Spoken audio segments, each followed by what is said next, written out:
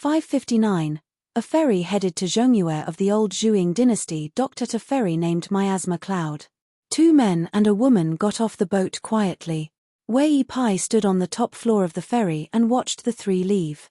Approaching Zhuang dynasty was tantamount to leaving one's own mountain and entering someone else's territory. Wei Pai's perception of Mount Biyun weakened a lot. When he arrived at the new Zhongyue of Dali, he would only be suppressed by nature. This was an invisible rule that all the gods of mountains and rivers had to abide by. Mountain gods waded through water, water gods climbed mountains, their hands and feet were bound. It was the same for a king of Zhongyue to leave his own territory and visit a king of Zhongyue. But even so, it was not a big problem. It couldn't be helped. He, Wei Ba, was now the first upper 5 realms mountain monarch in the history of the Aquarius continent. That middle mountain monarch, who didn't care much about etiquette, was still not a true upper 5 realms god. This time, Wei Pai left the northern mountains, both for public and private reasons. Dali Imperial Court was willing to turn a blind eye even if they were not happy to see it. Wei Pai's referral in Dali Imperial Court was Mohist Ranger Shu Ruo. Back then, Wei Ba had left the Chestun Mountain with Shu Ruo and went to the Cloud-Splitting Mountain.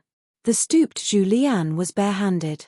The slender Liu Baixiang was carrying a narrow saber to stop Shui. At the ferry, after Liu Zhongruan got off the boat, he could not help but say to Zhu Lian, who was walking beside him, "Mr. Zhu, it's not difficult to find the Waterhall dragon boat. The Waterhall is an object that was completely refined by an ancient immortal. I have the method to open a mountain and collect it. The Waterhall is only the size of a horse carriage and can be transported to the ferry. However, the dragon boat has always been at the level of a small refinement. If you want to bring it back to Longquan County, you can only spend some immortal money and use the dragon boat as a ferry and parade it through the city." Zhu Lian smiled and said, "It doesn't matter. The Dali cavalry will have people to protect us and search for treasures. After that, we will take the dragon boat back to Luo Po Mountain. It will only be smooth sailing." Liu Zhongruan smiled bitterly. "Mr. Zhu, are you sure you're not joking?" Zhu Lian said in all seriousness, "Island Master Liu is the master of a sect, and a gold core earth immortal who can ride on clouds. I'm just an old man. How would I dare to offend you?" Liu Zhongruan felt that he could only take one step at a time. The Waterhall and the dragon boat had always been Liu Zhongruan's sore spot. Who to give it to was a great learning. Even if he gave it to the wrong person, the Pearl Island would not have peace for the next 100 years. It was hard to say whether the ancestral Master Hall could be preserved. Before making a deal with Luopa Mountain, Liu Zhongruan had revealed the Waterhall incident to True Realm Sect after weighing the pros and cons in order to maintain a foothold in Calligraphy Lake and not be annexed by True Realm Sect as a vassal island. Pearl Hairpin Island relied on others' charity and had no choice but to lower its head. Liu Zhongruan took it as a financial loss to avert disaster. True Realm Sect was indeed a subordinate sect of Jade Gui Sect, the leader of Tongya Continent. True Realm Sect did not harbor any evil intentions and would not commit such despicable acts as silencing the witnesses and monopolizing the treasures. Pearl Hairpin Island not only retained its ancestral hall, but also exchanged it for a peace token issued by the Ministry of Justice of Great Li to the cultivators on the mountain. This was the reason why Liu Zhongruan did not personally visit Luopa Mountain for the first time. However, the subsequent development was beyond his imagination. The True Realm Sect inexplicably gave up on seizing the Waterhall. Not only that, the peace token was not taken away from the Pearl Island. For this reason, Liu Zhongruan made a trip to the Palace Willow Island with trepidation. Of course, he did not meet the elusive Master Jiang. He only met the chief executive of the True Realm Sect, Liu Larocheng. Liu Larocheng said it was the master's order and told Liu Zhongruan to rest assured that the peace token would not be a problem. Liu Larocheng dismissed Liu Zhongruan with a few words. When he left the Palace Willow Island, he was not worried. Liu Zhongruan was not at all reassured. However, there was nothing he could do. He could not force the True Realm Sect to take the Waterhall. Therefore, Liu Zhongruan finally decided to move to the Longquan County. He personally went to the Luopa Mountain as a guest. He chose the location of the Longquan back and mentioned the secret to the Luorpa mountain. Liu Zhongruan did not deliberately hide the fact that the True Realm sect had obtained the Waterhall's dragon boat. He also told the True Realm sect's decision. The chief steward Zhu Lian smiled a little strangely at that time. He also said that Island Master Liu need not worry. Zhu Lian also promised that even if the Luorpa mountain did not dig for treasures, they would at least not leak the news to anyone. This would prevent the cultivators of the Pearl Island from getting into trouble because of the treasures. Liu Zhongruan still did not dare to rest assured. At this moment, Liu Zhongruan had truly embarked on the treasure-seeking path of his homeland. All sorts of feelings welled up in his heart. If it were not for the Waterhall's dragon boat seeing the light of day again, Liu Zhongruan would probably never set foot on this sad place again in his life. Regarding the choice of the Waterhall's dragon boat, Liu Zhongruan had no hesitation. The Waterhall was the foundation of a sect. It could be said that it was a natural immortal's cave. It gathered the ancestral hall, the cultivation place of earth immortals, and the mountain and water formation. If it was placed in the calligraphy lake, even earth immortals would covet it. It was also enough to support the cultivation of a Yuanying realm cultivator. Therefore, the True Realm sect did not hesitate to give Liu Zhongruan a priceless medallion. This was their sincerity. Although the huge dragon boat could not cross continents, it was enough to carry a large amount of goods back and forth between continents. For the small Pearl Hairpin Island, it was of little value, but for the ambitious Luopo Mountain, it was an urgent matter.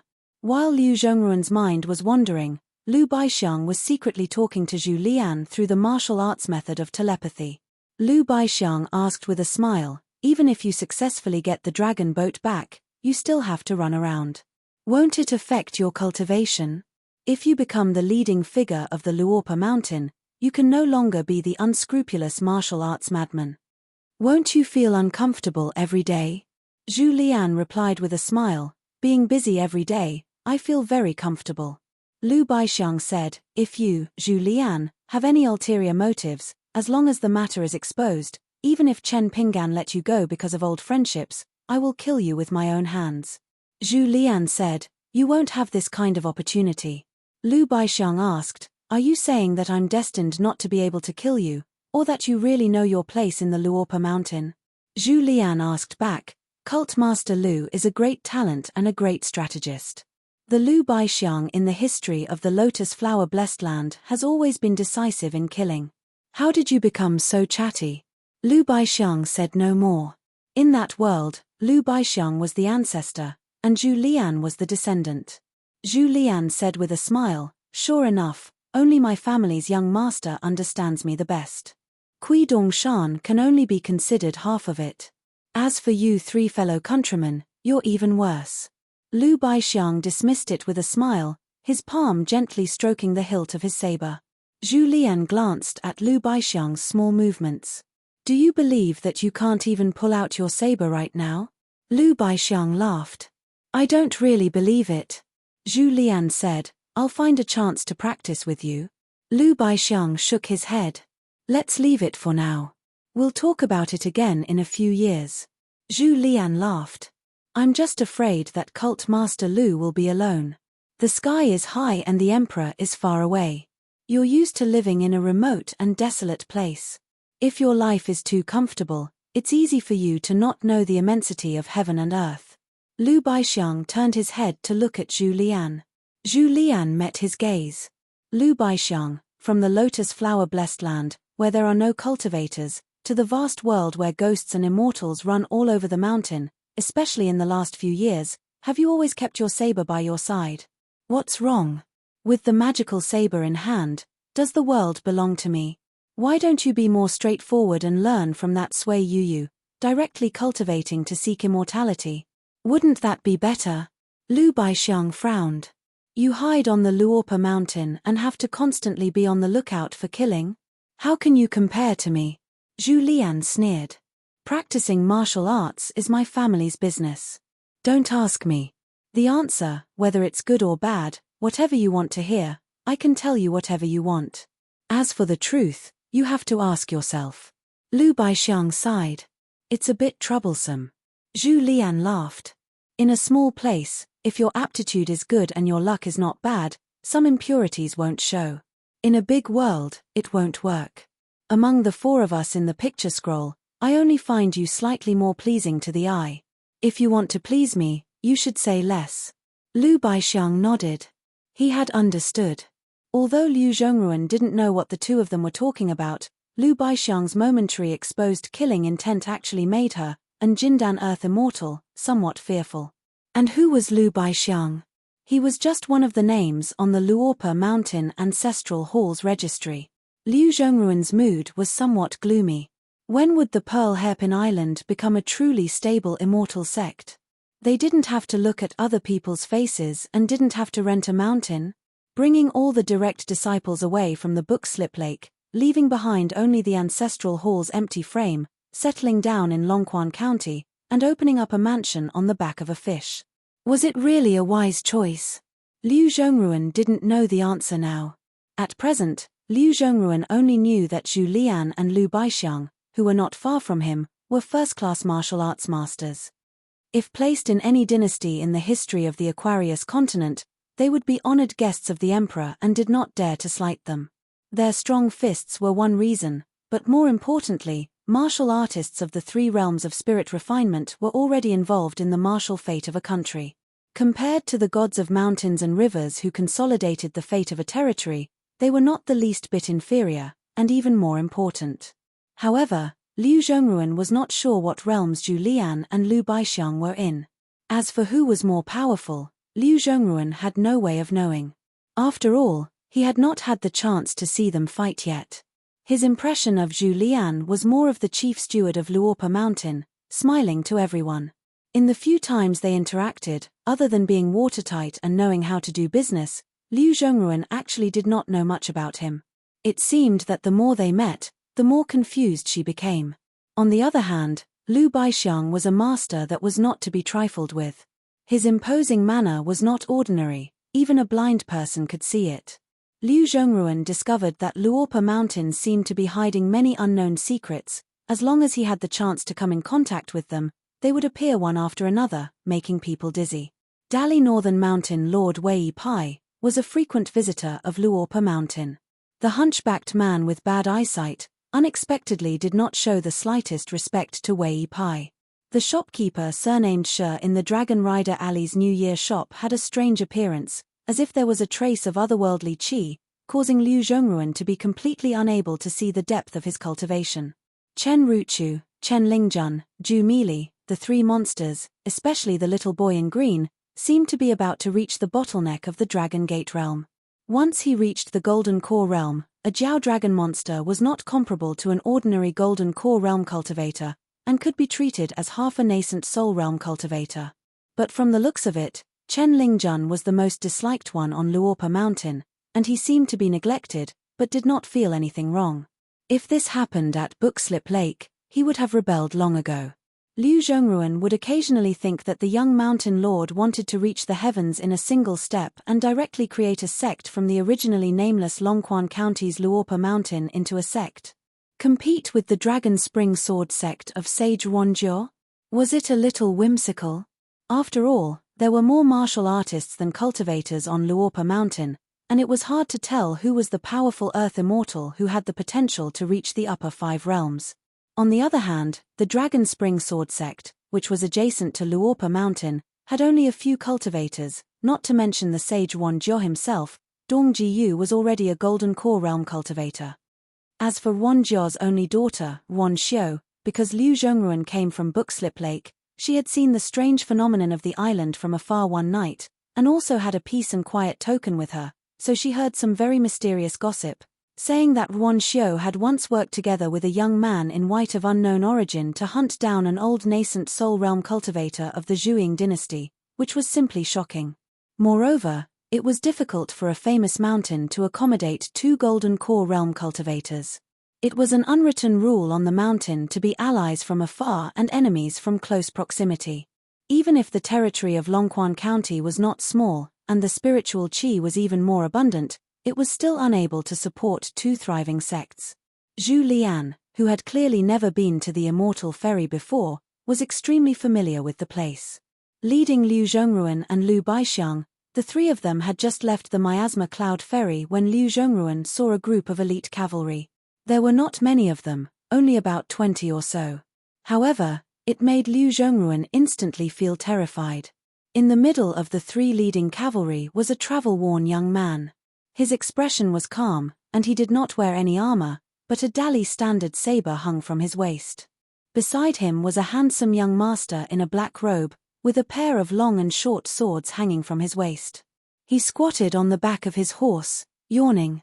On the other side was a man with a stocky figure. Liu Zhongruan felt that other than the commander in the middle, the other two were all very dangerous.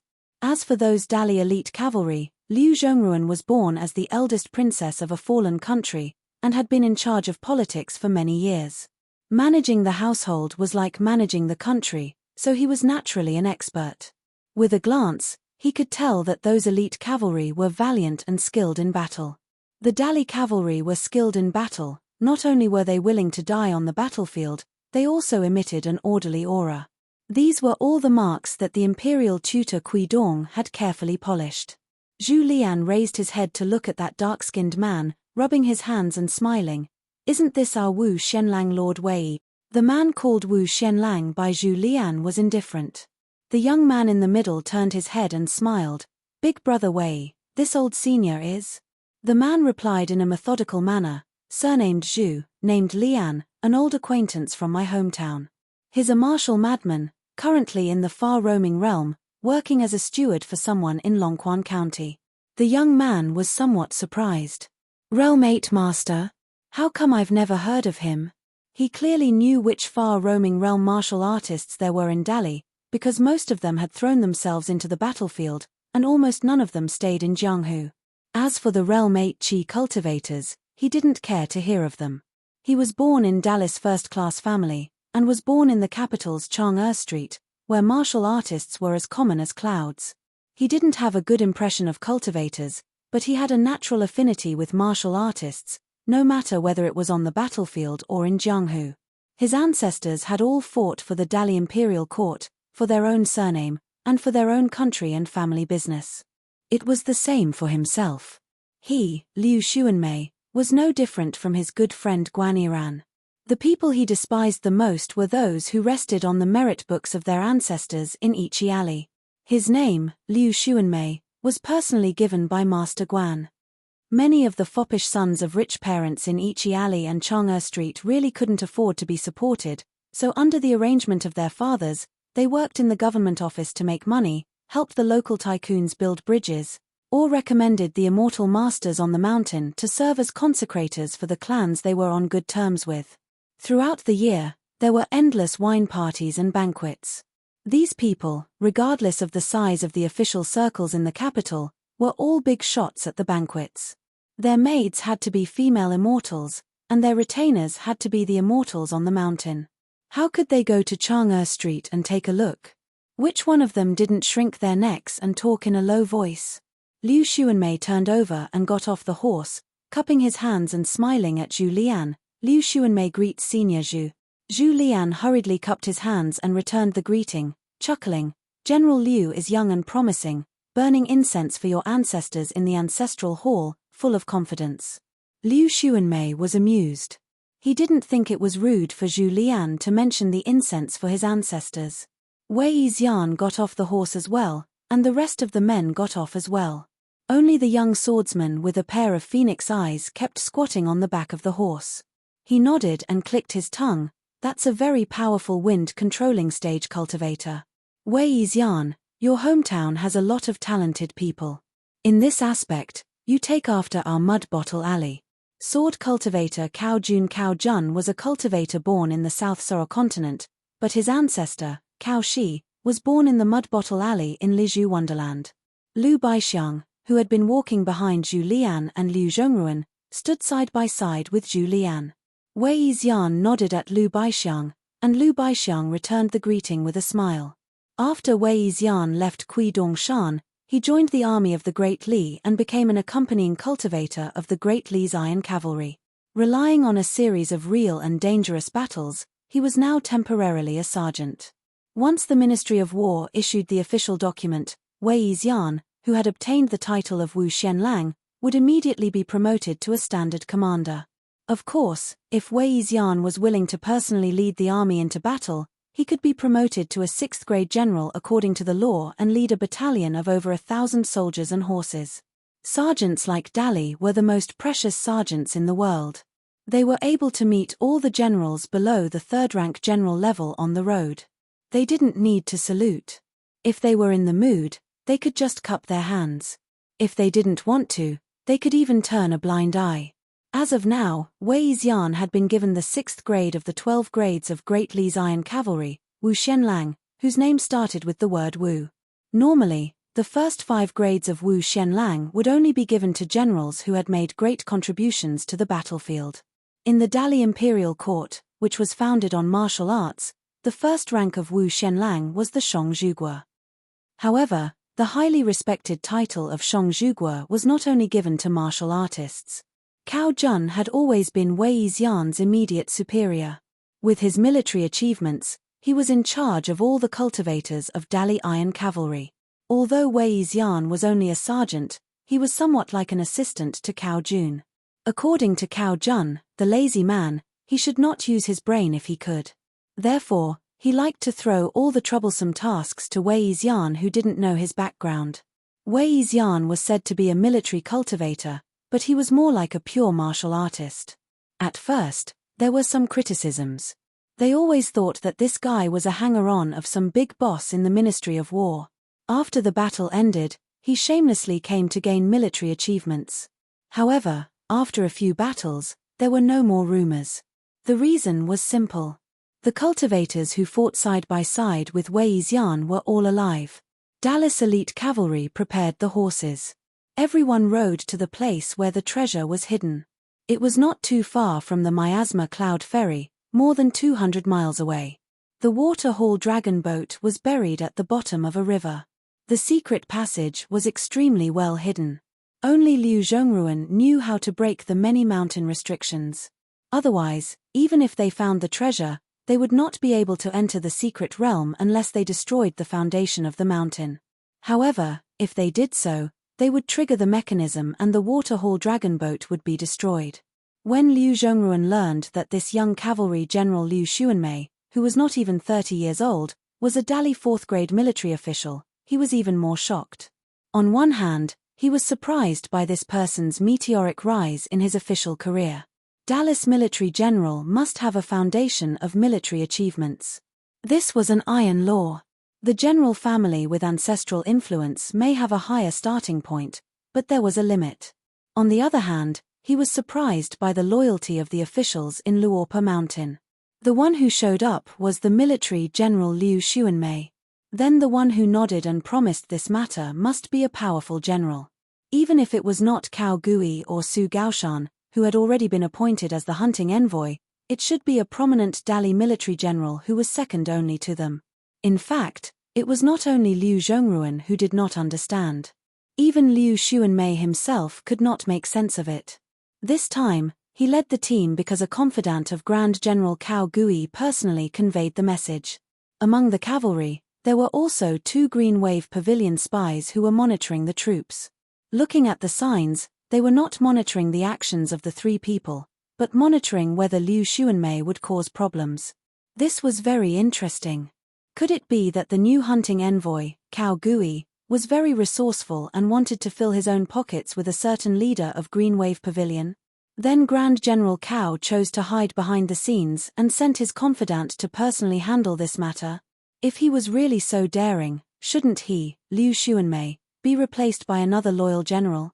If Liu Xuanmei felt that this matter violated Dali military law, he would definitely report it to the imperial court. Even if he was secretly killed by Cao Gui, how would he clean up the mess? The Liu family of Chaoer Street was not a family that Cao Gui could casually deal with. The key point was that this action violated the rules. Dali's civil and military officials had been for hundreds of years.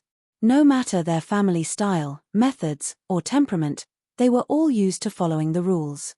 Being pursued by the imperial court and having his confidant killed to take the blame? This did not seem like Grand General Cao's style. But to say that there was someone who was so resourceful that even Cao Gui had to listen to orders and make a hunting envoy, who was equivalent to a pillar of the imperial court, personally make a plan, Liu Xuanmei did not dare to believe it.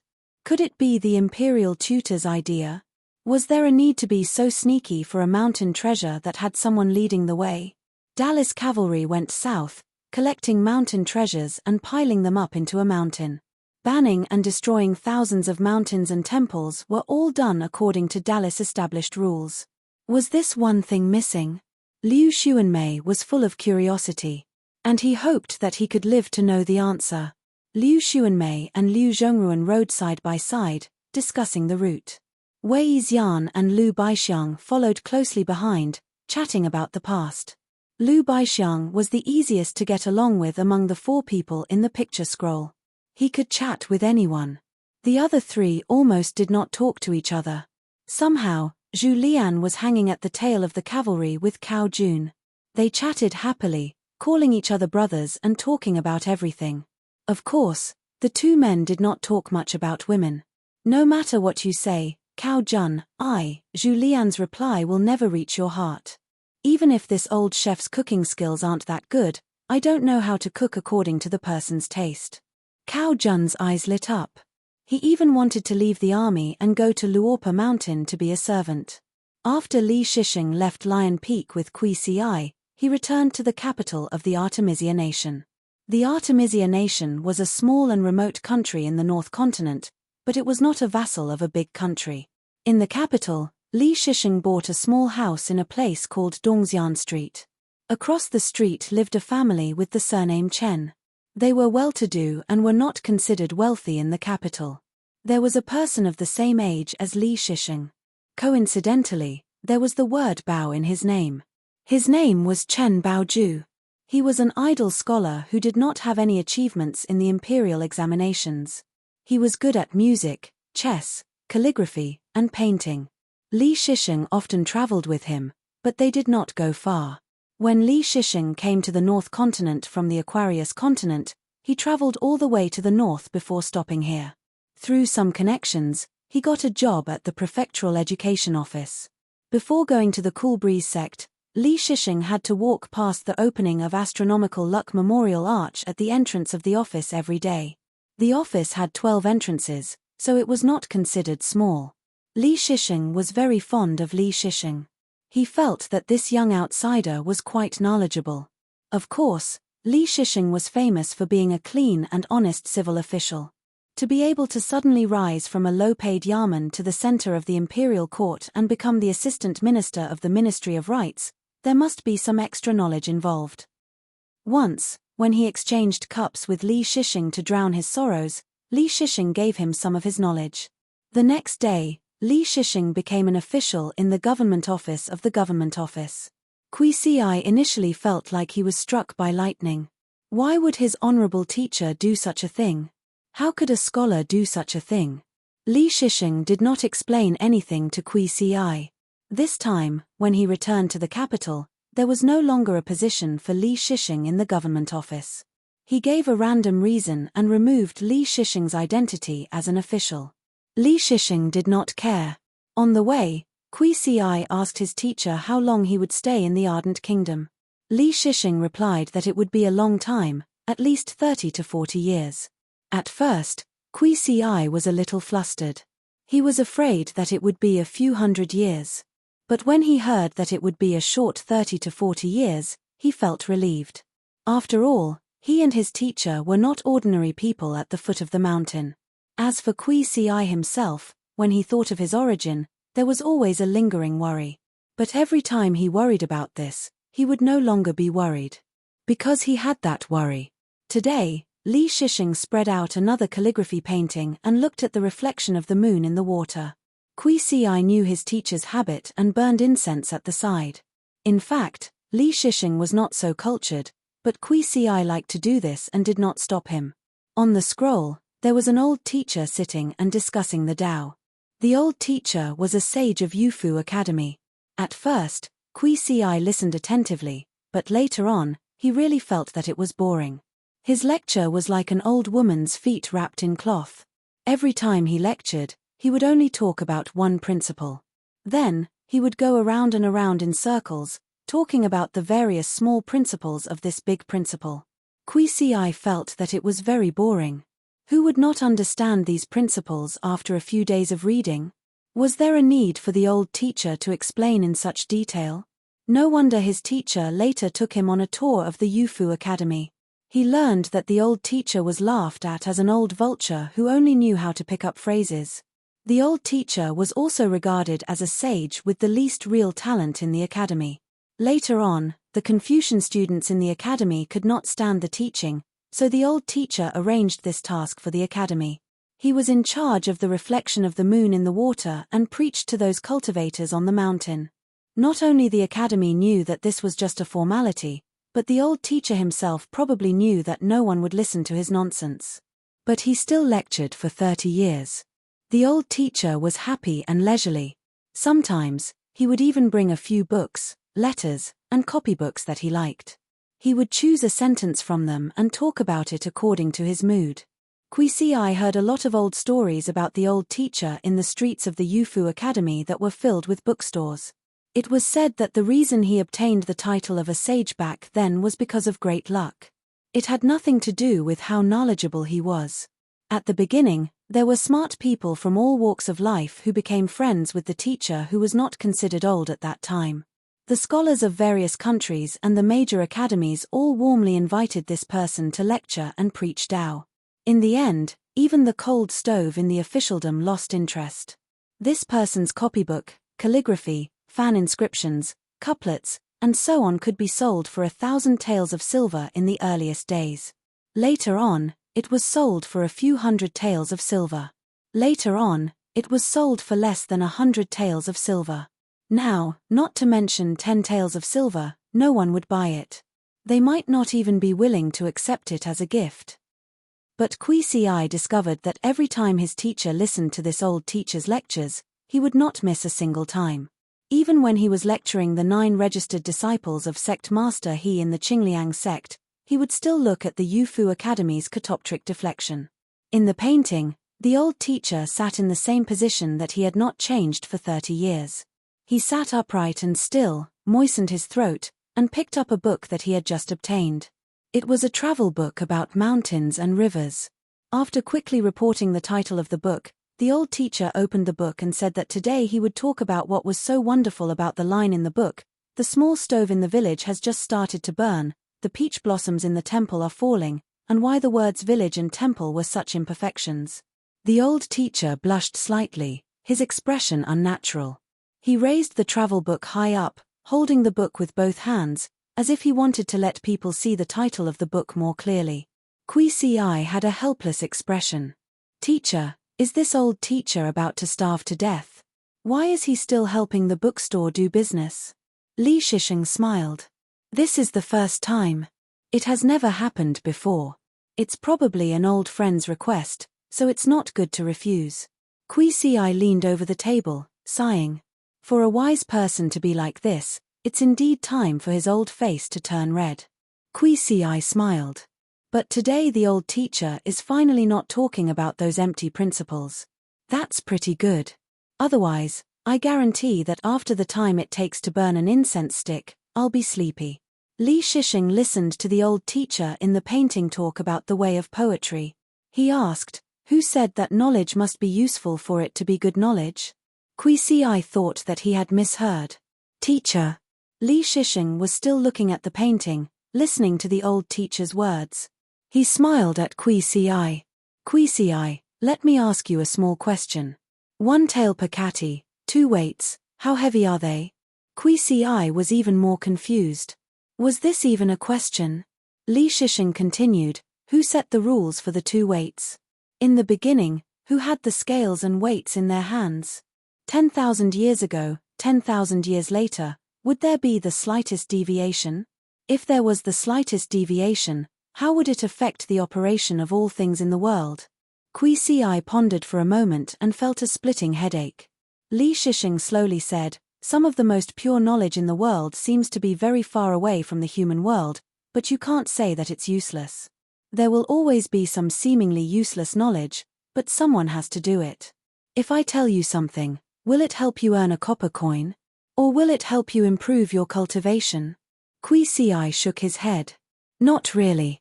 Li Shishing looked at the old academy scholar in the picture scroll and felt a little sad. He turned his head and looked at the inhuman teenager who was only pieced together by a pile of broken porcelain. He said, refining spiritual qi and turning it into your own use, ascending to heaven step by step, and becoming immortal, is the cultivation of Tao. We Confucians use moral articles and paper knowledge to feed the secular world. This is the Confucian persuasion. The spring breeze sneaks into the night, moistening things silently. This is the ultimate realm of knowledge. Li Shishing was silent for a moment. He looked at the incense above the incense burner and said, collecting is the unity of heaven and man, and attaining immortality. Since ancient times, sages have been lonely, leaving only articles for thousands of years. The real disciples of Confucianism never only seek immortality. The old man was old. He felt tired as he talked. In the past, he could talk for an extra hour of the academy's 2-hour homework. Today, after an hour, he no longer had the energy and spirit to continue his lecture.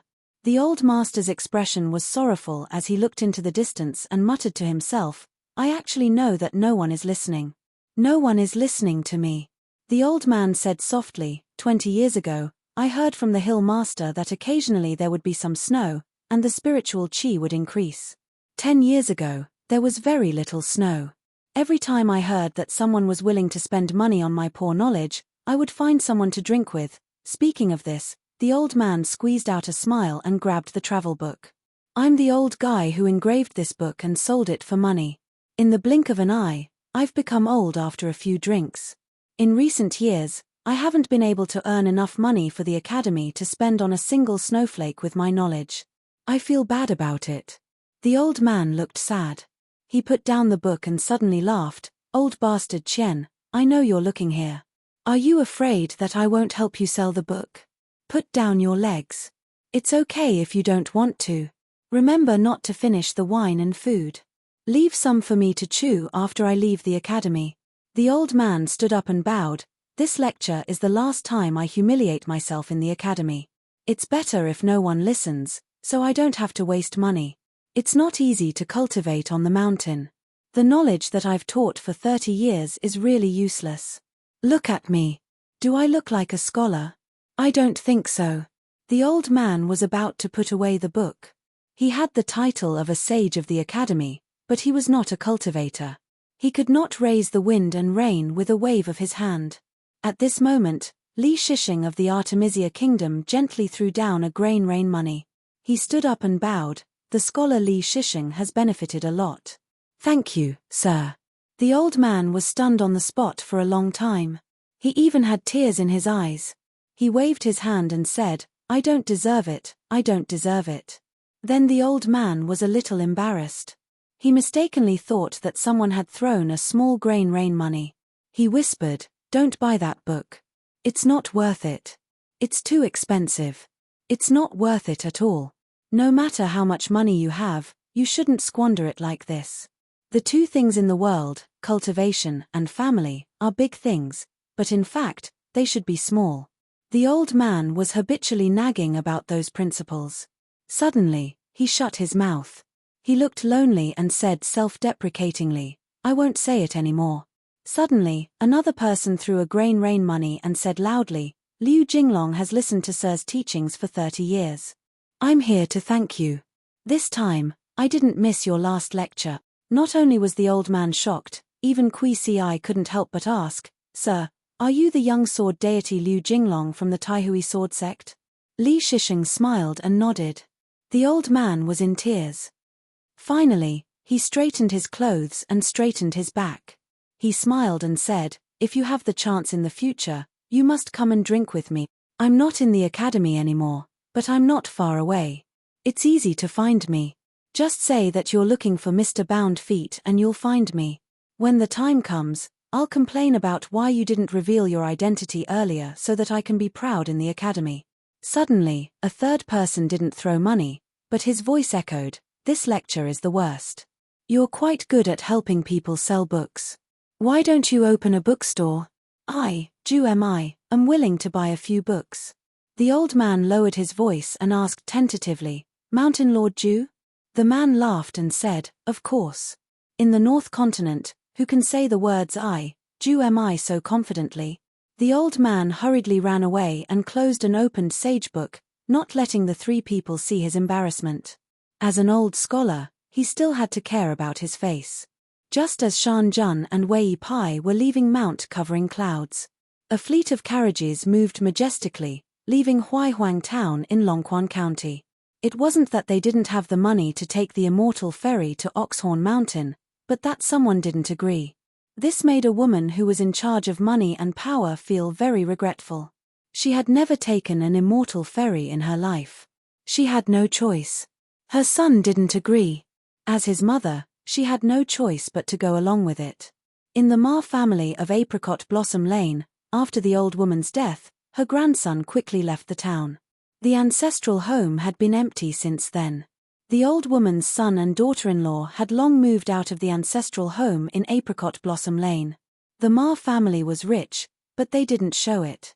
They were just like Lin Shuyi's father, who worked in the kill supervision department. He had power but didn't show it. The impression he gave people was that he was just a lowly official. The two families were similar. The Ma couple had moved out of Apricot Blossom Lane in the past, but they didn't purchase property in Fortune Street or Peach Blossom Lane. Now, they had secretly sold the dragon kill that had been passed down from their ancestors to the Shu family of Clearbreeze City for an astronomical price. Then, under the arrangements of her son, the entire family moved to the territory of True Marshall Mountain, one of the ancestral halls of the military school. In the future, they would settle down there. The woman was actually not too willing. Her husband wasn't too interested either. The husband and wife hoped to settle down in Dallas capital. Unfortunately, their son had said so, so as his parents, they could only comply. After all, their son was no longer the silly kid from Apricot Blossom Lane. He was Ma Kuxuan, the most outstanding cultivation genius of the Aquarius continent. Even the Jindan sword cultivators of the Zhuang dynasty who were famous for being skilled in killing had been slaughtered by their son. The woman lifted the curtain of the carriage and saw a rider outside. It was a young woman who was outrageously beautiful. She was now her son's servant girl. Her son had given her the name Shu Dian. The woman found it rather amusing. Only this matter made her feel that her son was still the silly son of the past. He was still sulking with someone. In the early years, Song Jisin from Clay Bottle Lane, who was rumored to be the illegitimate son of the supervisor, had a servant girl called GQ. According to her mother-in-law when she was still alive, her son had actually always liked that GQ. The woman riding slowly beside the carriage felt the woman's gaze. At first, she didn't want to see it. But the young man riding at the front of the group turned his head and looked at her coldly. She was so scared that she kept quiet out of fear. She immediately turned her head to look at the curtain of the carriage and asked softly, Madam, do you need to stop and rest? The woman smiled and shook her head. She slowly lowered the curtain. The young woman named Shu Jian glanced at the back of the young man in front of her. She was sad, but she didn't dare to show the slightest trace of it. Back then, she, the mother and son of the Shu family from the Windy City, and the mountain-moving ape from the Zhengyang Mountain entered the Black Pearl Heaven together. Everyone was there for the opportunity. But in the end, she was the most miserable one. Not only did she fail to get any good fortune, but she also got into a big trouble, which was a real disaster for her family. Her grandfather, the master of the Tide Cavalry, had lost his military power after being wiped out by the unstoppable Li dynasty. But he kept an official position in the imperial court and then retired to his hometown. But that young man appeared. He returned to his hometown with honor. The guards from the imperial court and her grandfather's retinue, more than 100 people, were all dead. The ground was littered with corpses. She knelt on the ground with the old man. Ma Kuxuan stood between the two kneeling people and pressed his hands on their heads. He said that the two heads couldn't pay off the debt. Even if the entire Tide Cavalry died, they still couldn't pay off the debt. Ma Kuxuan asked the old man what to do. The old man began to kowtow, begging Ma Kuxuan to let go of his granddaughter and just take his life. He had a lifetime of military service and had countless military achievements. Who would have thought that he would end up like this? The woman knelt on the side. Ma Kushwan pressed his palm down, leaving behind a miserable corpse on the ground. In the end, Ma Kushwan didn't kill her. He kept her by his side and gave her the name Shu Dian. Shu Dian, who was in a daze, followed Ma Kushwan to Longquan County. The first place the young man, who had killed many people along the way, went after returning to his hometown was not Apricot Blossom Lane, nor was it his parents' residence. Instead, he walked along the banks of the Dragon Whisker River. At the waterfall where the Dragon Whisker River and the Tiefu River met, Shu Dian saw a god holding a sword appear. It was the #1 water god of the Li dynasty, named Yang Hua. At that time, Ma Kuxian was squatting at the boundary between the river, gently throwing pebbles into the water. He smiled at the great Li deity, who had an extremely high divine position, and said, "I know you're the Empress Dowager's maid, and I'm just the grandson of the river god under your command. Logically speaking, I should show you some respect, but I heard that you weren't very polite to my grandmother, so you should be careful. In life, regardless of whether you're a cultivator, a deity, or a ghost, if you owe a debt, you have to pay it back. When I return next time to visit my grandmother, if you still haven't paid off your debt and dare to order this Dragon Whisker River around, then I'll detain your golden body on Marshall Mountain and temper it every day. I'll feed you as much incense as you break, and I want you to pay it back for 1,000 years. Even if I, Ma Kuxian, die, as long as Marshall Mountain still exists, you'll have to suffer for 1,000 years." The water god Yang Hua snorted. Ma Kushwan added, "Since you can become the main god of the river, you naturally aren't afraid of suffering. It's all right, you're a woman after all, and you don't have a human nature. Some of your natural instincts are hard to get rid of. Every few years, I'll capture some deities or spirits of the mountains and lakes and bring them to Marshall Mountain. Then, I'll teach them a divine secret technique that has long been lost. I'll let them profit from their misfortune and let you know what it means to repay a debt with your body." Ma Kushwan finally said, "I'm telling you all this in hopes that you won't be like some people who are stupid enough to think that many small things are just small things. Otherwise, if I, Ma Kushwan, break through too quickly, you'll pay back your debt very quickly." The water god of the Iron Seal River didn't say anything, only sneering. Ma Kushwan tilted his head. "You don't believe me, right?" Ma Kushwan smiled. "Then wait. I've changed my mind now. One day, I'll ask the Empress Dowager to personally issue a decree for you to go to Marshall Mountain's territory and become the main river's water god. At that time, I'll visit you as a guest. I hope that the water god will treat me with great hospitality, and I'll return the favor by inviting you to the mountain as a guest." Yang Hua's expression became serious. Ma Kushwan shook his head. "Sorry, it's too late." Yang Hua narrowed her eyes. A Dao protector of Marshall Mountain appeared behind Ma Kushwan and smiled. "The water god has killed someone without permission. It's against the rules." Yang Hua sneered. "Ma Kushwan is already your Marshall Mountain's mountain lord?" That military cultivator shook his head and smiled. "Of course not. It's just that Ma Kushwan's words seem to be more effective than our mountain lords. I've been dissatisfied for a long time, but I can't do anything about it." Yang Hua noticed that the cultivator secretly gave her a look. Yang Hua sighed and said to Ma Kushwan, "Ma Lanhua will be able to have her own river god temple very soon." Ma Lanhua, the river granny of the Dragon Whisker River, had been unable to build a temple ever since she became a river god. If the water god of the Iron Talisman River spoke up and built a temple for incense, then both the local government of the Dragon Province and the Ministry of Rights of the Dali Imperial Court would not make things difficult for her. Ma Kushwan stood up and clapped his hands. "All right. Then I, Ma Kushwan, will also go back on my word. In the future, the water god will be my esteemed guest." Afterwards, the tall and slender Ma Kuxian, dressed in black clothes and a white jade belt, looked like an elegant young master who had come out of a wealthy family to enjoy the scenery. He walked along the Dragon Whisker River, and when he no longer concealed his aura, he purposely leaked it out. Not long after he walked, water plants began to appear in the river, swaying in the water, as if they were spying on the movements on the shore. As if she was afraid to acknowledge Ma Kushwan, the woman who no longer seemed old and decrepit poked her head out of the river and looked at the young man on the bank. The river gods did not cry, but the woman wiped her face subconsciously. This was the first time the maidservant Shu Dian had seen the young demon Ma Kushwan. She smiled resplendently. She even discovered that even such a cold-hearted wretch could cry. That day, Ma Kushwan sat beside her on the bank of the river. The woman held Ma Kushwan's hand gently as she constantly murmured. Ma Kushwan only sat there and did not say anything for a very long time. Her face was rather unfamiliar, but it was the nagging that he was most familiar with in his life. His grandmother talked about many trivial matters and scolded many people, but in the end, she told him not to worry about anything.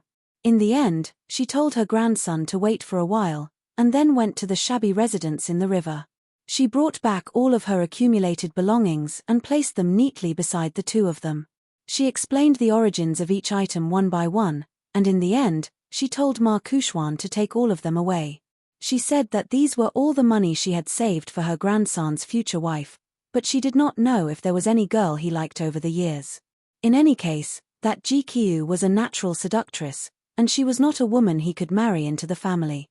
Other than her, she would accept any woman as her granddaughter-in-law. Ma Kushwan said that it was GQ. The woman habitually stretched out her finger and gently poked her grandson's forehead, scolding him for being obsessed and not knowing the slightest bit of good. He was an idiot who did not care about his parents and deserved to suffer hardships. In the end, as the woman spoke, she began to cry. She said that in order to become granny she had suffered a lot. If it wasn't for the fact that she still had a grandson like him and had no one to take care of her, she wouldn't have been able to make it through. Ma Kushwan took a deep breath and wiped his face with his hand. The woman said that Ma Kushwan had to promise her one thing. Ma Kushwan said that there was no need to be afraid of this. If they really followed the clues to the Apricot Blossom Alley's Ma family, if that Chen Pingan dared to kill one person, he would kill the two people that Chen Pingan cared about the most. The woman only shook her head and insisted that Ma Kushwan promise her. She said with a sobbing tone, "They are your parents, how can you settle accounts like this?" Ma Kushwan remained silent. In the end, the woman used her trump card, saying that if he did not agree, she would not have a grandson in the future. Ma Kushwan could only agree. Deep in his heart, he had his own plans. After parting, Ma Kushwan did not go to find his parents, but instead went to the Yang family's shop. After learning that his grandmother had to stay in Dragon Whisker River, there was no room for discussion. Ma Kushwan had no choice but to change his mind and have his parents sell the ancestral dragon kill at a high price, and leave Longquan City with the family. In the end, there was this leisurely journey away from home. Along the way, Shu Dian discovered a strange thing. For some reason, it seemed that Ma Kushwan's relationship with his parents was very ordinary. It was not the kind of estrangement that immortals had. It was as if he did not have any feelings for his parents since he was young. After going to the mountains to cultivate, the two sides became even more distant. As for the couple, they seemed to be immersed in great joy. Towards their son, who had brought glory to their ancestors, he did not even smile and remained silent. The couple did not feel that there was anything wrong with this at all. It was as if their son was so high up, and this was a matter of course.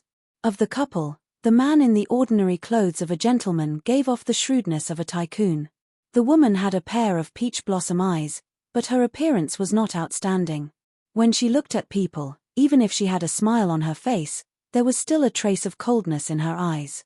Along the way, some people and monsters who did not have eyes and were unlucky all died. Ma Kushwan seemed to have purposely chosen the paths that were barren and unruly. He wanted to kill those bandits and monsters to relieve the frustration in his heart. During this period of time, the cultivators of her sect came to save her for the second time. The first time, the ancestor personally came to denounce Ma Kushwan. Ma Kushwan personally killed more than 10 people in front of her, as if they were ants. Before Ma Kushwan attacked, he asked her to make a second choice. Would she live, or would the people who saved her die? If she answered incorrectly, she would die. Shu Dian answered correctly. Therefore, those people died.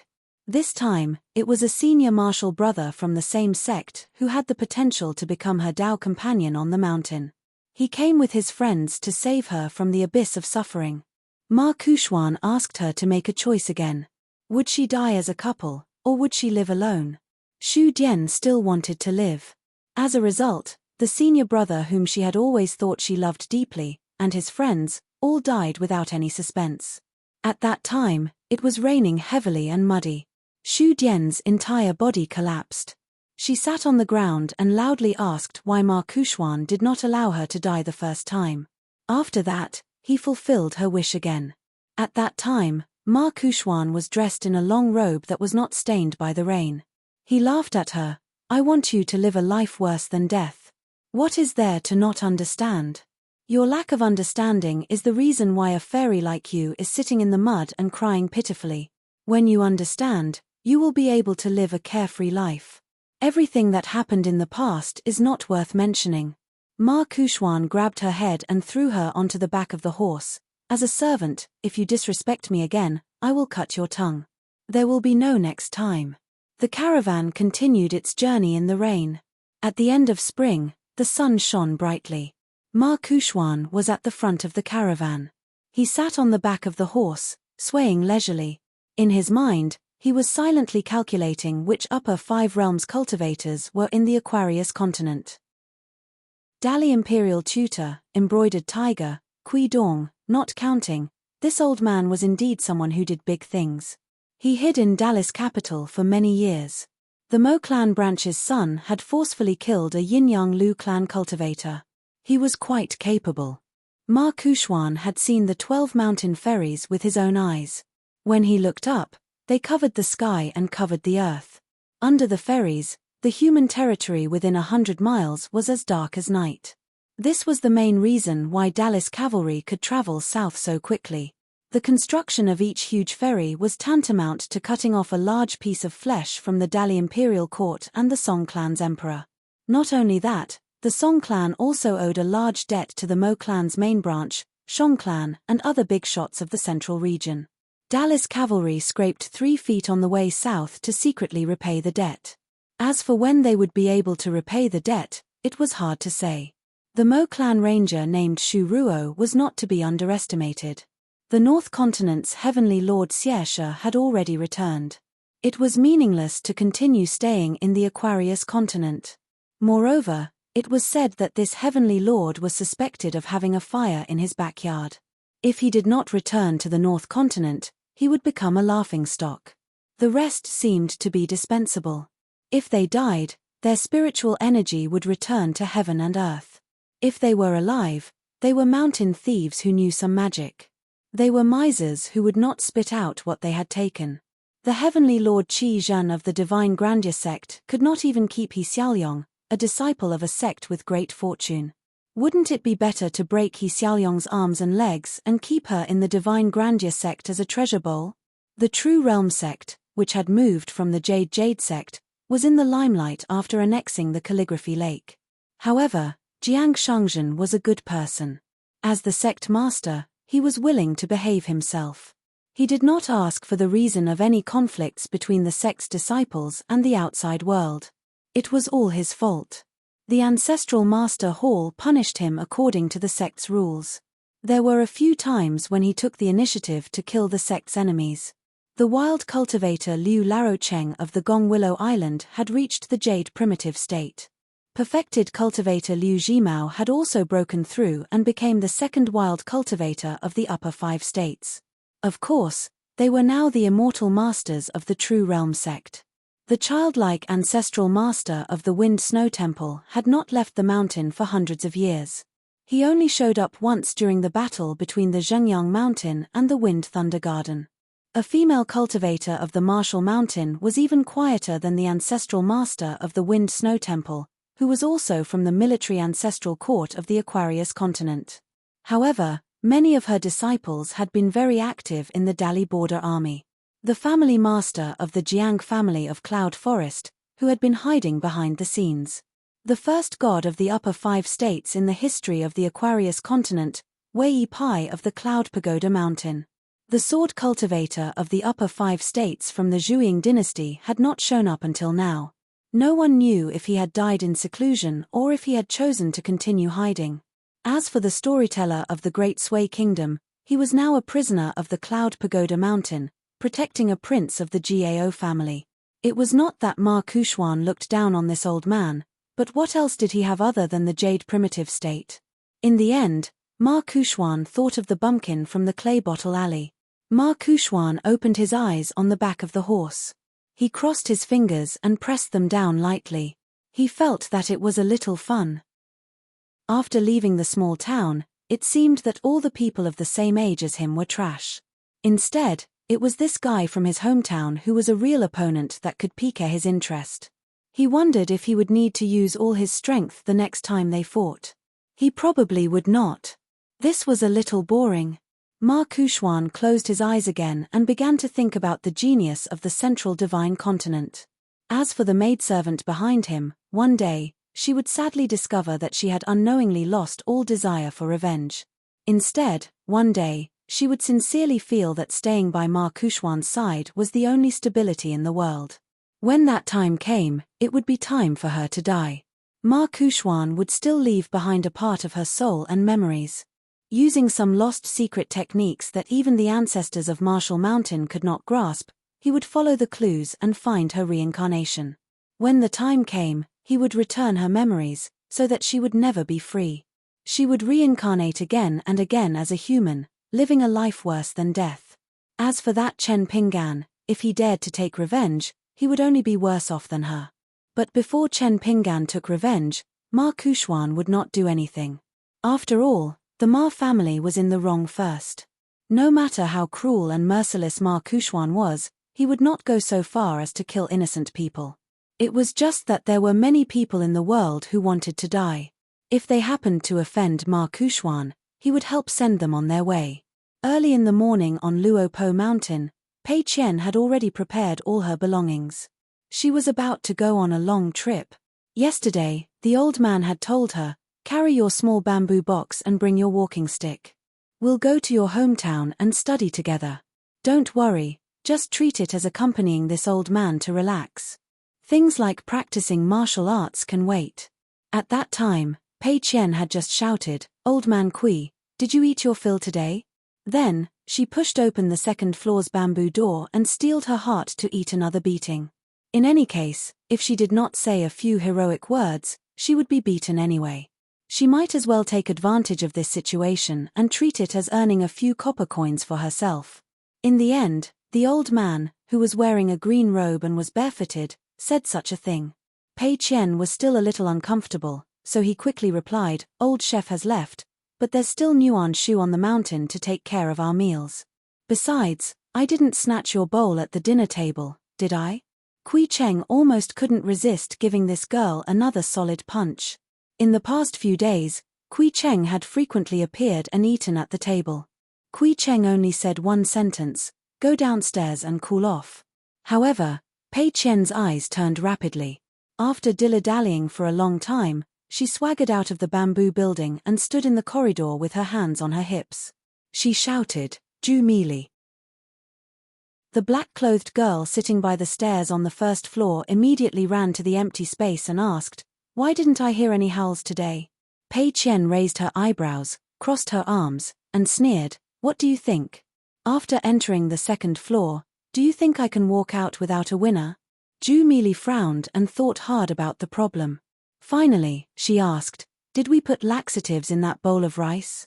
Why didn't I know beforehand? This kind of thing shouldn't be handed over to Nuan Shu. I'm the right protector of Luopo Mountain. I should be the one doing it." Pei Qian jumped down from the second floor and landed beside Ju Mili. She reached out like lightning and pressed down on this little idiot's head. With a twist of her wrist, Ju Mili began to spin on the spot. In the end, Ju Mili found it interesting and ran on the spot. Pei Qian stretched out 2 fingers and shouted, "Freeze." Ju Mili immediately stood still. She didn't forget to widen her eyes and remain motionless. Pei Qian straightened 2 fingers in front of her and made a gesture of qi sinking into her dantian with her other hand. She nodded and said, My immortal immobilization technique is indeed amazing. Even the big water monster in Mute Lake can't dodge it. Ju Meili still didn't dare to move. She could only watch with shining eyes. Pei Qian was satisfied. He threw 2 fingers at her. Move. Ju Meili quickly clapped and said excitedly, amazing, amazing. I really couldn't move just now. On this day, Pei Qian took Ju Meili to find Chen Ruchu to play. The 3 girls gathered together and chatted. It was like countless peach blossoms in the mountains with aureoles on the flowers. Then, a day passed in the blink of an eye. This morning, not only Chen Ruchu and Ju Meili arrived, but even Zheng Dafeng and Chen Lingjun came. Zheng Dafeng was expressionless. No wonder Zheng Dafeng couldn't stop them. Chen Lingjun looked at old man Kui Cheng, then walked to the cliff and stared blankly. Kui Cheng said to Zheng Dafeng, "Tell Zhu Lian that he doesn't want the other half of the martial fate. It's not bad." Zheng Dafeng held onto a Tongyi umbrella and laughed mischievously. "If old chef doesn't want it, you can give it to me." Kui Cheng kicked out. It wasn't fast, but Zheng Dafeng could still easily dodge it. Pei Qian was at the side showing off the long-lost blades at his waist. The bamboo blade and bamboo sword were all there. He also held onto a mountain walking stick and carried a small bamboo chest. The old man was also dressed in scholarly robes. It was not that Pei Qian had never seen the old man dressed like that before, but he felt that it was extremely unfamiliar. Kui Cheng laughed. "You don't know? This old man is also a scholar. I learned a lot in my early years, and am one of the great scholars in our Aquarius continent." Pei Qian said, "Did you count it yourself?" Kui Cheng laughed. "Oh?" Pei Qian immediately said loudly, "That shouldn't be the case. It is definitely a fact that everyone in the Aquarius continent knows." Zheng Dafeng sighed in his heart. The location has been chosen. According to Senior's wishes, we will start from the westernmost desolate mountains of southern Garden Country. Kui Cheng nodded his head, and turned to look at Pei Qian. "Are you prepared?" Pei Qian nodded her head. She held onto the mountain walking stick tightly, and said with a trembling voice, "It is somewhat done." Finally, one old and one young, as though they were riding on clouds, they landed on a desolate mountain peak. Pei Qian's face was pale white. Kui Cheng chuckled, "After we finish this journey, you won't be so afraid anymore. Trust this old man." Pei Qian stabbed the mountain walking stick into the ground and sneered, "What are you afraid of?" Kui Cheng looked into the distance and said, "Then I will have to trouble you to keep the talisman in your sleeves." Pei Qian's sleeves trembled slightly, and pretended that she did not hear anything.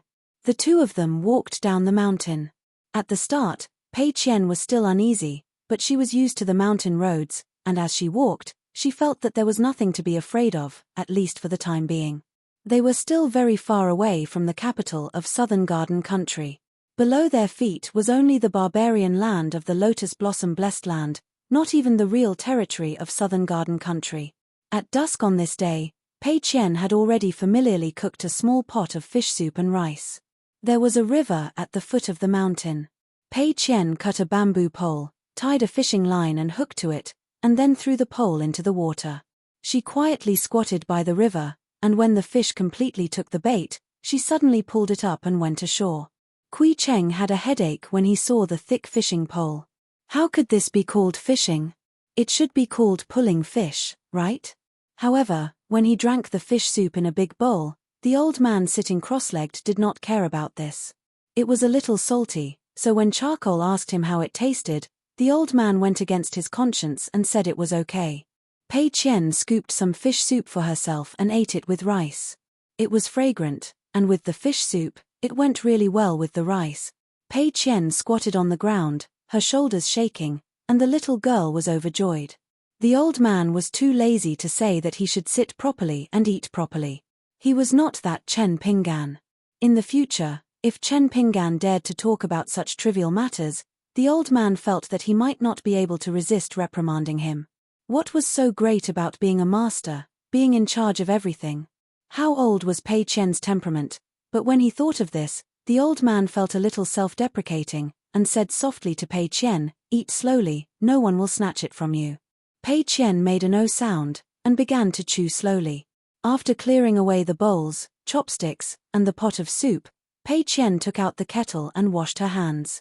Then, she took out a brush, paper, and ink from the small bamboo box where the various items were arranged neatly. Using the small bamboo box as a desk, she began to earnestly copy the book. Kui Cheng sat at the side and smiled. You don't have to copy books here. If master blames you in the future, just say that I agreed. Pei Qian meticulously copied the entire sentence, then turned her head and glared at him. What nonsense are you talking about? Kui Cheng waved his hand. When Pei Qian finished copying the book, the sky was already dark. She carefully put away all the items. In fact, to the current Pei Qian, night vision was as simple as drinking water and eating. Seeing that old man Kui was dozing off, Pei Qian held the mountain walking stick and tiptoed to the mountain peak far away to practice the crazy demon sword art. Kui Cheng smiled and asked, since it's a sword art, why don't you use the bamboo sword at your waist? Pei Qian stopped her sword and replied loudly, I'll learn from master. Master won't easily use his sword, you won't understand. Of course, I don't really understand either. Anyway, I'll just do as I'm told. Kui Cheng asked, then what if your master is wrong? Pei Qian continued to practice the crazy demon sword art, whistling like the wind, to the extent that her words, when falling into the ears of ordinary martial artists, sounded a little intermittent. Fortunately, Kui Cheng naturally heard it clearly and heard it clearly. Master is on my side, how can he teach the wrong disciple? He won't be wrong, not in this lifetime. Anyway, even if he's wrong, I still feel that he's right. None of you can control him. Kui Cheng smiled and no longer said anything. He began to close his eyes and rest. Around midnight, Kui Cheng woke Pei Qian up. Pei Qian rubbed her eyes and didn't complain. Traveling day and night, trekking through mountains and rivers, what's so strange about it? When going down the mountain, Pei Qian was carrying a fishing rod that didn't look like it. Kui Cheng asked, aren't you tired? Pei Qian seemed to be waiting for this sentence. She said pitifully, I'm tired. Kui Cheng said, don't think that I'll help you carry the fishing rod. This old man can't afford to lose face. Pei Qian sighed and asked Kui Cheng to wait for a moment. She took off the fishing line and put it back in a small bag in the bamboo box. After carrying the bamboo box again, she grabbed the fishing rod and shouted, let's go. The fishing rod was nailed straight into a big tree in the distance. After that, the morning and evening meals of the day, because they were walking along the river, were still fish soup and rice. Kui Cheng sipped the fish soup and said, if we walk along the river, will we eat this every day? Pei Qian rolled his eyes and said, you should be satisfied with something to eat. Why do you still want to make trouble?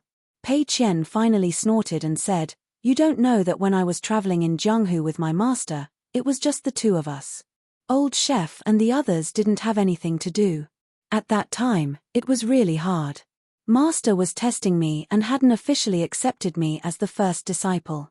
Master was good at fishing, but I couldn't. Once, I was really hungry, but Master didn't ask me to eat with him. Kui Cheng smiled and said, begging Chen Pinggan to give you a bite to eat? Pei Qian sneered and said, *T, I went to a muddy river. The water wasn't deep, and it reached halfway up my waist. With a splash, I plunged into the water and stretched out my arm to explore the cracks in the rocks. With that, I hooked a big fish for me. It was a big catfish about the size of my arm. It was very fierce and wouldn't let go once it bit me. I quickly surfaced from the water and ran ashore. I raised my arm and swung it a few times with all my strength before I smashed the big catfish to the ground. Pei Qian said proudly, Master was dumbfounded. He gave me a thumbs up and praised me non-stop. Kui Cheng smiled and said, nonsense. Pei Qian immediately relaxed his shoulders and said, all right, Master didn't give me a thumbs up, nor did he say anything good about me. He just glanced at me. In fact, at that time, Charcoal stubbornly hid her injured arm behind her back and glared fiercely at Chen Pinggan. At this moment, Pei Qian quickly made a solemn vow to the old man. I really caught that big catfish. At this point, Pei Qian was worried that Kui Cheng wouldn't believe him, so he quickly rolled up his sleeves. In the end, he was very upset and sighed, I forgot that the mark was long gone. Pei Qian's face was soon full of smiles. Fortunately, Master casually grabbed a bunch of herbs and threw them in front of me.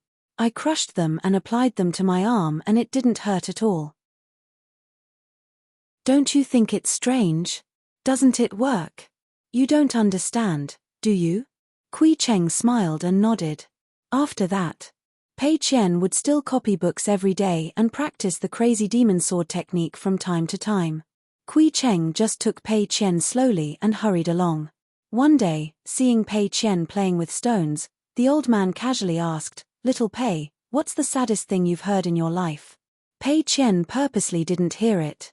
The old man asked again. Pei Qian squatted by the water and slowly said, "Just 2 times. The first time was at the border of the Great Spring Empire in the Tongyi continent. Master didn't actually say anything, but he just looked at me and I felt sad. After that, there was a sentence that the big white goose said. He asked me if I was only willing to practice martial arts after Master died. It was also sad and made me unable to sleep." Kui Cheng didn't say anything else. Pei Qian, who seemed to have quickly become carefree, had already plucked 2 nameless blades of grass by the river and was playing with the favorite grass of the countryside children. The mountains and rivers were far away and they gradually reached a place with signs of human habitation. Kui Cheng still took Pei Qian to the scenic place. At a precipitous cliff, the old man put his hands behind his back and smiled. What an iron flower-embroidered cliff, the murderous aura of a frog. Pei Qian made a sound of acknowledgement and nodded lightly, as if he completely understood. Kui Cheng turned his head and smiled. "We're used to trekking over mountains and rivers. Next, let's go over mountains and ridges. Do you dare?" Pei Qian stuck a talisman to his forehead and said heroically, "For people of the Jianghu, there's only the can't, there's no dare." Kui Cheng didn't travel with the wind, but instead climbed up the cliff with Pei Qian following behind him. When they reached the peak, they were at least 10 miles away from the Green Mountain in the distance. Kui Cheng smiled. "Hold on tight to the mountain walking stick and the bamboo box." Before Pei Qian could ask anything, the old man grabbed his shoulder and shouted with a smile, "Go!" Pei Qian, who was like an immortal riding the clouds on the mountain, was so scared that his hands and feet turned cold. However, he quickly adapted and started to play dog paddle. Looking down, the mountains and rivers meandered under his feet. There was nothing to be afraid of. When he was about to hit the Green Mountain, Pei Qian gently adjusted his breathing and stretched his body in the air. He changed his posture and slightly changed his trajectory. Stepping on a towering tree, he bent his knees and curled his body up. The whole tree was broken by him. When the broken tree fell to the ground, Pei Qian lightly touched the ground with the tip of his foot and floated to the ground. Kui Cheng was already standing beside him and said, "Let's see who can reach the top first." Pei Qian ran like a wisp of smoke. Kui Cheng kept a distance of 50 or 60 feet from Pei Qian. He could see but couldn't catch up. The old man and the young man went in a straight line in the following mountain road. When there was no road ahead, Kui Cheng threw Pei Qian. In the end, Pei Qian could even play the crazy sword art in the clouds. One day, when the moon was bright and the stars were few, the 2 people landed at the foot of a famous mountain in Sierre of the Nanyuan Kingdom. Pei Qian blinked his eyes and eagerly said, "Throw me up." Kui Cheng smiled and said, "It's time to walk. Scholars should respect the mountains." Pei Qian nodded, "That's right. In the history of the mountains of the Nanyuan Kingdom, there were naturally no real miracles. As for the legends in the unofficial history, there might be many. But now it was hard to say." Kui Cheng took Pei Qian to climb the mountain. Walking on the steps, Pei Qian bounced the small bamboo box and gently tapped the steps with his walking stick. He smiled and said, "It's a bit like the steps of our Luopa mountain." Kui Cheng said, "If you don't look carefully, the scenery in the world will be similar." Pei Qian nodded and decided to silently remember this sentence. In the future, he could show it off to fool Jumili, the little fool. Kui Cheng slowly climbed the mountain, looked around, and recited a poem. Thousands of mountains towering over the scales, thousands of valleys full of pine trees, strange things startle centurions. Pei Qian nodded and said, "Good poem." Kui Cheng smiled and said, "You know it?" Pei Qian grinned and said, "I said it for my master." Kui Cheng laughed heartily. At the top of the mountain, there was a Taoist temple with a closed door. Kui Cheng didn't knock on the door. He just walked around with Pei Qian and looked at some inscriptions on the cliff. Kui Cheng looked into the distance and said with emotion, "The sages once said that the life of a person is in the vitality, and the life of a country is in the people's hearts." Pei Qian turned to look at the old man and finally remembered that the old man said that he was a scholar. It was rare for the two to go down the mountain on foot. As they went down, they saw the smoke of the countryside, the market, the town, and the post road. Along the way, they saw a lot of people from all walks of life. Most of them passed by without any disturbance. On this day, the two were at a roadside tea stall. Pei Qian paid for 2 big bowls of herbal tea. Pei Qian made a bamboo hat for herself. She carried a small bamboo box on her back and a sword on her waist. Wearing a bamboo hat and a walking stick on the side of the table, she looked very funny. A group of Jianghu people came to the table next to them. Pei Qian was a little flustered. She, who was sitting opposite the old man, quietly sat on the bench next to the old man. Quickly looking at the group of real Jianghu people, Pei Qian lowered her voice and asked the old man, "Do you know what things are necessary to travel in Jianghu?" Kui Cheng smiled and said, "Tell me." Pei Qian said softly, "A big bag of golden leaves, a tall horse, a treasured sword that can cut iron like mud, and a famous Jianghu nickname. Master said that if I have these, I will be popular everywhere in Jianghu." Pei Qian was suddenly happy. "I don't want a tall horse in the future. Master promised me that when I travel in Jianghu, he will buy me a little donkey." Kui Cheng smiled and nodded. The Jianghu people with swords and sabers were sitting next to them. One of them didn't sit down immediately. He reached out and pressed the little girl's bamboo hat. He laughed and said, "Where did this little black charcoal come from?" "Oh, a little heroine. Carrying a sword and saber, so impressive." That person reached out and pressed Pei Qian's head heavily. "Tell me, who did you learn it from?" Kui Cheng just drank his tea. Pei Qian's face was pale. She didn't say a word. She slowly raised her head and said timidly, "I learned it from my master." That Jianghu person smiled and took a step back. He lifted his leg and kicked the bamboo hat girl's green bamboo box. "How can you travel in Jianghu with a broken book box?" Pei Qian wanted to ask Kui Cheng for help, but the old man smiled and said, "Solve it yourself." Pei Qian wiped the sweat off her face. Seeing that the person was going to kick the bamboo box behind her even harder, Pei Qian stood up and moved to avoid it. She subconsciously reached out and grabbed the mountain walking stick in her hand. That person stepped on empty air. Just as he felt that he had lost face, his embarrassment turned into anger. When he saw the scene of little charcoal grabbing the item in the air, he began to sweat profusely. He tried his best to put on a friendly expression, then lowered his head and bent his waist. He rubbed his hands and laughed dryly. "Wrong person, wrong person." Pei Qian thought for a moment and sat back down. Kui Cheng smiled and asked, "You don't dare to fight back?" Pei Qian shook her head and said unhappily, "At first I was a little afraid that he would break the bamboo box. After seeing his kick, I was even more afraid that I would accidentally punch through his chest." Kui Cheng asked again, "Why are you afraid of this? Shouldn't the other party be afraid of you?" Pei Qian still shook her head. "Master said that in the martial arts world, it's not only about revenge and fighting. When encountering a small matter, being able to hold back one's fist is the skill of a martial artist." Kui Cheng laughed. It was unknown whether he was laughing at the little girl's big words or at the small town saying, "At the door." Kui Cheng finished drinking the tea in his bowl and said, "You only have a few copper coins. Losing a copper coin, of course you will be worried. Wait until you have a big pile of divine money, then lose a few copper coins." Pei Qian said resolutely, "I will still have to search everywhere." What a joke! How could there be no reason to lose money and not find it back? Master said that every copper coin that belonged to one's money bag, if lost, would be a poor homeless worm. Pei Qian saw that the old man didn't speak and said strangely, "If you say it in another way, I will listen." Kui Cheng laughed and said, "Old Mister also has old words to say. There's no time for old logic." Pei Qian was a little disappointed. "Think again." Kui Cheng shook his head and said, "No." The people at the next table didn't even drink the tea and rode away. It seemed that there really was something urgent. Kui Cheng took Pei Qian and continued on their way. Looking into the distance, he said with a smile, "Catch up with them and tell them something from the bottom of your heart. Anything is fine." Pei Qian was a little hesitant. Kui Cheng waved his hand. Pei Qian took a deep breath, adjusted his bamboo hat, and began to run.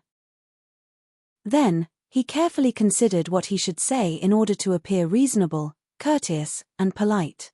A moment later, Pei Qian, who was running faster than a horse, had already caught up to the man and his horse. She gradually slowed down and said to the man on the horse, who looked like he had lost his parents, "In the martial arts world, you have to be righteous." That person's face was blank. Pei Qian emphasized and asked loudly, "Do you remember?"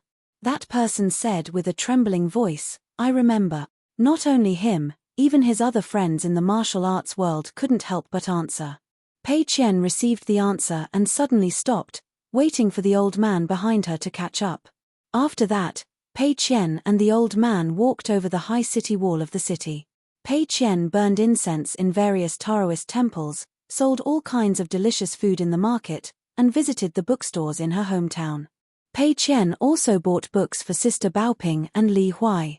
Of course, her friends on Luopa Mountain also bought gifts from her own pocket. Unfortunately, in her hometown, Nanyuan Kingdom, the immortal money didn't work.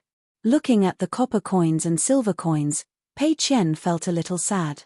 When Kui Cheng walked out of the bookstore with Pei Qian, he asked, "Do you feel bored learning from your master's way of life?" Pei Qian swaggered along the bustling street. "Of course not. What's the point of living? I can eat and drink to my heart's content every day. What else can I do? I used to be a beggar in the capital of Nanyuan Kingdom. My clothes were ragged and I couldn't even get through the door. How pitiful. I could only lean against the wall and pray to the gods and bodhisattvas as close as possible. But the bodhisattvas couldn't hear me. Their stomachs would grumble when they were hungry and their intestines would spin when they were beaten." Kui Cheng smiled and said, "You can't think like that. In the end, didn't the bodhisattva hear you and let Chen Pingan stand in front of you and become your master?" Pei Qian suddenly stopped and her eyes instantly turned red. She asked the old man to wait for her and ran to the temple in the city alone. Not only did she burn incense, but she also took down the small bamboo box and put it aside.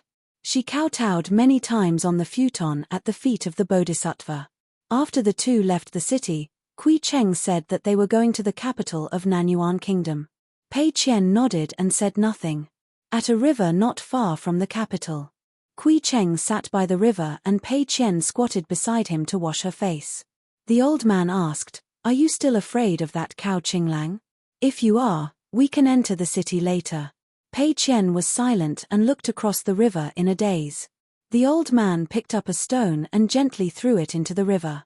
He smiled and said, "It doesn't matter if you are afraid of a person or a thing. But you don't have to be afraid to face it. How could an ordinary person of the younger generation possibly catch up to the scholars who had spoken so much about the principles of the sages? Don't they study? How can they compare with the poems and sentences written by the predecessors that the later generations can only stare at? Don't they write articles? The most frightening thing is that since you are on the same path, it is destined to be difficult to avoid it in your life. Deceive yourself and only do some comfortable work that is within reach." The old man pointed to the distance, "But you have to know what it is like over there. Open your eyes wide and look carefully. You can't be afraid and hide. Then you will be afraid for the rest of your life." The old man smiled and said, "It's not me, an outsider, who is making sarcastic remarks." The old man continued, "When I was a student and studied in the study room, my ambition was higher than the sky. I never lost when arguing with others. Later on, when I practiced boxing, I traveled thousands of miles with only my fists. It was even more so. What I seek is the same as learning martial arts. It is written in books that I will go forward even if there are thousands of people." The old man sighed and said, "There are no heroes in time." The saddest thing about this sentence is that there are no heroes in time. So we don't have to be afraid of how good others are. If others are good, we can be better. That is true growth. You, Pei Qian, will not only be Chen Pingan's first disciple one day. You, Pei Qian, will be Pei Qian. Of course, Chen Pinggan will always be willing to take care of you. He is such a person. It's easy to change mountains and rivers, but it's hard to change one's nature. Perhaps he will not meddle in other people's business in the future. But all of you who are close to him are the responsibilities that Chen Pinggan will have to bear for his entire life. He is not afraid of hardships and enjoys it. For such a person, if you advise him to think more for himself, it will be like a chicken talking to a duck. He will definitely listen to reason, but it will be hard to change. The old man did not say anything else. Pei Qian raised her head. Let's go to the capital. I will lead the way. The old man and the young girl went to the capital of Nanyuan Kingdom. As usual, if there were no customs documents, they would quietly climb over the wall. Anyway, it was old man Kui who brought her to do it. Even if her master knew, he would not be too angry, right? After entering the capital of Nanyuan Kingdom that Pei Qian was still very familiar with, Pei Qian slowed down. The old man did not rush her. After walking through the alley, passing by the martial arts school that was still open, they arrived at the Temple of Heart. Pei Qian's footsteps quickened. However, when Pei Qian was not that afraid, the old man stopped at the entrance of the small temple. There were no visitors coming in or out. Pei Qian wanted to follow in, but Kui Cheng shook his head and said, "You should walk the last part of the journey by yourself." Pei Qian nodded vigorously and turned to leave. He walked along the main street and went alone to the alley. The old man kept looking at the thin and small figure. He smiled and walked into the temple. He did not burn any incense. In the end, he found a quiet corridor and sat there. On the other side of the alley, Pei Qian found that the courtyard door was locked. She sat on the steps outside the door. She sat until dusk, when a young man in a green shirt walked into the alley. Pei Qian stood up and looked at him. Cao Qinglang walked forward quickly with a smile on her face. Pei Qian said slowly, "Long time no see, Cao Qinglang." Cao Qinglang smiled and said, "Hello, Pei Qian." Then, Cao Qinglang opened the door and turned to ask, "You left in a hurry last time. I didn't have time to ask you how Mr. Chen is." Pei Qian was a little annoyed and blurted out, "Why are you so annoying?" Cao Qinglang laughed involuntarily. He was really a little afraid of her. Pei Qian looked at him. Cao Qinglang was puzzled and asked, "What's wrong?" Pei Qian strode into the courtyard and picked a familiar stool. "Cao Qinglang, I want to talk to you about something." Cao Qinglang smiled and sat down. There were 2 small stools and 2 old friends who weren't very old. In the corridor of the Heartseong Temple, Kui Cheng closed his eyes and was silent for a long time. It was as if he had been waiting for the reunion in the alley. He wanted to know the answer so that he could be at ease. However, Kui Cheng looked more and more tired. After Pei Qian left, he could no longer hide his old appearance. During this time, a monk came near, but Kui Cheng just smiled and shook his head. The monk smiled, put his palms together, bowed his head, and left. Kui Cheng sat cross-legged on the spot. It was as if he had finally let go of his worries. His hands were gently folded and his eyes were in a daze. After a long silence, he gently closed his eyes and muttered, "There is true meaning in this. I wanted to explain it, but I forgot to say it." 560. On Luopo Mountain, the young mountain lord and the old man on the second floor had traveled far away. No one lived in the bamboo house. Recently, Chen Lingjun no longer wandered outside. From time to time, he would sit at the stone table by the cliff. He knew that he was the most unlikable existence on Luopo Mountain. He was not as diligent and smart as the little fire python from the Cow clan's Jilan Lu. He was not even as cute as Zhu Mili. Center Yuanji was brought up the mountain by Zhu Lian. He had a good aptitude and could endure the hardships of training. His daily life was busy and fulfilling. Sharu managed a shop in the small town. She did not earn much, but she was helping Luopo Mountain earn money. She also had a good relationship with Pei Qian. When Pei Qian was free, he would visit Sharu. He said that he was worried that Sharu would pocket money, but he was afraid that Sharu would feel neglected by Luopo Mountain. Only Chen Lingjun wanted to keep up appearances. No matter what he did or said, he was unlikable. After the 3 gods' night banquets, the imperial river godbrother became more polite to him. However, this politeness made Chen Lingjun feel disappointed. Some of the flattering words made Chen Lingjun feel uncomfortable. He preferred the drinking and eating of meat at the water manor. Their words were vulgar, and they cursed each other. However, Chen Lingjun was not a fool. He could see many things. For example, once Senior Kui left for the Lotus Root Blessed Land, he would definitely not return. However, he, Chen Lingjun, could not even say a word of farewell. When the old man in green left with Pei Qian, he could only sit there in a daze, pretending that he did not know anything. Early in the morning, it should have been the time for Pei Qian to go up the bamboo house and eat a fist. However, the bamboo house was silent. Chen Lingjun was sprawled on the table. In front of him was a pile of melon seeds that he had snatched from Chen Ruchu. The warm sun made him feel weak. He could not even crack the melon seeds. He wondered if he should go to the mountain gate and have some fun with the Da Feng brothers. The Da Feng brothers still had the temperament of the Jianghu. It was just that some of their dirty words were too confusing. He had to ponder for a long time before he could figure out what they meant. Chen Lingjun turned his head and looked at the mansions. The old chef was not on the mountain, nor was Pei Qian. Center Yuanji did not know how to cook and thought it was troublesome, so he asked Chen Ruchu to prepare a lot of pastries. Ju Mili was a little water monster who did not need to eat, so there was no smoke on the mountain. There were layers upon layers of peach blossoms on the mountain, and the fireworks in the clouds were people's homes. Chen Lingjun felt that at this moment, there were fewer people on Luopo Mountain, and everyone was busy with their own things. Chen Lingjun shifted his gaze and looked at the second floor of the bamboo building, feeling a little sad. When the old man was around, he always felt uncomfortable all over. Chen Lingjun felt that he would never be able to take 2 punches from the old man in his life. Now that the old man was gone, his heart felt empty. Chen Lingjun sighed heavily and reached out to pick up a melon seed. He planned to chew it without peeling the shell to relieve his boredom. Then Chen Lingjun's movements stiffened. He gently put the melon seed back and gently moved his butt. He quietly turned his head, preparing to turn his face away from the cliff. He did not expect that the old Confucian in a green robe who appeared out of thin air would smile at him. Chen Lingjun swallowed his saliva, stood up, and bowed. Chen Lingjun pays his respects to the imperial tutor. Dali embroidered tiger, Kui Dong. He was so powerful that he could crush him with a single finger. Chen Pinggan was not on Luopo Mountain, the old man was not in the bamboo house, and Zhu Lian and Wei Pai had gone to Zhongyue. He, Chen Lingjun, had no backing for the time being. Kui Dong smiled. Go about your business.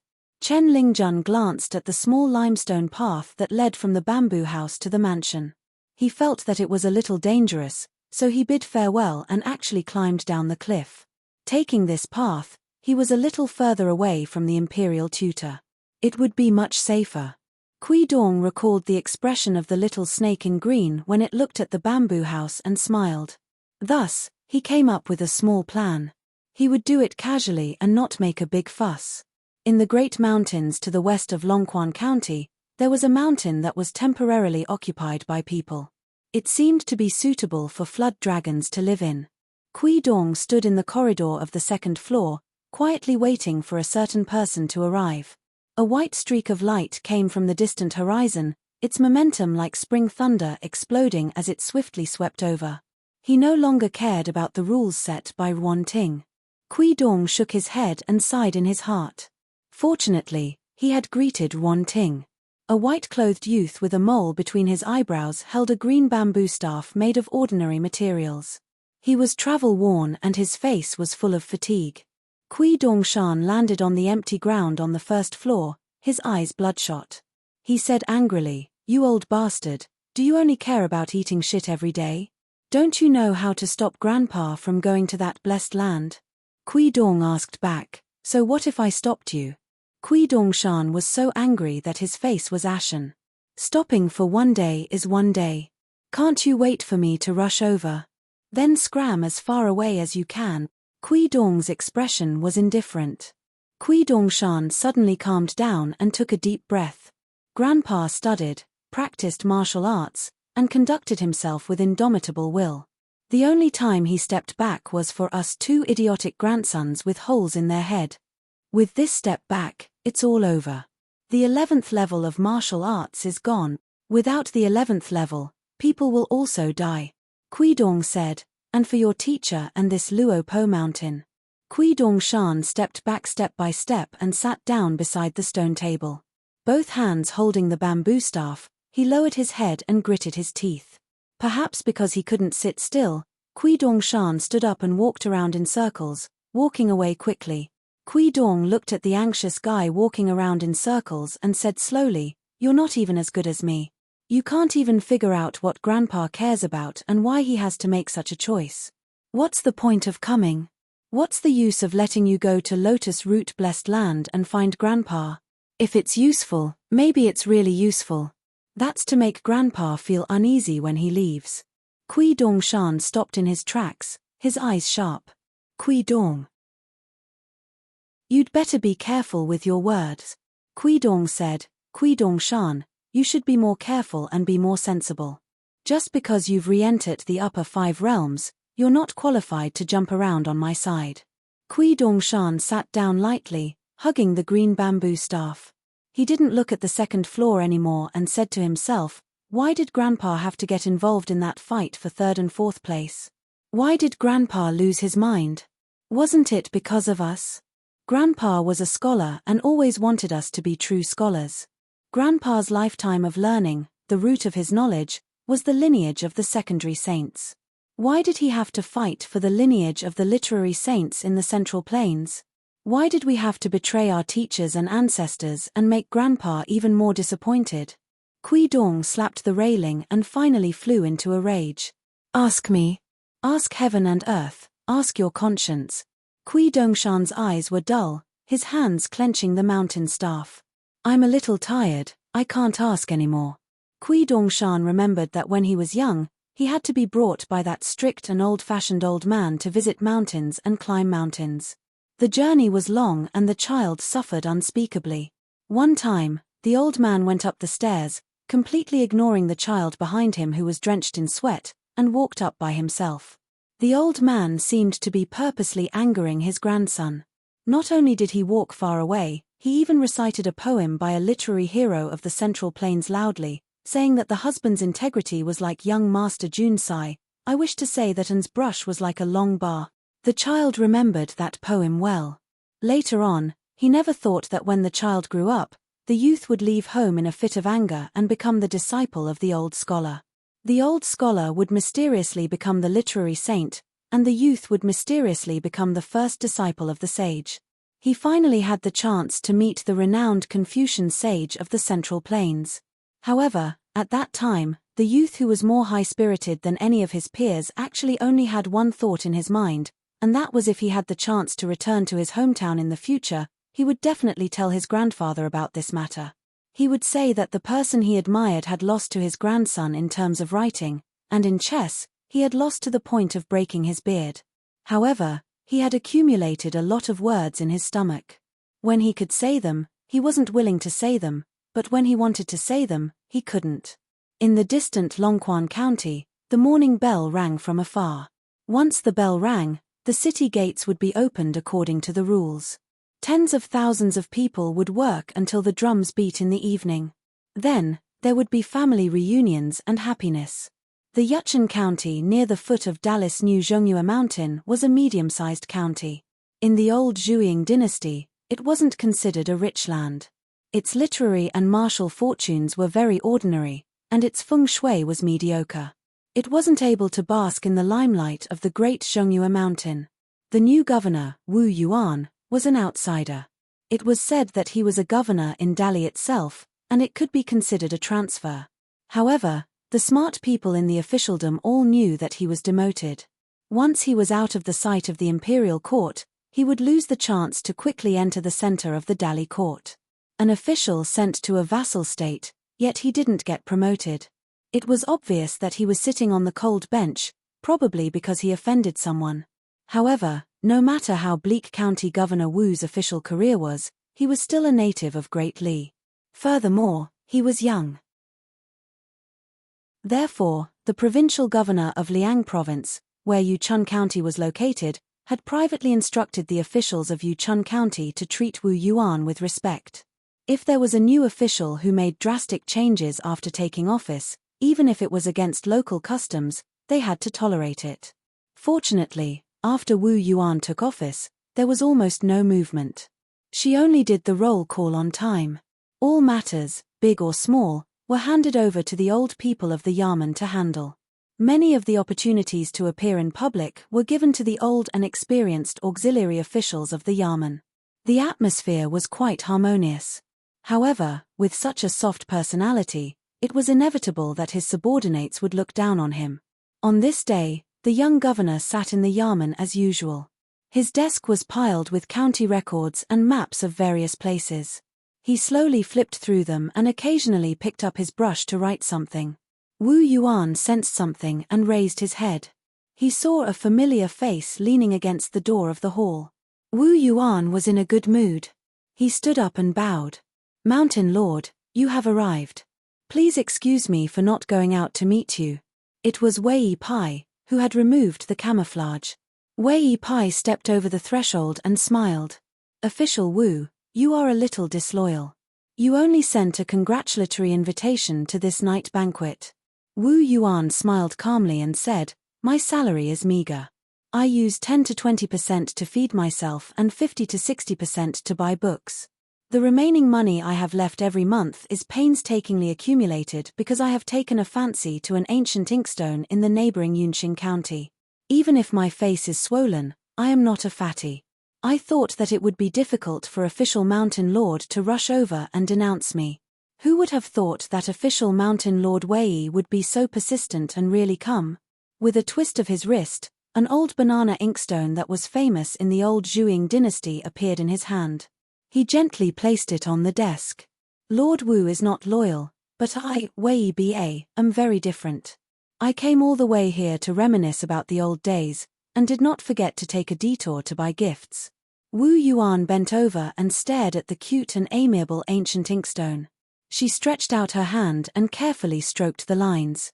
She said in pleasant surprise, "My goodness, this is a first-class banana inkstone taken from the bottom of the Green Flood Dragon Pit. The key is that the military general stationed in the Li dynasty has already sealed off this old pit and sent martial artists to guard the pit. It is obvious that it will soon become a tribute to His Majesty the Emperor. Therefore, there are only a few ancient inkstones of this pit on the market, and the price is getting more and more frightening. Even if I, as a governor for 100 years, I may not be able to gather enough silver." Wu Yuan reluctantly retracted his gaze and looked at the white-clothed deity. He smiled and asked, "Official Mountain Lord, if you have something to say, just say it. With this priceless Bajiao inkstone, I promise to tell you everything I know." Wei Pai said, "How about Jin Qing, Mountain Lord of Zhongyue?" Dallas knew Zhongyue, Mountain Lord Jin Qing, was once the first mountain deity of the Zhuing dynasty. Halfway up the mountain, there was a unique sword cleansing pool. Many sword cultivators came here to temper their swords. Jin Qing would often secretly protect them. As a result, not only did he have an extremely good relationship with the Zhuing dynasty, which had the highest number of sword cultivators in the continent, he also had many ties with many golden core sword cultivators. Among them, Mountain Lord Jin Qing had a close relationship with Li Tuanjing of the Wind Thunder Garden. He was famous in the world. Li Tuanjing had traveled the Zhuing dynasty in his early years and had many conflicts. He had angered a northern mountain deity. There was once a dangerous moment. Because of this, Jin Qing did not hesitate to become enemies with his two colleagues, the northern and southern mountain lords. He insisted on escorting Li Tuanjing, who was only at the Dragon Gate realm at the time, out of the dynasty safely. Wu Yuan laughed heartily. She turned around and took out a stack of paper from the desk. She wrote neatly in small regular script and handed it to Wei Pai. "It's all written here." Wei Pai lowered his head and flipped through the contents of the paper. He clicked his tongue and said, "Along the way, the local people have been saying that a parental official that no one wants to meet has come to Yuchun County. So County Chief Wu hasn't been idle either. Messy news that came from hearsay had little meaning and could easily cause problems. What Wu Yuan wrote on the paper was a record of what Zhongyue's Chazishan and Mountain Lord Jin Qing had done in history. Wei Ba carefully skimmed through what was written on the paper. It was all about which dynasty Jin Qing was from, which era, and what he had done, one by one. Other than that, there were also annotations written in red ink. Wu Yuan had written down detailed annotations as if she was reading a history book as a bystander. Wu Yuan had also written down some rumors and deeds that had been passed down among the people. However, she had circled them and added the words mystical and supernatural at the end. Wei Pai read carefully and quickly. He finished reading the large stack of paper very quickly. After returning it to Wu Yuan, he smiled and said, "I didn't give you a gift for nothing." Wei Pai stood on tiptoe and glanced at the pile of paper on the desk. Oh, what a coincidence. Official Wu has been studying the origins of the many inkstone pits in Yunqing County recently. Why? Are you going to make a book out of it? It's not very appropriate for the county chief of Yucheng County to secretly make money off of Yunqing County's specialties, right? Wu Yuan said honestly, I had nothing to do. I wanted to use this small matter as an entry point to learn more about the changes in the bureaucracy of the Zhuang dynasty. The secret archives of the fallen country's imperial palace have already been sealed up. I didn't have the opportunity to look through them, so I could only find another way. Wei Pai nodded and praised, "It's such a pity that you didn't become the new provincial governor of our dragon province, Sir Wu." Wu Yuan smiled. "That's how it should be. I'm already very satisfied to be able to keep my position as provincial governor, and I don't get in the way of certain important figures in the court either. You can call it a blessing in disguise. I'm more than happy to hide here." Wei Pai had no intentions of staying. Wu Yuan said, "Mountain Lord, you'll definitely visit Shuruo when you leave this time, right? It's best if you visit the ancestral temple of Zhongyue first. It won't be too late to visit your old friend after that." Wei Pai nodded. "That's what I plan on doing. When I entered secluded cultivation on Cloud Padding Mountain earlier, Sir Shu helped me keep watch. When I was about to emerge successfully, he left silently and returned to your Chazishan Mountain. It'll be inexcusable if I don't thank him in person." Wu Yuan smiled. "Then I'll have to trouble you to leave quickly, Sir Mountain Lord. Don't get in the way of me admiring the ancient inkstone." Wei Bo smiled and departed, his silhouette vanishing. Actually, when Wei Pai left the ferry and appeared in Yunqing County, the lofty statue in the ancestral temple at the top of the mountain had opened its golden eyes. However, the mountain lord Jin Qing chose to ignore the visit of the god in white. When Wei Pai appeared at the foot of the mountain in the Yucheng County, Jin Qing strode out of the golden statue. He was a tall, burly man in purple clothes and a jade belt. Incense burned brightly on the mountain, but no one could see this. Jin Qing walked through the crowd of devotees in the main hall. After crossing the threshold, he stepped out and arrived at the relatively quiet Chazishan Mountain's secondary peak. The 5 peaks of the various countries in the world were almost never isolated mountains with only 2 or 3 peaks. They usually had vast territories and extended mountain ranges. For example, Chazishan Mountain was made up of 8 peaks. The main peak was known as the Master of all mountains in the central territory of the Zhuang dynasty. There was a Zhongyue temple at the top of the mountain, which served as a place of worship for generations of emperors and subjects. The secondary peak was called Stacked Cliff Peak. There was no Daoist temple at the top of the mountain. It was the mountain god's palace that Jin Qing built the earliest. Now, there were only a few mountain lords' female envoys taking care of the buildings there. When the buildings were first built, Jin Qing wasn't the mountain lord of Zhongyue yet. Chazishan was already the ancient Zhongyue of the Zhuang dynasty. After the old mountain lord's golden body collapsed, the authority of the mountain was handed over to Jin Qing. At that time, the famous Zhuang minister who held the authority of the country had built a thatched cottage on the northern side of Stacked Cliff Peak. Jin Qing's expression was indifferent as he overlooked the mountains and rivers. Everything was as fleeting as the clouds. Jin Qing's gaze shifted. In the Dragon Ceiling Peak's Laojun cave, the Mohist hero Shu Ruo was alone there. He said that he was concentrating on cultivation, but in fact, the mountains and rivers of Chazishan knew that Shu Ruo was monitoring Zhongyue. Compared to the earth-shattering battle at Mount Qi of the New East Peak, where countless cultivators from both sides were killed or injured, Mount Chizi was not stained with blood. Jin Qing only knew that Shu Ruo had left the territory of the Middle Peak twice. The most recent time was when he went to Mount Biyun to guard the pass for Wei Bian. The first time, his whereabouts were unknown. After that, Jin Qing originally thought that the old sword immortal who could be said to be the stabilizing force of the Zhuang dynasty would definitely show up. However, Jin Qing was not sure if it had something to do with Shu Ruo. If it was really Shu Ruo who stopped the old sword immortal. As the abyssal mountain lord of the Aquarius continent, Jin Qing would feel better. As for Shu Ruo's cultivation level, no one could tell, and there was no definite explanation. If Wan Jiao of the Dragon Spring Sword sect was the most famous cultivator of the upper 5 realms in the Aquarius continent, then Shu Ruo was the one with the most hidden strength. The only clue was when Wei Jin of the Wind Snow Temple challenged the Heavenly Lord Xie.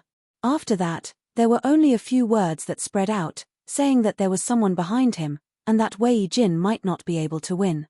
Even if Shu Ruo was cultivating right under Jin Qing's eyes, Jin Qing was still the same as before. He was like a layman looking at the abyss, unfathomable. Jin Qing glanced at the Yuchen Prefecture Yamen and sneered. As expected, after this northern mountain lord met Wu Yuan, he would first go to Dragon Ceiling Peak to thank Shu Ruo.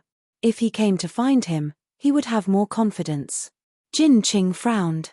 The next moment, a white robe fluttered and landed on the stacked cliff peak. He slowly walked toward Jin Qing. The man smiled and said, "Greetings, Mountain Lord Jin. Sorry to disturb you." Jin Qing said, "We are all mountain lords, but the 5 mountains are different. There is no need to be so polite. If you have something to say, then say it. If not, then I won't keep you." Wei Pai nodded. "That's good.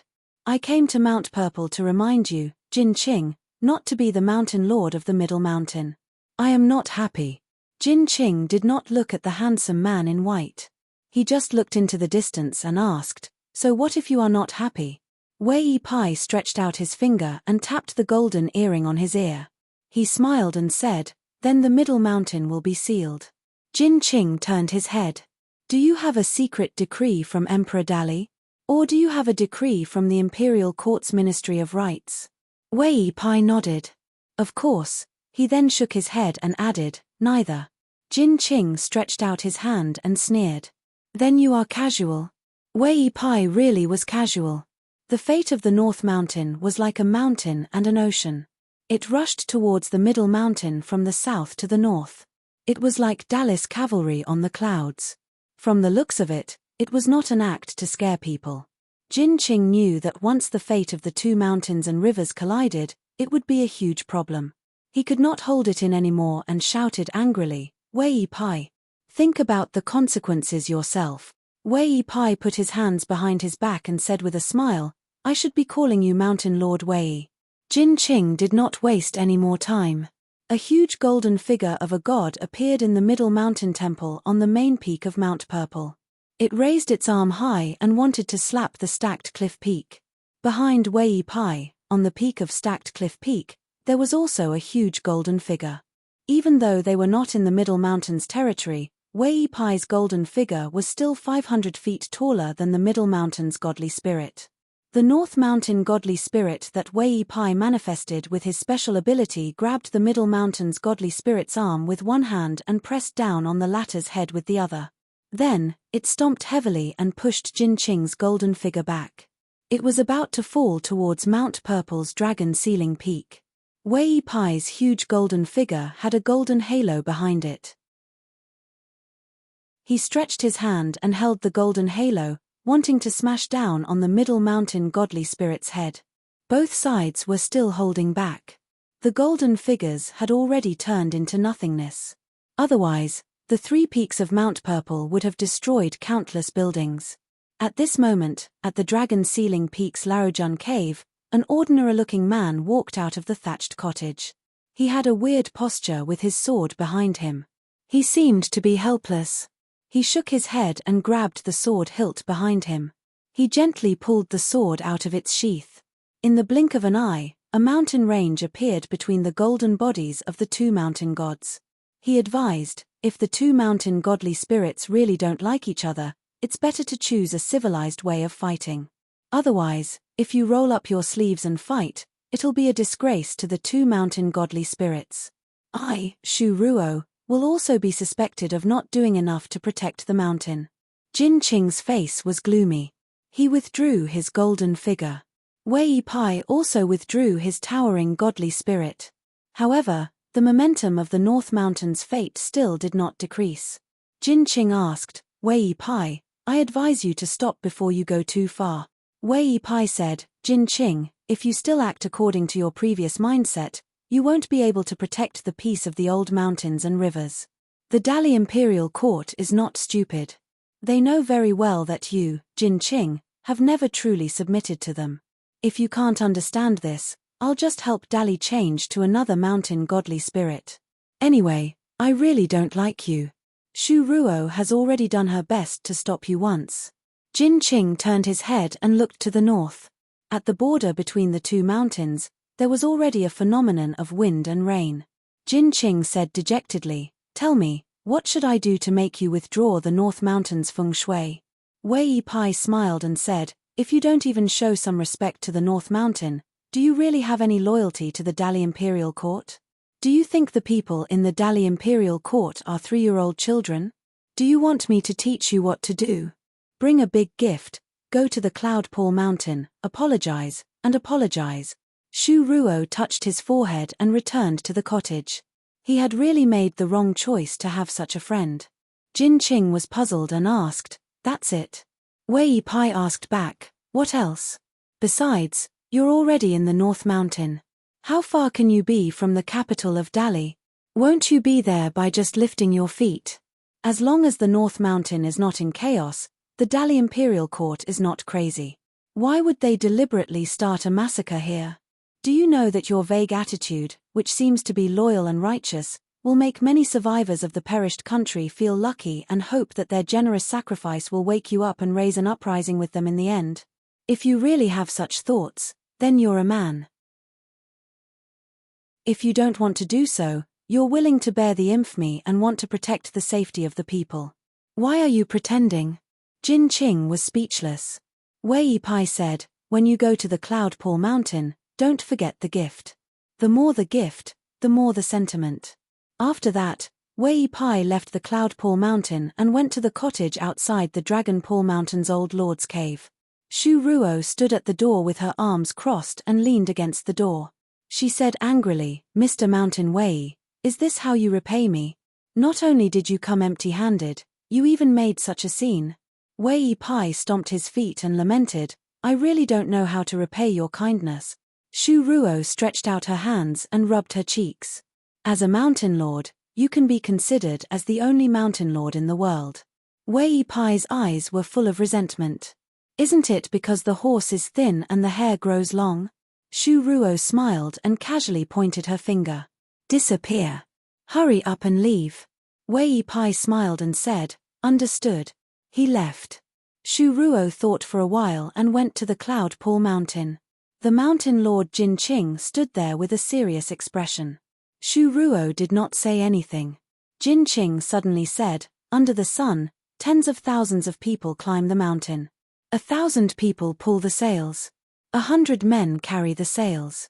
Under the bonfire, they cook the sails. Shu Ruo knew what this mountain lord was talking about. He was talking about the Zhuang dynasty's history of digging mountains to obtain water in order to obtain a famous inkstone. And this Jin Qing just so happened to be a quarry when he was alive. Some said that he accidentally drowned in the end, while others said that he was whipped to death by the supervisor. After death, his resentment did not dissipate, but he did not become a malicious spirit. Instead, he became a heroic spirit that protected the mountains and rivers. In the end, the mountain lord of the Zishan mountain valued his character. Step by step, he was promoted to the mountain god of the Cloudpool Mountain. Shu Ruo said slowly, There is no monarch in the world with clean hands. It is unfair to weigh the gains and losses of a monarch based on pure benevolence and morality. When it comes to the welfare of the common people and the people, the 100 schools of thought each have their own ruler. There will be a lot of discrepancies. You, Jin Qing, as a god, have never lost your humanity and conscience. I respect you very much. Shu Ruo smiled and said, it's just that the world is complicated. It is inevitable to go against your heart. I will not advise you to do anything. Whether you agree to Wei Pai or reject his good intentions, you are worthy of your identity as the Mountain Lord. If you are willing, I can almost leave this place. If you do not want to compromise, I am willing to give you a complete sword strike and completely shatter your golden body. I will not let anyone humiliate you, Jin Qing and Zishan. Jin Qing turned his head and smiled. Shu Ruo, is a complete sword strike very powerful? Shu Ruo nodded and said, I have been training this sword for many years. It is very powerful. Jin Qing smiled, then let someone else experience this sword strike. I, Zishan, cannot bear it. Shu Ruo hesitated and reminded him, you don't have to give too many gifts when visiting Mount Cloudy. Jin Qing laughed and scolded, so you are all the same. Shu Ruo cupped his fist and smiled, I have disturbed you for a long time. When you reach the capital, remember to say hello. I will treat you to a drink. Jin Qing nodded and asked, Mr. Shu, did you deliberately come to Zishan? Shu Ruo stopped and said indifferently, you and I are here to reduce the number of deaths. But if you want to ask why we chose Dali and let so many people die in Aquarius continent, I cannot give you an answer now. Please wait and see. Jin Qing did not say anything. Shu Ruo did not return to Sealed Dragon Peak. He left Zishan and rode the wind to Dallas capital. He did not like to ride the sword. Because Shu Ruo always felt that swords and swordsmen should be on equal footing. The Zhuang dynasty's unpolished Jade Realm Sword Immortal who had been in isolation for many years tried to assassinate Dallas' new inspector, Cao Jiyu. He died before he could do anything. In fact, he did not have to die. Shu Ruo only injured him. The old man who had been in isolation for 100 years was unwilling to be a prisoner. He would not surrender to the enemy, the Song clan. Therefore, after he broke his sword, he had no chance of winning. He even laughed and said that he knew he would die at the beginning of this plan. It was not too bad to die in the hands of the Mohist's #1 swordsman, Shu Ruo. Shu Ruo made an exception and said something. In the land of a continent, the emperor, generals, ministers, nobles, and commoners would all die. At the foot of the mountain, there would be no more smoke. After the old man heard about it, he only felt disappointment before he died. Pei Qian sat on the bench and looked around. The small house and courtyard were all the same. Pei Qian almost had an illusion that he and Cao Qinglang were still the same as before. He was just asked by his master to go to the well to get a bucket of water, and then he went out and came back to see Cao Qinglang. That was all. When she was waiting outside for Cao Qinglang, she had looked at the Spring Festival couplets 100 times. The handwriting was good, but not good enough to make her feel ashamed. Cao Qinglang looked at the tanned girl and actually had a lot of questions to ask her. Why was she still not much taller after being away for so many years? In terms of height, the difference between the two of them was as much as a head. Why did Pei Qian suddenly carry a bamboo box on her back and carry a bamboo sword? How was Mr. Chen doing during his study abroad? Pei Qian took the bamboo box and put it behind her. She placed the walking stick on her lap and sat upright. She looked straight ahead and did not look at Cao Qinglang. She went straight to the point. Did you know that my master wanted to take you away from Lotus Blossom Blessed Land? He didn't want to take me with him at all. Cao Qinglang hesitated. She was not in a hurry to answer. She smiled and asked, did Mr. Chen take you as his disciple? Pei Qian's eyes shone like the sun and moon. She nodded and said, yes. I went through thousands of mountains and rivers with my master, and he never left me behind. Cao Qinglang gently clenched her fists and rested them on her knees. She smiled gently. Although it's a pity that Mr. Chen didn't take me away from here, I think it's a wonderful thing for you to travel thousands of miles with Mr. Chen. I envy you. Pei Qian was silent. Cao Qinglang turned her head and asked, "Now that Mr. Chen wants you to carry water, will you still carry the bucket and sprinkle water to clean the streets?" Pei Qian abruptly turned her head. She was about to get angry when she saw the smile in Cao Qinglang's eyes.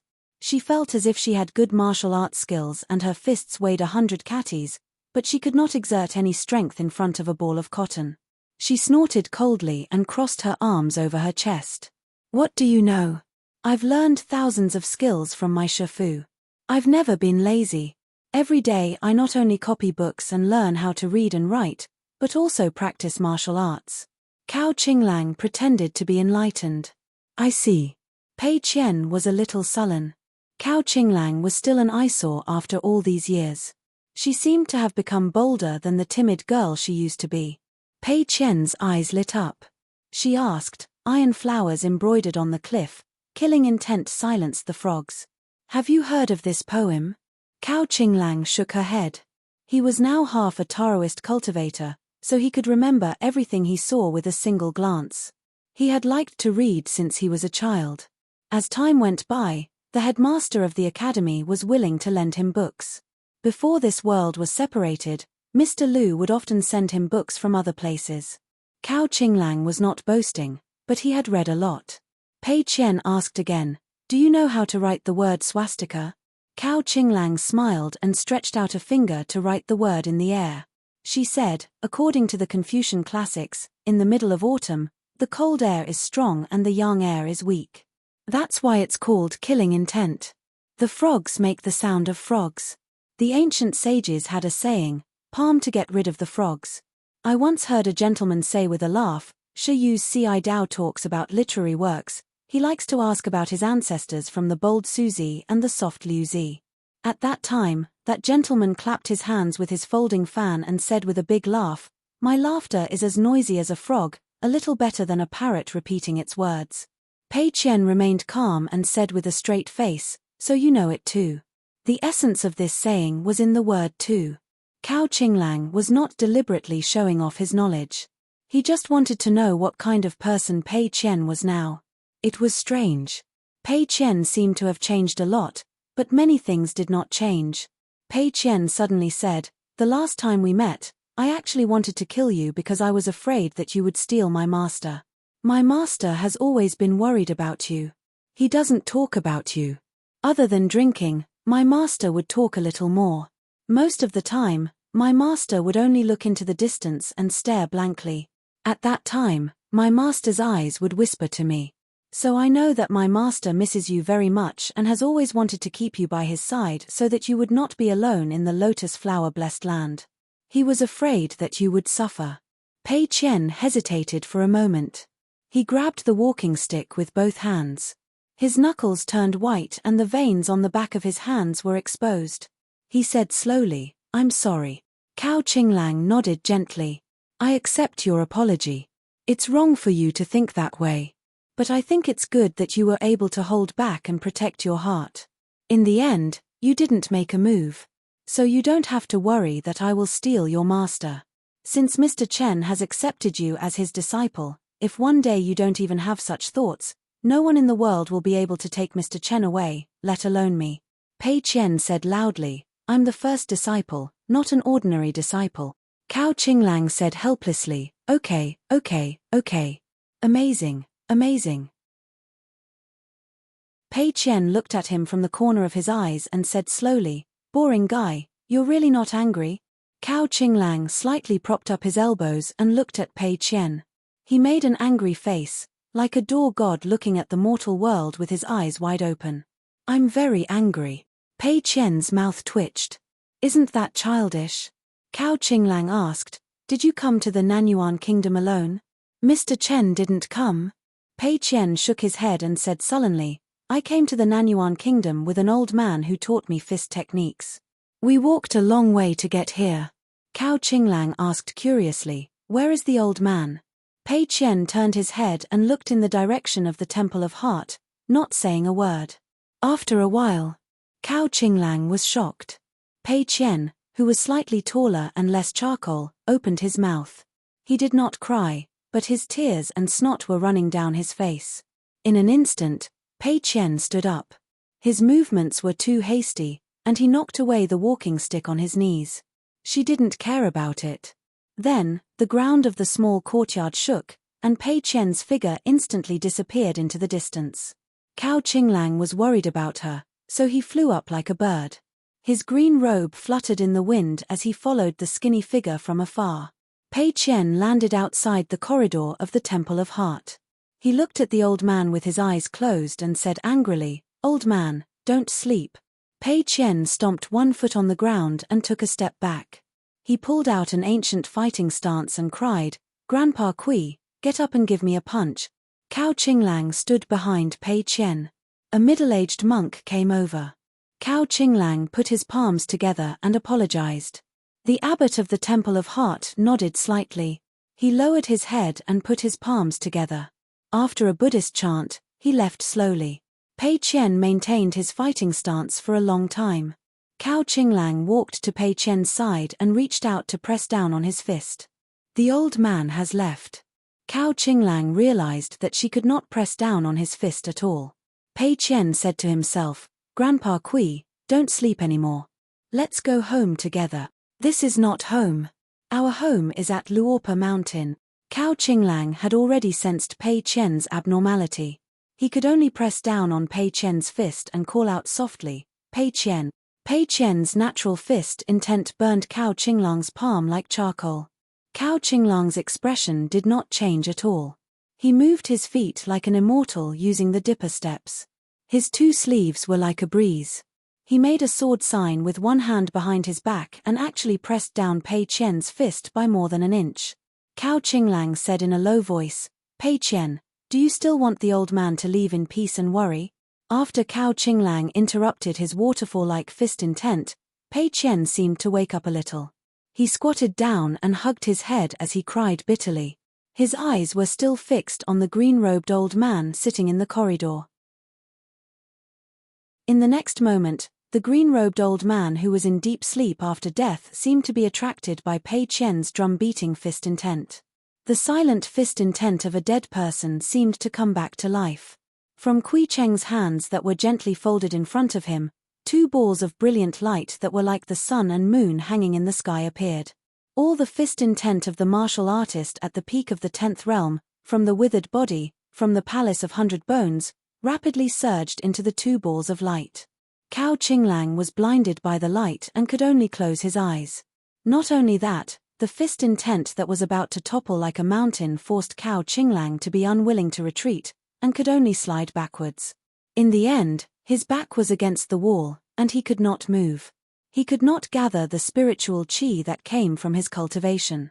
However, the vigorous fist intent that seemed to be unrestrained by the heavens and earth did not affect Pei Qian at all. Pei Qian clenched his fists and stood up. A bead hovered in front of him and eventually circled around him. The other bead soared into the sky and collided with the sky. It shattered with a bang. It was like a martial arts rain in the blessed land of lotus roots. This half of the martial arts fate should have been given to Zhu Lian and the old man to enter this new blessed land of lotus roots together.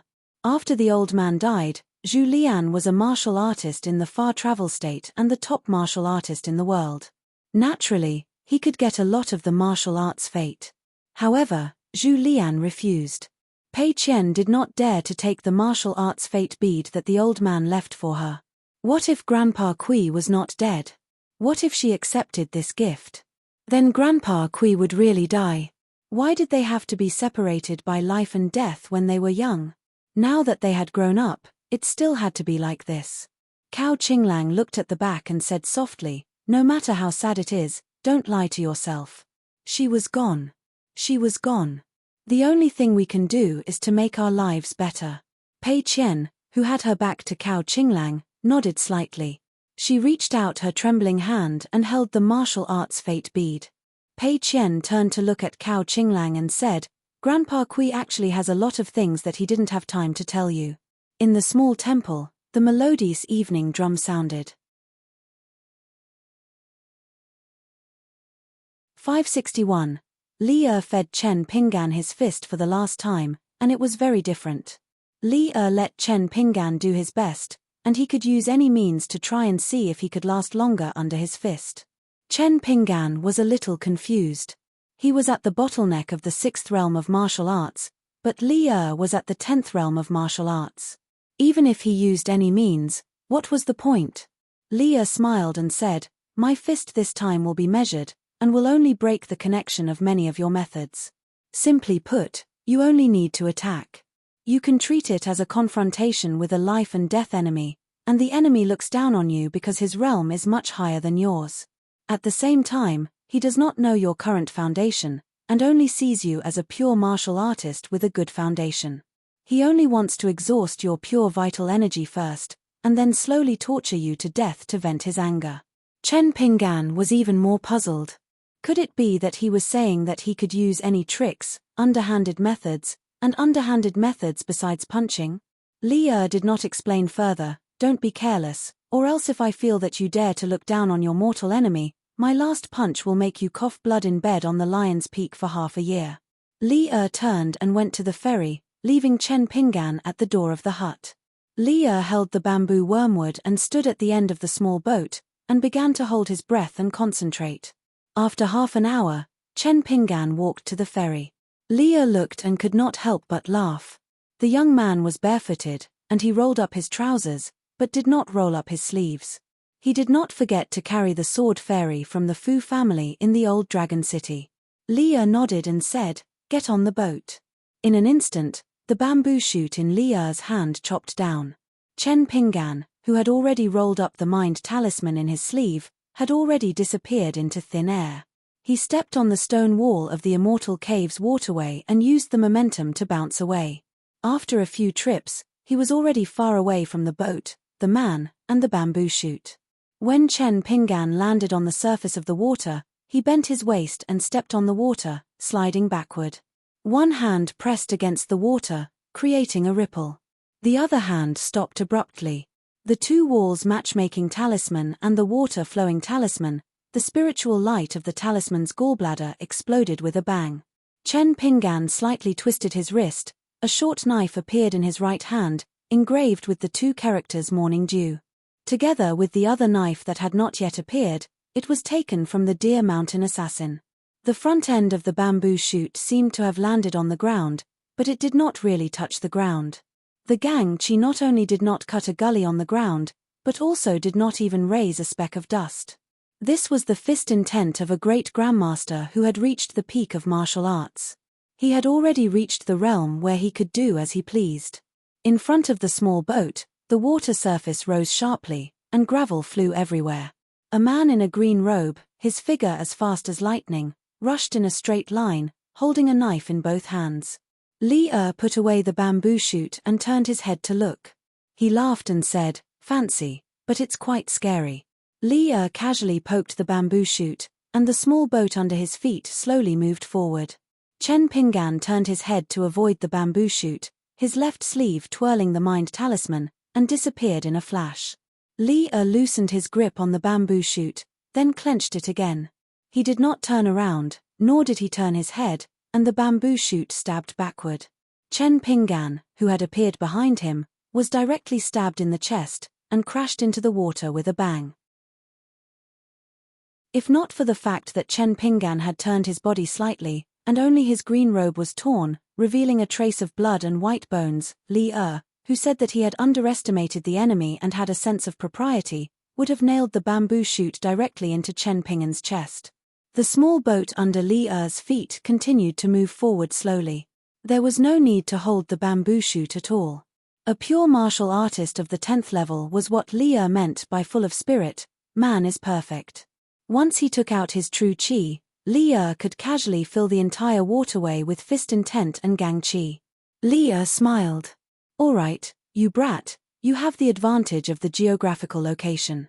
You actually used dozens of water talismans at once, and if they all exploded at the same time, it could barely be considered as overturning rivers and seas."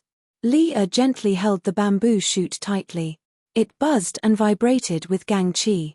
One man and one boat continued to move forward, neither fast nor slow. Not a drop of water came close to Li Er and the boat. Li Er stomped his feet and a muffled thunder sounded from the bottom of the water. Li Er was slightly surprised. He no longer cared about Chen Pinggan underwater and went from the stern to the bow of the boat.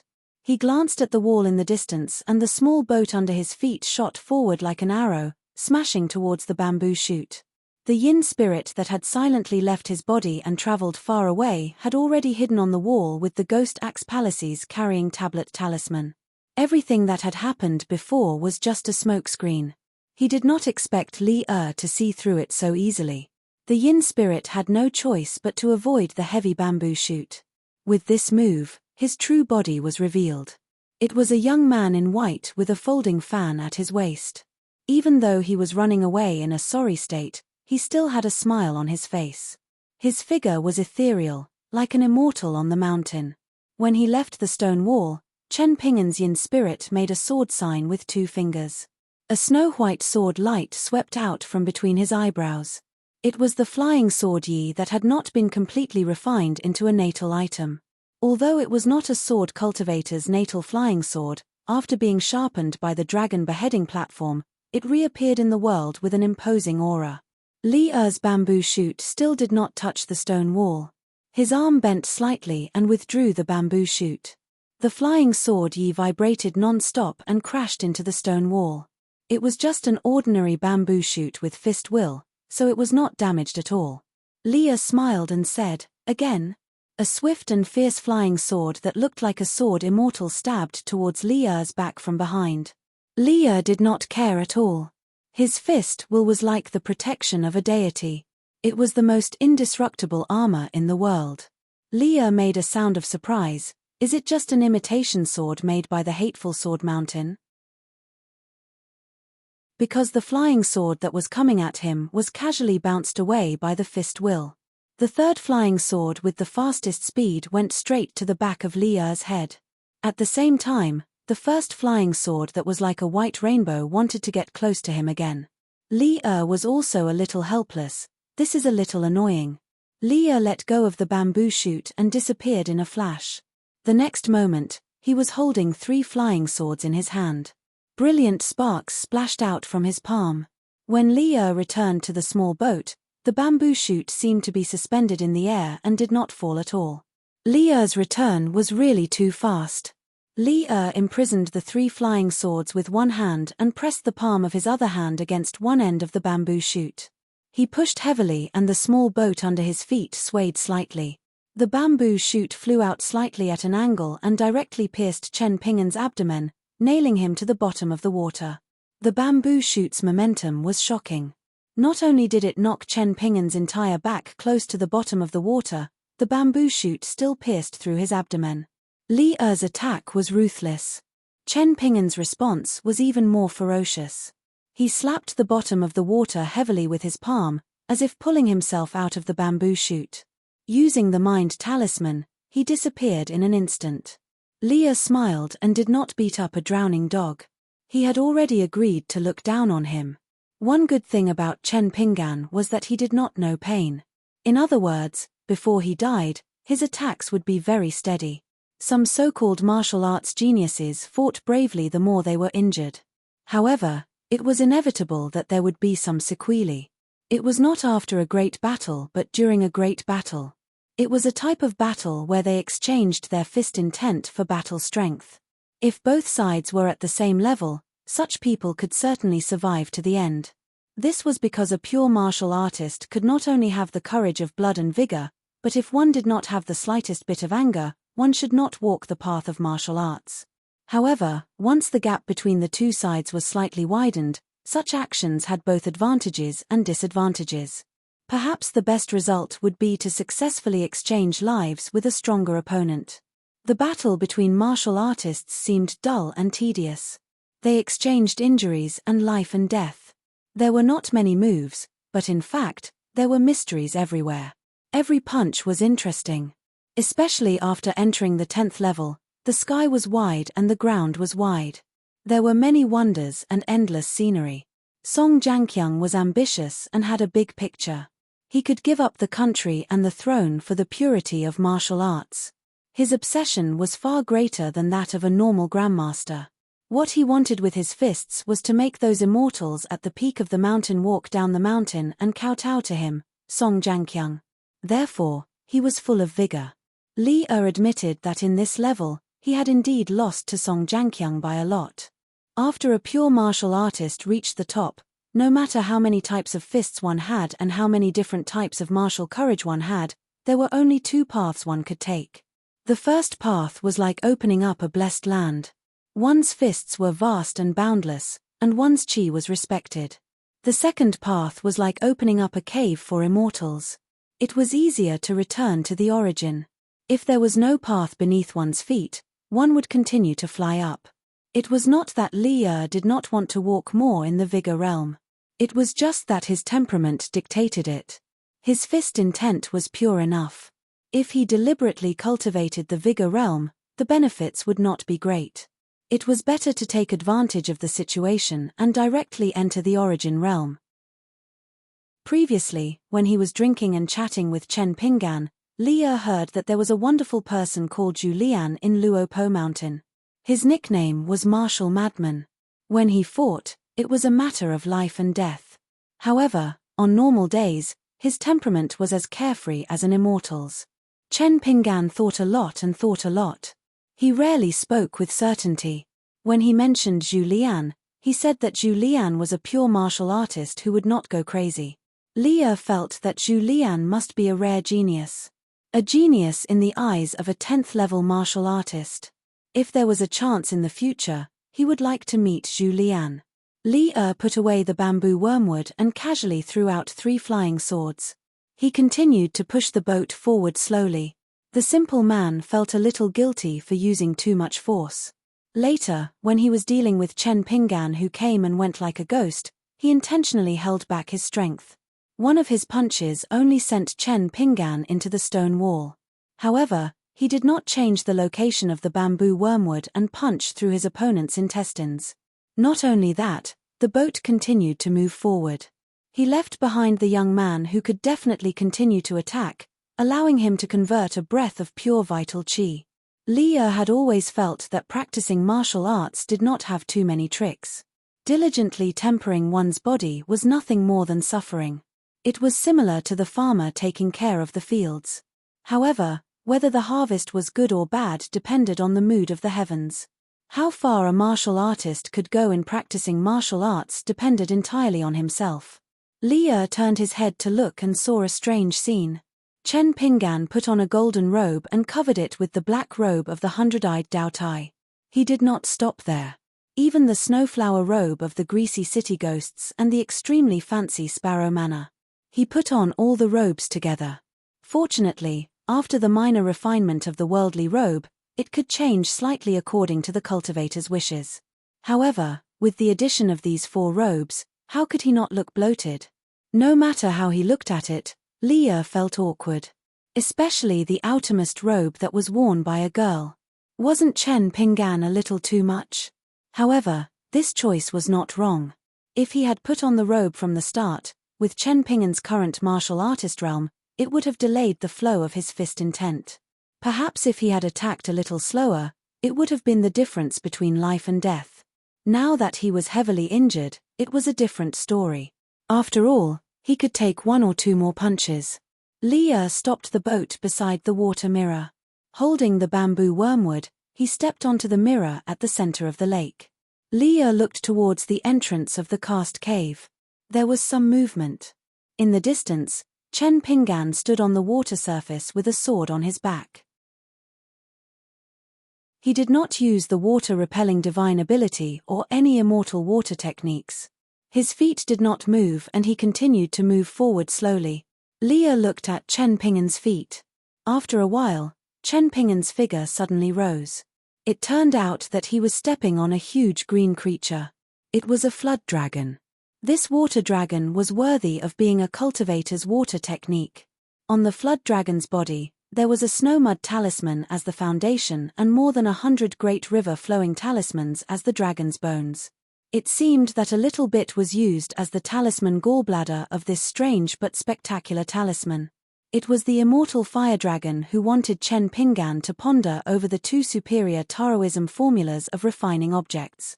The incantation of refining the 3 mountains and the celestial incantation of the immortal praying for rain tablet of the Azure Palace should not only be used as a means of refining objects. Therefore, at this moment, the spine of the flood dragon was like 2 ropes intertwined with each other, becoming tighter and tougher.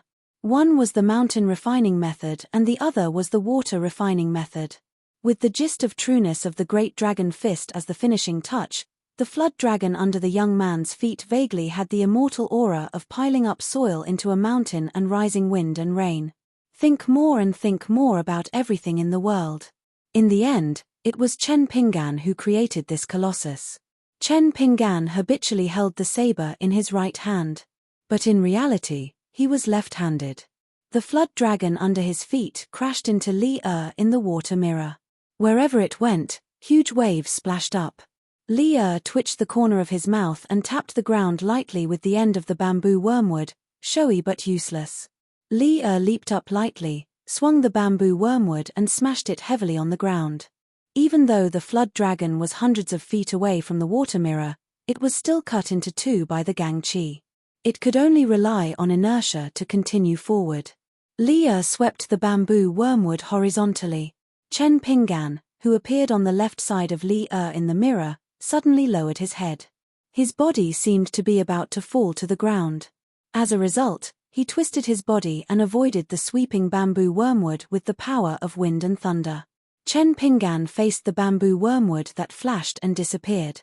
He flipped his sleeves and 3 flying swords flew out from 3 different acupoints. He stepped on the ground hurriedly. The short saber in his right hand stabbed towards Li's heart. The second short saber slipped out from his left sleeve quietly. Li did not look at the 3 flying swords at all. He kicked Chen Pingan in the chest. The latter slid back hundreds of feet. His knees were slightly bent and his toes were on the ground. He increased his strength so that he would not let go of the short saber in his hands. His shoulders shook and he suddenly stood still. He forcibly pushed back the remnant of Li's fist aura on his chest. After all, he was a man wearing 4 robes. Li said, "I told you earlier. Martial arts with showy but impractical moves. Only those who want to kill the master with random punches. The master does not fight. It's just a move." Li casually threw the bamboo wormwood more than a foot into the mirror.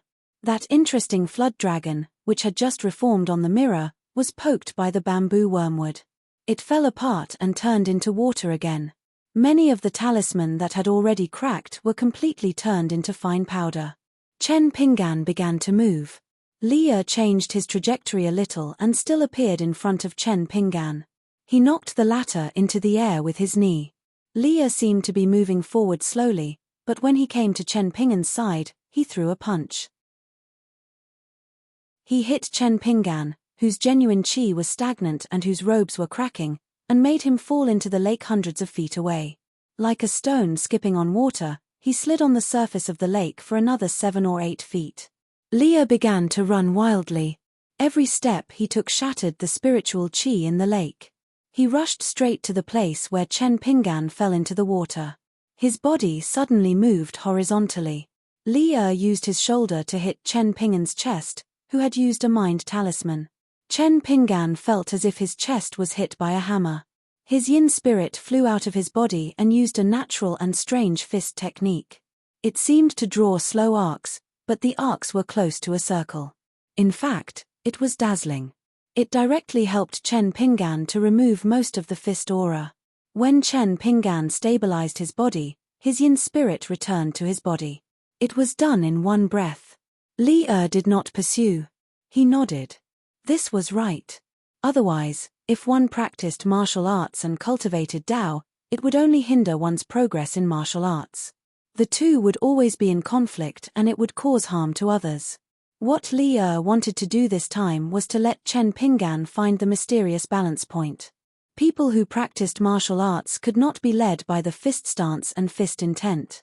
Since he was already a chi cultivator, he could not feel that his fist intent was not pure because of this. People who practiced martial arts could only rely on their fists. However, it did not mean that they did not care about anything. A true grandmaster should have the great aura of having all the skills in his body and using his hands. The human body was a small world. I was the heavens. What could not be controlled? What could not be controlled? Since Chen Pinggan had taken the first step in the right direction. Li Er was relaxed and punched. The punch was not heavy, but it was faster. I won't give you, Chen Pinggan, the slightest chance to think about it. I am a martial artist. I am a martial artist. If you want to exchange blows with me, Li Er, to improve Dao, then you have to take out something that no other martial artist in the world has. Yes. Just take a few more punches. No. Just lie down and recuperate. On the other side of the ferry, Li Liu walked on the waterway and looked at the traces of fighting. As for the movement on the other side of the water mirror, she did not even need to look. She was very clear about it. In the long years of the past, Li Liu was not unfamiliar with pure martial artists. She had died in the hands of a 10th realm martial artist. She had also personally killed a 10th realm martial artist. She knew a lot about the ways of martial artists. It was hard to say how great Chen Pinggan's endurance was in the vast history of the world. However, as a 6th realm martial artist, it was really rare to see him take so many punches. In the world, there were only a few martial artists at the peak of the 9th realm and the end of the 10th realm who did not accept direct disciples like Ji Yu. There were also many martial arts masters who wanted to learn from his father and train their disciples' physiques. However, it was a pity that the disciples had to be able to withstand it. Some people's physiques could not withstand it, some people's temperament was not up to standard. Of course, most of them could not do either. They had seniors and masters who were willing to help or even drag them along, but they could not enter the room and could not cross the threshold no matter what. There were also some who seemed to have broken through, but in fact, they were the ones who fed the punches. When the disciples passed the threshold, it was as if they had lost an arm or a leg. The heart mirror had a subtle flaw that could not be detected. Therefore, once they reached the 8th realm and the 9th realm, all kinds of hidden dangers would undoubtedly be revealed. Li Liu reached the end of the waterway in the cast cave and did not continue forward. She turned around and began to walk. Li Liu arrived at the ferry and looked at the distant scenery outside Lion Peak at the edge of the mountain restriction of this immortal's cave. Li Liu vaguely sensed a strange phenomenon. She raised her gaze and looked at the sky. The 72 Confucian temples of the Confucian school had been the most pitiful existence since ancient times. They were neither alive nor dead, and there were many rules. Year after year, they watched the mortal world and were absolutely not allowed to interfere in the affairs of the world. Li Liu had landed in the northwest continent in his previous life. As the sect master of the Peak Immortal Realm, he had once chatted with a Confucian sage who was guarding the territory of the half-continent in the sky of the Liuxia continent. In the eyes of these sages who were silent and motionless like boats in the void, it was like mortals looking at the mountains and rivers under their feet at the top of a mountain. Even if they had limited eyesight, they would not be able to see the real scene. However, if they used the ancient magical power of watching the mountains and rivers, even if a man was wearing a jade pendant inscription or a woman's black hair was mixed with a strand of white hair, they would be able to see everything clearly. However, after watching the mortal world for thousands of years, there would be a day when they would get tired of watching. What's more, their duty was to monitor the cultivation grounds of those ascendant realm cultivators, as well as the cultivators of the upper 5 realms. They also had to have a plan in mind, so as to prevent the cultivators from being unrestrained in their spells and harming the world. If those great cultivators in the Blessed Enclave left the small world, they would be like exceptionally eye-catching lights that could be seen by the mortal teachers at the top of the mountain. Naturally, the sages in the sky would immediately pay attention to them and keep an eye on them. If there were any violations of etiquette, the sages would take action to stop them. If everything followed the rules, there was no need for them to appear. At that time, the Confucian sage who had a few words with Li Liu said with a smile that his greatest pastime was to go to a certain country, a certain county, and a certain country every 10 years. He wanted to see the subtle changes on the stone tablet that people didn't care about after 10 years of being exposed to the wind, the sun, the rain, and the snow. Li Liu was speechless. The sages were lonely. The mortal world did not know. About 2 hours later, Li Liu, who had been wandering thousands of miles away, collected his thoughts and turned around with a smile. Someone was rowing a boat back. It was the somewhat miserable Chen Pingan. Li Er sat on the small boat and said, "You have to hold on until the martial arts fate arrives at Lion Peak. Otherwise, you won't be able to do that thing." Chen Pingan nodded. Li Er asked, "You really don't regret it?" Li Liu might know some strange methods that can keep you for a while. Chen Pingan shook his head and said, "No. The mountain quaking fist was created by Senior Guu of the Northern Continent. During my travels, he taught me 3 more moves.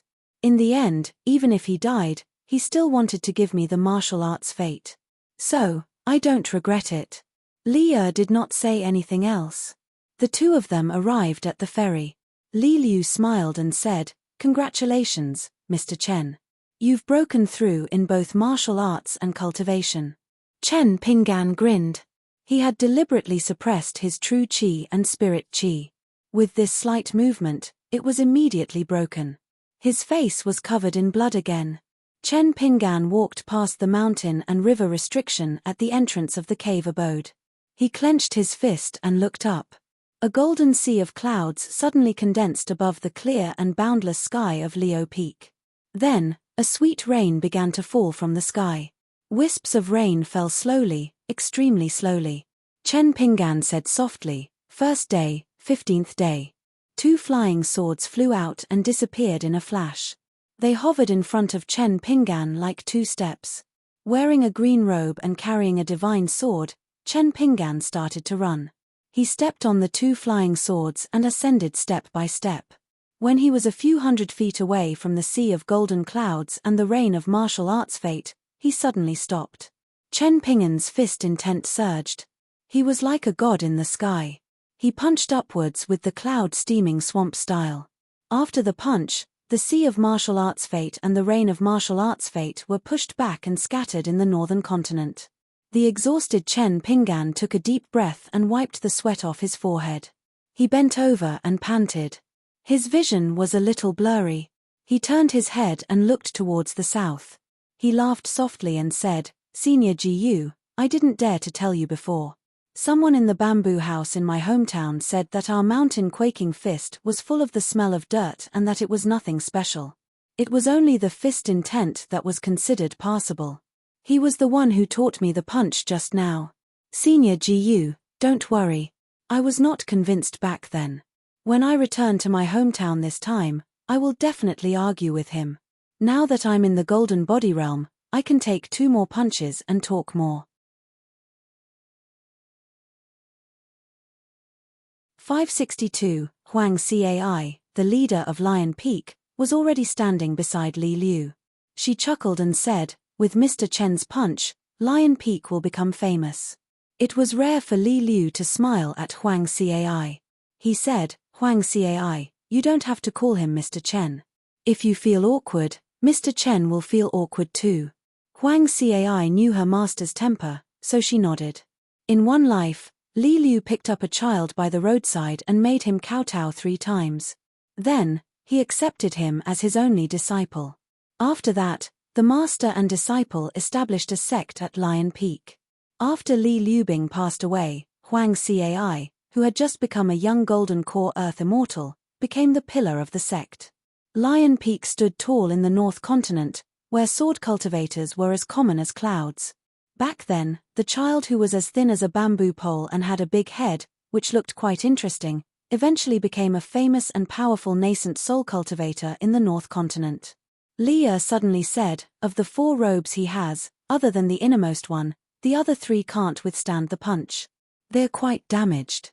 Fortunately, before they returned to the ferry, they didn't forget to take off the cumbersome robes, especially the outermost robe of the Sparrow residence. Otherwise, if they were to fight so openly, half of the North Continent would soon hear that there was a pure martial artist in Lion Peak who liked to wear women's clothes. As for the far-reaching effects of Chen Pingan's punch that scattered the golden sea of clouds and left a strong martial arts fate in the North Continent, Li didn't deliberately tell Chen Ping'an more about the inside story after he learned of Chen Ping'an's decision. There was no need to. If he did, it might cause Chen Ping'an's punch to have some impurities. Even the small group of 9th and 10th level martial artists at the peak of martial arts in Utarakuru who had sensed this would feel a little happy. Regardless of the temperament of these grandmasters and the level of their martial virtues, they would have to show some respect to the young man at the peak of Lion Peak today. All the martial temples in the continent would be grateful to this person. Not to mention others, just the scholarly sage, who was familiar with Huang Xiai of Lion Peak, had to think highly of Chen Ping'an. He felt that Chen Ping'an's temperament suited him. Li Liu recalled Chen Ping'an's flashy attire. She held back her laughter and said softly, "I will help Mr. Chen repair his robe." Li chuckled. Li Liu said helplessly, "Father, what nonsense are you thinking?" Li said, "I'm not thinking too much. I'm just happy that I'll have wine to drink when I go down the mountain." Chen Ping'an swayed and stepped on the flying swords again and again before finally landing on the ground. Li said, "Recuperate on the mountain for half a day first. When you have stabilized the Jinshan realm, I will help you to open up your muscles and bones and temper your soul. Every time you break through a realm, there will be many changes in the small world of the human body that even martial artists themselves cannot imagine. It is safer to strike while the iron is hot." Chen Ping'an smiled bitterly. "Uncle Li, we'll talk about it when the time comes. I'm feeling dizzy right now, and I feel sleepy whenever I think about practicing. Let me take a break first." Li smiled and waved his hand. Chen Ping'an cupped his fists to Huang Xiai and said apologetically, "I haven't had the chance to thank Yellow Mountain Lord." Huang Xiai shook her head and said, "You're welcome, young Master Chen. It's our Lion Peak that has benefited from your fame. Young Master Chen, just focus on recuperating." Chen Ping'an had a strange expression on his face as he left. Li also rushed down the mountain. Li Liu stood in the same place and said, "Fame? Isn't that a derogatory term? Huang Xiai, did I tell you to read more and only focus on cultivation? I heard that you have a good relationship with Zhu Mi, the Mountain Lord of Yufu Academy. Do you have a good chat?" Huang Xiai was helpless. "Master, I've never liked to read books since I was young. Besides, I've never talked about essays or poems with Mountain Lord Zhu." Li Liu shook her head and said, "What a waste of your big brain when you were young." Huang Xiai was stunned. She rubbed her head. Only then did she remember that when she was young, there was such an incident. At that time, she was sallow and emaciated. In the heavy snow, she begged along the way. Then, she met her master who was walking slowly in the heavy snow. Huang Xiai would remember that scene clearly for the rest of her life. However, in the later years, she didn't remember many things. Li Liu turned her head and looked at the old woman who was working hard to guard Lion Peak. Lion Peak was just one of the abodes she left behind. It wasn't even as important as the southern Xuanxirei Hall in the Dragon Palace Cave. The reason why the family of three settled here was that Li Liu had taken a fancy to the peaceful town at the foot of the mountain. If her mother opened a shop in the market there, it wouldn't be too strange. In fact, it had almost nothing to do with Lion Peak and Huang Xiai. However, for some reason, when she looked at the skinny monk-like child who had suddenly turned into a white-haired old woman, Li Liu felt a little sad for the first time. Huang Xiai's aptitude wasn't too good and she was too stubborn. On the path of cultivation, she had killed too many people. Taking care of an ancestral hall in the North Continent wasn't an easy task. Huang Xiai, who had hopes of reaching the pure jade state, had faced many sword cultivators and attacks in history. She had protected the Lion Peak ancestral hall from being destroyed and was unwilling to bow down. She had accumulated many side effects. Mending her chi abode after the war was of no help. She could only stay in the nascent soul state for the rest of her life. In fact, when Li Liu returned to the mountain for the first time, she didn't think much of this disciple. What was a dispensable Lion Peak ancestral hall? Even if it collapsed and became a ruin, so what if Huang Xiai didn't rebuild it? She didn't spend so much effort to nurture her direct disciple and didn't spend so much effort and resources to help Lion Peak grow. Instead, She chose to cultivate on her own and focus on breaking through to the upper 5 states. She might even be rewarded by Li Liu with a great treasure. It wasn't that Li Liu didn't know Huang Cai's intentions. In fact, she knew very well, but Li Liu didn't care at all in the past. However, at this moment, Li Liu felt a little sad. She looked at her master, who had never had such a gaze before. In her impression, her master used to be a different person. She was always high and mighty and silent, as if she was thinking about something important that Huang Cai could never understand. Huang Cai didn't dare to look at her master. She looked into the distance and seemed to be talking to herself.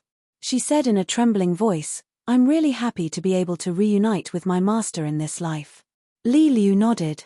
"I'm not as happy as you, but it's still okay." Master and disciple were silent for a long time. Li Liu said slowly, "In the future, you don't have to care about the mountain and water restrictions in that cave. You're now the Lion Peak Mountain Lord and the cave is no longer my place of cultivation. You don't have to worry about this. If there are any good seedlings in Lion Peak, when Mr. Chen leaves the mountain, you can let them in to cultivate. The 3 books I gave you in the early years, you can teach them according to your disciple's potential and temperament. You don't have to adhere to the rules. Moreover, I didn't forbid you to teach the 3 ancient water spells. If you weren't so rigid and pedantic, Lion Peak would have had a second nascent soul cultivator." Huang Cai patted her head. "It's just as Master said. I've wasted my big brain." Li Liu smiled. Huang Cai didn't say anything else. She was in a peaceful state of mind and looked happy. She accompanied her master who she hadn't seen for a long time and watched the mountains and rivers of the human world. Half a day later, Li ascended the mountain again. This time, he wanted Chen Pinggan to spar with him as a pure martial artist of the Golden Body realm. However, he was not allowed to use any fist stances or fist moves, not even leaving any traces behind. If Li discovered even the slightest clue, then he would have to eat a punch from the peak of the 9th realm. He wanted Chen Pinggan to only punch quickly. If he was slow by even a little bit, then he would have let down the Golden Body realm that was hard to come by and he would have to eat a punch. Finally, Li dragged Chen Pinggan to the small boat. This time, it was Li who returned to the ferry. He said that he was still lacking and that he would polish it again after half a day. Chen Pinggan rarely rejected his kindness. He said that he really had to hurry on his way. Since Qi Jinglong had broken through and was about to face the first sword challenge, he had to hurry to the Tai Hui sword sect to take a look. Then, he would go to Crouching Ground Peak to visit Venerable Fire Dragon and another good friend. He also had to go to the Dongxian Street in the capital of the Qing Hao Nation to meet Li Shisheng. After that, he would go south and return to the Skeleton Beach. Li did not make things difficult for Chen Pinggan. At dawn, the 2 of them walked down the mountain quickly. Li asked curiously, "Since you are in such a hurry to go to the inverted hanging mountain, why don't you just go from the North Continent?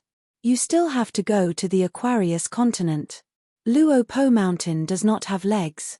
There is also Zhu Lian and Wei Pai, one inside and one outside to help.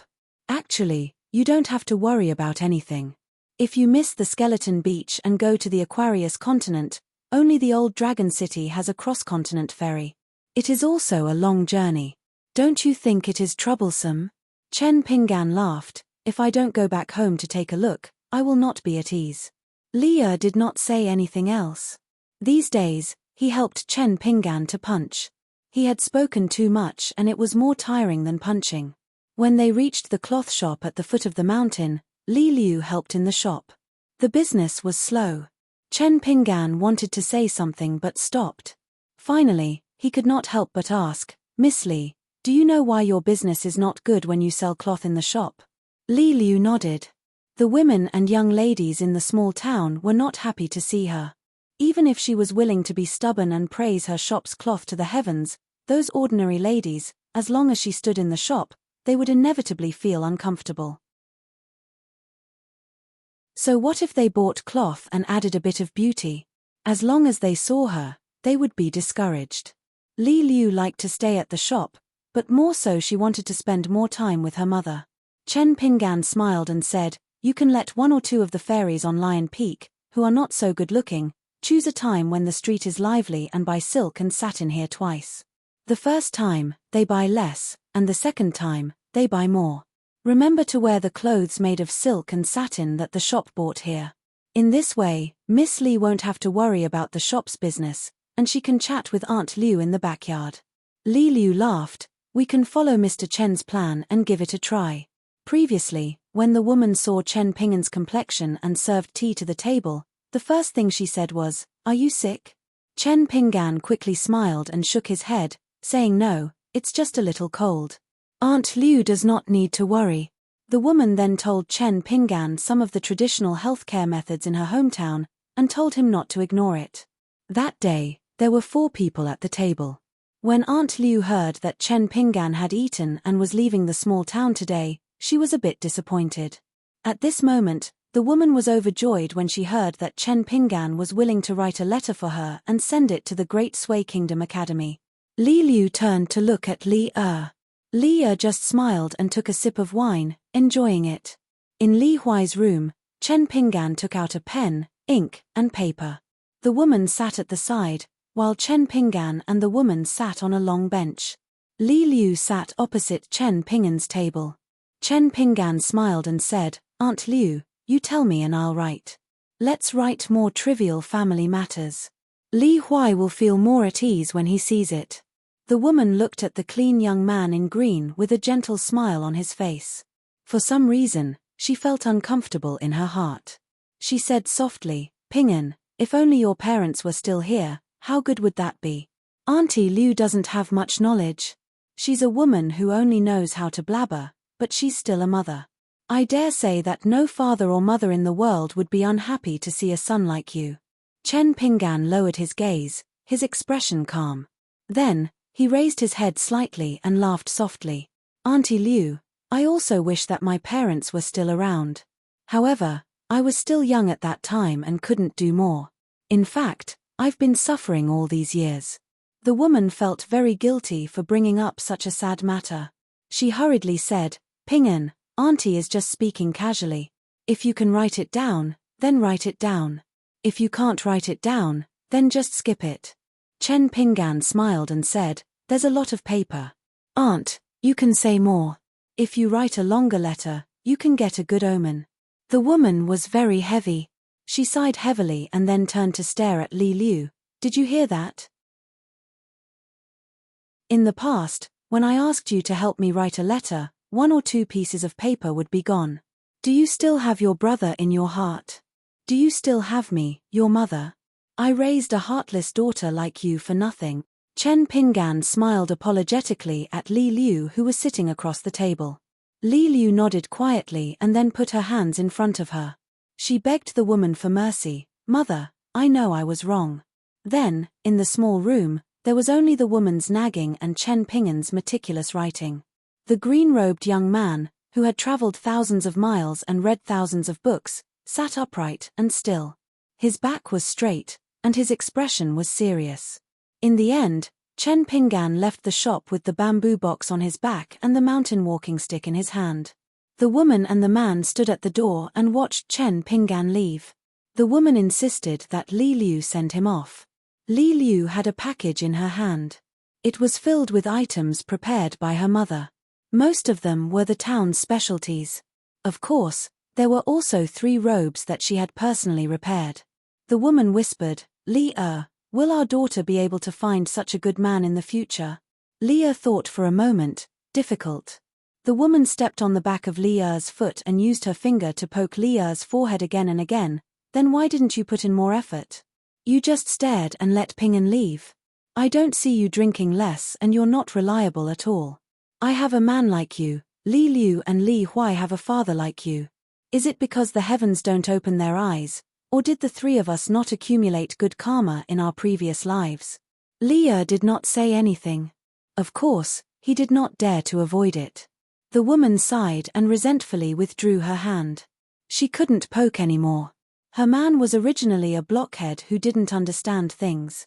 If he accidentally poked her head again, wouldn't she be the one to suffer? On the town's main street, the 2 of them walked side by side. Li Liu said softly, Mr. Chen, Huang Xiai will bring you to the ferry. You can reach the eunuch ferry around the Tai Hui sword sect. Once you get off the boat, you will only be a few steps away from the Tai Hui sword sect. The first person to visit the Tai Hui sword sect is Fu Ping Sword Lake's ZCAI. This kind of thing is an old rule in the North Continent. Mr. Chen, don't think too much about it. At this point, Li Liu smiled and said, I forgot that Mr. Chen values rules the most. Chen Pinggan shook his head and said, but when it comes to reasonable rules, your understanding is still too shallow. You're far from knowing what real etiquette is. Li Liu did not comment on this. The main reason was that she did not want to criticize. Li Liu asked, Mr. Chen, don't you yearn for pure and absolute freedom? Chen Pinggan smiled and said, actually, I envy that kind of freedom.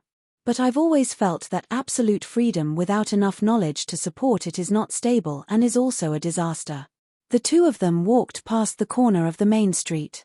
Not far in front of them stood the old nascent soul mountain master of Lion Peak who had cast a camouflage spell.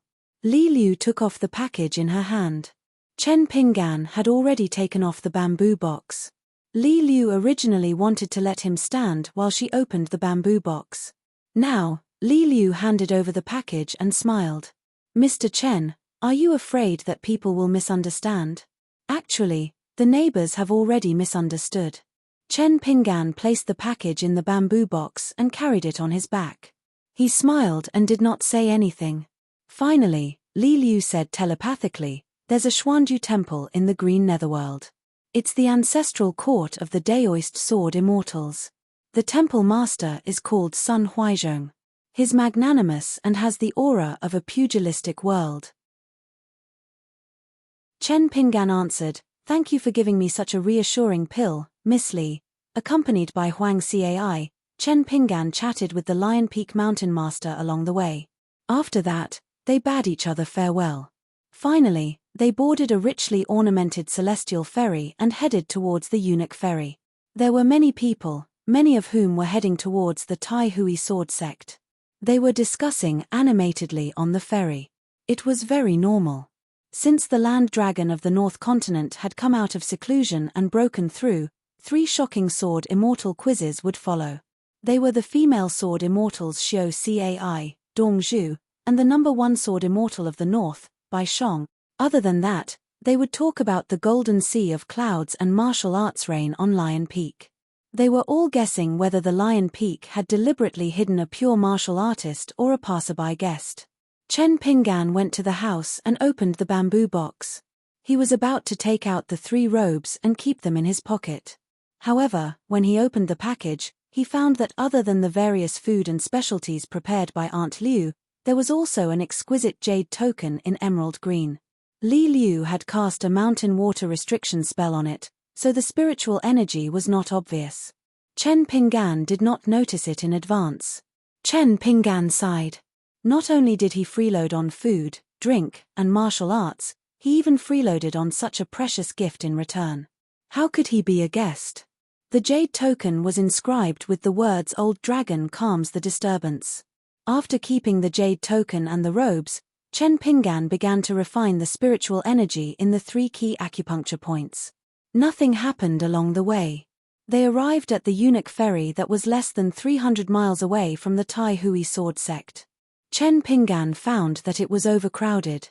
As expected, they were all cultivators who had come to join in the fun. After the ferry entered the territory of the Tai Hui sword sect, Chen Pinggan sent a message to Qi Jinglong with his flying sword. On the ferry, he did not see Qi Jinglong. Chen Pinggan only saw the young man from the deer-reaping mountain, the white head. The white head dashed over and shuttled through the crowd like a fish. When he saw Chen Pinggan, he grinned and gave him a thumbs up. Chen Pinggan was puzzled. When did I make you so happy? The white head laughed and said, Chen, do you know a person called Shu Xingjiu from the cloud above city? Chen Pinggan laughed. Yes. The white head held his belly and laughed. Good fellow, the Liu guy is in the limelight now. He has to greet the guests who climb the mountain all day long. At first, I heard that Shu Xingjiu sent an invitation to visit the mountain and claimed that he knew Mr. Chen. The Liu guy rejected many social engagements and went down the mountain to meet him. I followed him. Guess what? The guy also carried a big bamboo box like you. After some polite greetings, he said, I heard that Mr. Liu likes to drink, so I took the initiative to bring some wine brewed in the cloud above city. The white head laughed until tears came out of his eyes. You don't know the expression on the Liu guy's face at that time. He didn't bring any toilet paper when he went to the toilet. Chen Pinggan sighed. This Xu Xingjiu, she's so gullible. She must have misunderstood me. The white head raised his hands high and clenched his fists. He shook them hard. Chen, I admire you. Chen Pinggan asked softly, is your master very busy now? He's so busy that he can't come here to welcome me, so he sent a small fry like you to make up the numbers. The white head bared his teeth and said, Chen, you're the small fry. I'm now in the Taihui sword sect. I'm a genius that everyone praises. The Liu guy has to secretly burn incense every day to congratulate himself for taking in such a good disciple like me. Chen Pinggan smiled and rubbed the youth's head. The white head did not dodge and said angrily, don't be rude. Chen, I'm doing you a huge favor so that we can address each other as brothers. If you continue pushing your luck, you can go to the Taihui sword sect yourself. I don't care to lead the way for you. When they arrived at the Taihui sword sect's entrance, Qi Jinglong was standing there with a stoic expression. Chen Pinggan jogged over with the bamboo box and said with a smile, not bad. You broke through so quickly. Qi Jinglong twitched the corner of his mouth. You flatter me. Compared to great sword immortal Chen, I'm far inferior. You broke through 2 bottlenecks in martial cultivation in one go. Chen Pinggan waved his hand and said, you flatter me. The white head said unhappily, are you done yet? Is there a point in sucking up to each other the moment you meet? The youth chuckled and said, why don't you take out 2 jugs of wine and chat while drinking? Liu, you have to take it easy this time. Drink slowly. The youth was impressed by Xu Xingjiu. When they arrived at the thatched cottage on the mountain, the fellow did not say a word and downed 2 jugs of wine in a row. If not for the Liu guy stopping him, it looked like he would have downed 3 jugs in a row. Although the jugs were small, for a cultivator to deliberately suppress his spiritual energy, drinking in such a manner was truly extraordinary. The 3 of them slowly ascended the mountain. Along the way, Qi Jinglong often greeted others but did not deliberately stop to exchange pleasantries. Chen Pinggan asked, is Xu Xingjiu back? Qi Jinglong said helplessly, he drank and got drunk for a day. After he sobered up, I finally made things clear. In the end, he started drinking again. I still could not stop him, so I could only accompany him to drink some more. Chen Pinggan laughed. Qi Jinglong snorted and said, just this once. Chen Pinggan was secretly happy and gave the white head a high five. The white head felt that this Chen guy was more interesting. He could often come to Taihui sword sect in the future. If he did not come himself, it was not bad to let others bring wine up the mountain to find the Liu guy. The Taihui sword sect occupied a vast area with a group of towering mountain peaks. The scenery was beautiful and the spiritual energy was abundant. Chen Pinggan was unable to travel with the wind, so he took out the talisman boat and headed towards Qi Jinglong's cultivation place. Over at the thatched cottage, the white head brought 3 bamboo chairs and sat down. Qi Jinglong suddenly said, can you lend me a grain of money? Chen Pinggan threw over a grain of money and asked curiously, you are so poor on your own mountain? Qi Jinglong caught the grain of money and pinched it with 2 fingers. He drew a talisman in the air with his other hand and threw the grain of money into it. The light of the talisman dissipated and the money disappeared. Then he said in a bad mood, the disciples of the ancestral hall receive money every 10 years. If you urgently need immortal money, of course you can also pay on credit, but I do not have this habit. I am too lazy to pay back the money that I borrowed from you, Chen Pinggan. Chen Pinggan turned his head and looked at the white head. Listen, is this what a master should say in front of his disciple? The white head wanted to add insult to injury, but he found that the Liu guy was looking at him with a smile. The white head swallowed his words back into his stomach. Damn it, when the time comes, you can just leave. I still have to stay on this mountain and stare at the Liu guy every day. I must not be impulsive and talk too much. Because Liu Jinglong said before that when he came out, he should talk about the rules of the Taihui sword sect in detail. Chen Pingan smiled at the white head. Go away, I have something to talk to your master. The white head refused to move and sneered. What? Two girls are whispering in the boudoir, can't I hear it? Chen Pingan crossed his fingers and said with a smile, White head, I suddenly found that you are a martial arts genius. It is a pity that you don't practice martial arts. Let me help you. The white head spat. I don't want to be a sword immortal. Why would I want to practice martial arts? But he still got up and wandered elsewhere. This mountain was named Piaran Peak. It was a treasured land that Qi cultivators dreamed of. It was located at the back between the main peak and the secondary peaks of the Taihui sword sect. Every spring and autumn, there would be two strange phenomena where spiritual energy would surge towards Piaran Peak like a tide. In particular, there were wisps of pure sword intent contained in it. Practitioners could lie down and enjoy life on the mountain. After the second master of the Taihui sword sect passed away, no cultivators were allowed to stay on this peak. In history, there was a sword cultivator of the pure jade realm who took the initiative to say that as long as the Pianran Peak was given to him for cultivation, he would be willing to serve as the master of the Taihui sword sect. But the sect still did not agree. The Liu guy did not know what was good for him and was unwilling to leave the ancestral mountain of the Taihui sword sect. He moved to the Pianran Peak, saying that he was used to the old house there. When he became a nascent soul realm sword cultivator, he was urged by the ancestral hall to open the peak. In the end, he built a shabby hut, which could be considered as a mansion. At the beginning of spring this year, the Liu guy was still in seclusion. Originally, all the disciples of the Taihui sword sect could come here every year to share the spiritual energy. But this year, they did not dare to come. Whitehead went to the ancestral hall and told the words of the Liu guy to an amiable old ancestral master. Therefore, in the end, there were still many young cultivators who came to the Pianran Peak this spring. But compared to the liveliness of the past, everyone was quietly cultivating and tempering their sword intent. At that time, the young man who was half the owner of the Pianran Peak did not move at all. He crossed his arms and sat on the small stool in the hut for a day and a night. Therefore, the young cultivators of the Taihui sword sect increasingly felt that this martial Uncle Liu of the Pianran Peak had taken in a very strange disciple. After the white-haired old man left, Chen Pingan told Qi Jinglong about his journey. He did not hide many people and things, but the details were different. After Qi Jinglong listened patiently, he helped to find and fill in the gaps, as if the two were reviewing a game of Go. When he mentioned He Xiaoyong and the Qingliang sect, as well as the enmity between Bai Shong and Xu Xian, Qi Jinglong said, Now, there is no news from the ordinary mountain and mountain bulletin. In fact, the heavenly Lord Xieshe has already returned to the sect. The disciple who had some bad blood with the Qingliang sect was not only reprimanded by the heavenly Lord, but also immediately went down the mountain and took the initiative to apologize to the Qingliang sect.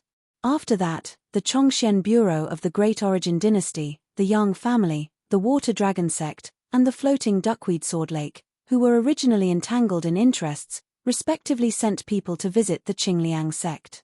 The Cloud Palace sent the young heavenly Lord Yang Ningxing, the Water Dragon sect sent the South sect Xiao Jingji, and the Floating Duckweed Sword Lake's sect Master Shui Cai personally came. In this way, not to mention how Xu Xian will feel, the Chonglin sect will not feel good. Chen Pingan frowned and said, Then the rumor that Bai Shong is going to personally challenge the Taihui sword sect is a good thing for you. Qi Jinglong smiled and nodded. Firstly, Bai Shong has always been proud and arrogant. He would not rely on his realm and seniority to bully me, who is new to the unpolished Jade realm. Even if this matter did not happen, his willingness to fight is actually not a bad thing. Secondly, as you guessed, Bai Shong is indeed under some pressure. He has no choice but to take the initiative to form a relationship with my Taihui sword sect to help avoid that what if. After all, there are still sword immortal seniors in the northern continent who do not like me. With Bai Shong as the finale, and the two seniors Li Cai and Dong Zhu, I, Qi Jinglong, will not have to worry about these three sword challenges. I will only benefit greatly from them, and will not have to worry about my life. Chen Pinggan smiled and asked, "This is such a joyous occasion. Don't you want to drink some wine to celebrate?" Qi Jinglong nodded for the first time and extended his hand. Chen Pinggan took out 2 pots of glutinous rice wine and asked doubtfully, "After becoming a cultivator of the upper 5 realms, your personality has changed so much." Qi Jinglong took the wine pot and said with a smile, "It's not to celebrate our breakthroughs, but to be able to meet again." Chen Pinggan's desecration was not easy. It was the same for a nascent soulsword cultivator to break through a bottleneck. The fact that both of them could survive and be reunited was more worth drinking than the breakthrough. Qi Jinglong was willing to drink such wine. The two of them held the wine pot and clinked it gently. They looked at each other and smiled. Without saying a word, they drank in the pugilistic world. Chen Pinggan suddenly said softly, "There's nothing good in the pugilistic world." Qi Jinglong smiled and said, "Only the wine is all right." The white-haired youth seemed to be strolling away, but in fact, he did not go far. He had been pricking up his ears to listen to the boudoir talk. The youth shuddered and hugged his shoulders with both hands. He grumbled, "Why are these 2 men so lovey-dovey? This is outrageous, outrageous." However, he felt that the one surnamed Chen was a little too much. It turned out that he had such experience and ability at such a low realm. He talked about the fists of a 10th realm martial artist as though they were drinking wine. Was he addicted? Was there a hole in his head, or 2 holes? He could not afford to offend him. He had to be more polite when he spoke to him in the future. He had to be more sincere when he addressed him as a brother. When Chen Pinggan became an Aurus Core Earth Immortal and a 9th realm or 10th realm martial artist grandmaster, he would be proud of himself. Qi Jinglong's words suddenly rang in the youth's ears. "What do you think after eavesdropping for so long? Do you want to drink?" The white-haired youth said seriously, "Why drink? You're so young. It'll hinder your cultivation." Chen Pinggan clicked his tongue and said, as expected of Qi Jinglong's disciple, "You're not much worse than my first disciple." The white-haired disciple was a little unconvinced. He could tolerate it if they said that he acted according to the wind. But if they said that his ability to act according to the wind was not as good as others, he really could not tolerate it. He turned his head and said loudly, "Surnamed Chen, what is your disciple's name? Help me pass a message to him. Tell him that I, the white-haired disciple of the Pianran Peak, will meet him when I have time, whether it's literary or martial arts, fists, or swordsmanship, he can choose."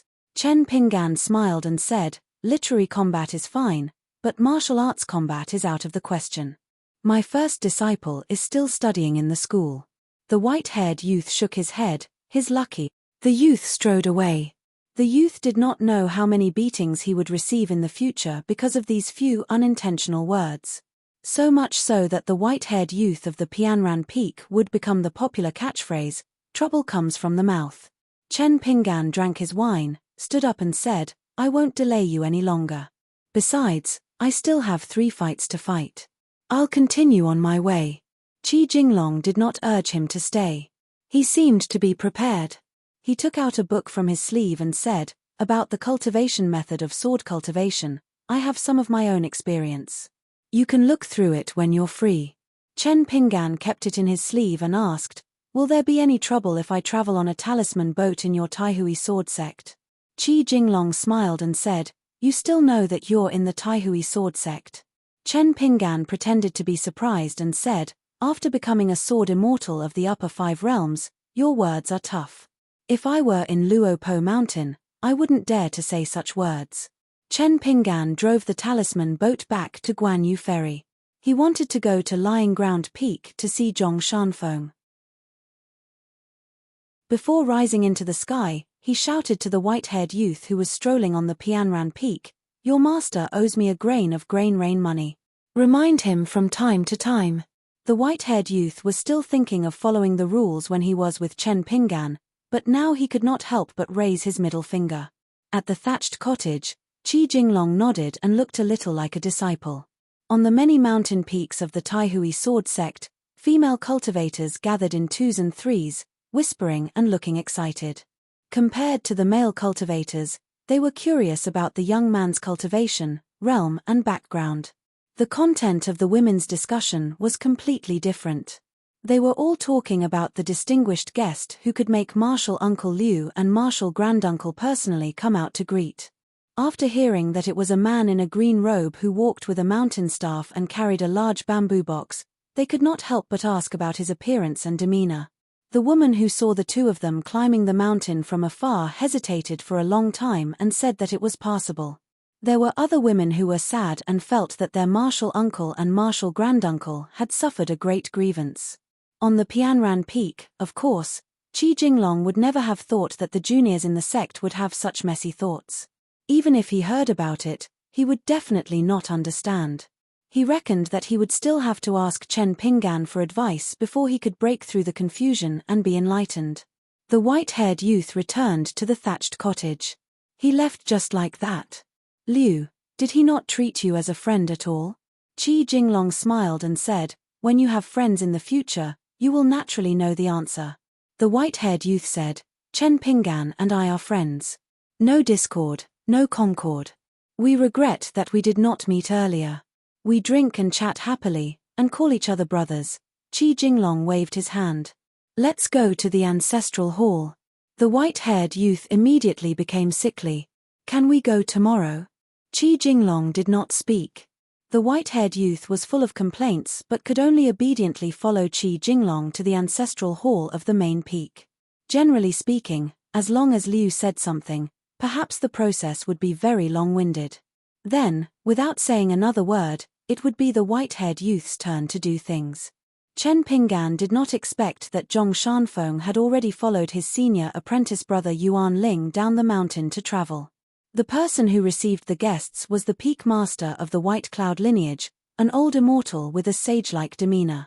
He personally came to the mountain gate to apologize to Chen Pinggan. When Chen Pinggan found out that Venerable Fire Dragon was still sleeping, he said that he would not be climbing the mountain this time. He would visit again next time and ask for the old immortal's forgiveness. If he came to the North Continent in the future, he would definitely inform the old immortal in advance. The old immortal did not say much. He looked amiable and only said that Chen Pinggan's saying of Yuzhe was very interesting. Chen Pinggan was a little embarrassed. He said that it was a saying from his hometown. The old immortal personally sent Chen Pinggan all the way to the ferry before he bade farewell and returned to the mountain. Chen Pinggan took a ferry to the Spring Dew Garden. He leaned on the railing and was in a daze. When he reached the Spring Dew Garden, he could directly go to the Skeleton Beach at the southernmost tip of the North Continent. However, during this period, Chen Pinggan needed to disembark midway and make a trip to the Artemisia country. This was a small country and there was no immortal ferry. He needed to walk more than 1,000 miles. Li Shishing was now at the edge of a city. He lived at a place called Dongxian Street. Chen Pinggan did not know that not long after he left the Taihui sword sect. A white-clothed young man with a mole between his eyebrows, holding a green bamboo walking stick, boarded a returning linen sect ferry to the Skeleton Beach. The teacher returned to the south and the student traveled to the north. The first thing that the youth did when he reached the Skeleton Beach was to tear open the sky of a small world in the Ghost Valley. He smashed a dazzling rain of magic weapons towards the top of Jingguan City. After he was done, he kept the magic weapons and ran away. For some reason, the spirit of Jingguan City, Gao Cheng, did not chase after the white-robed youth. Gao Cheng frowned as he sat on the white bone throne. Why was it that when he saw this person, his originally intermittent uneasiness became clearer? Not only did Gao Cheng not rashly break open the sky again with his Dharma form, but he also felt an inexplicable restraint for the first time. In the city of murals at the foot of the Mui Mountain, that young man was in a shop. He wanted to buy a goddess painting. He looked pitiful as he bargained with a young girl, saying that he was young, that it was hard for him to travel and study, and that he was embarrassingly short of money. When he saw these goddess paintings, his heart was filled with joy and he would rather starve than to buy them. The young girl saw that his words were sincere and his eyes were sincere.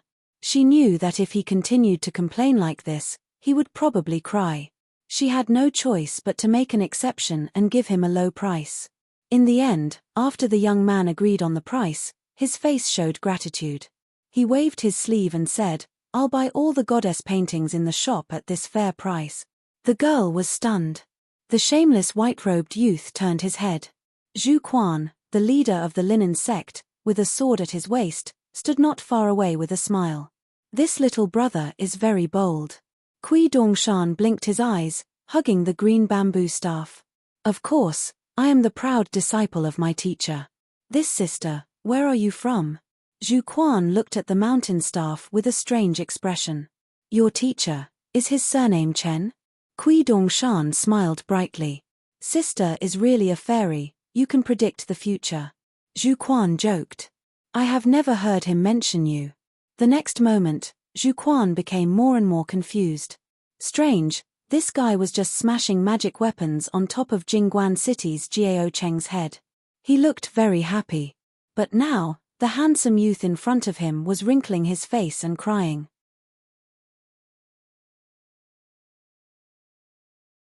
563, Chen Pinggan left the ferry midway and headed for the Artemisia Kingdom, which was located in a remote corner of the North Continent. Chen Pinggan chose the mountain paths for the 1,000-li journey. He traveled day and night, and his figure was as fast as lightning. He soon found the city. When he walked into the narrow Dongxian street, the door of a house opened. A slender man in a Confucian robe walked out and waved at him with a smile. Chen Pinggan looked up and was a little dazed. He gathered his thoughts and walked quickly. Li Shisheng walked down the steps. Chen Pinggan bowed and said, "Greetings, Mr. Li." Li Shisheng smiled and returned the greeting.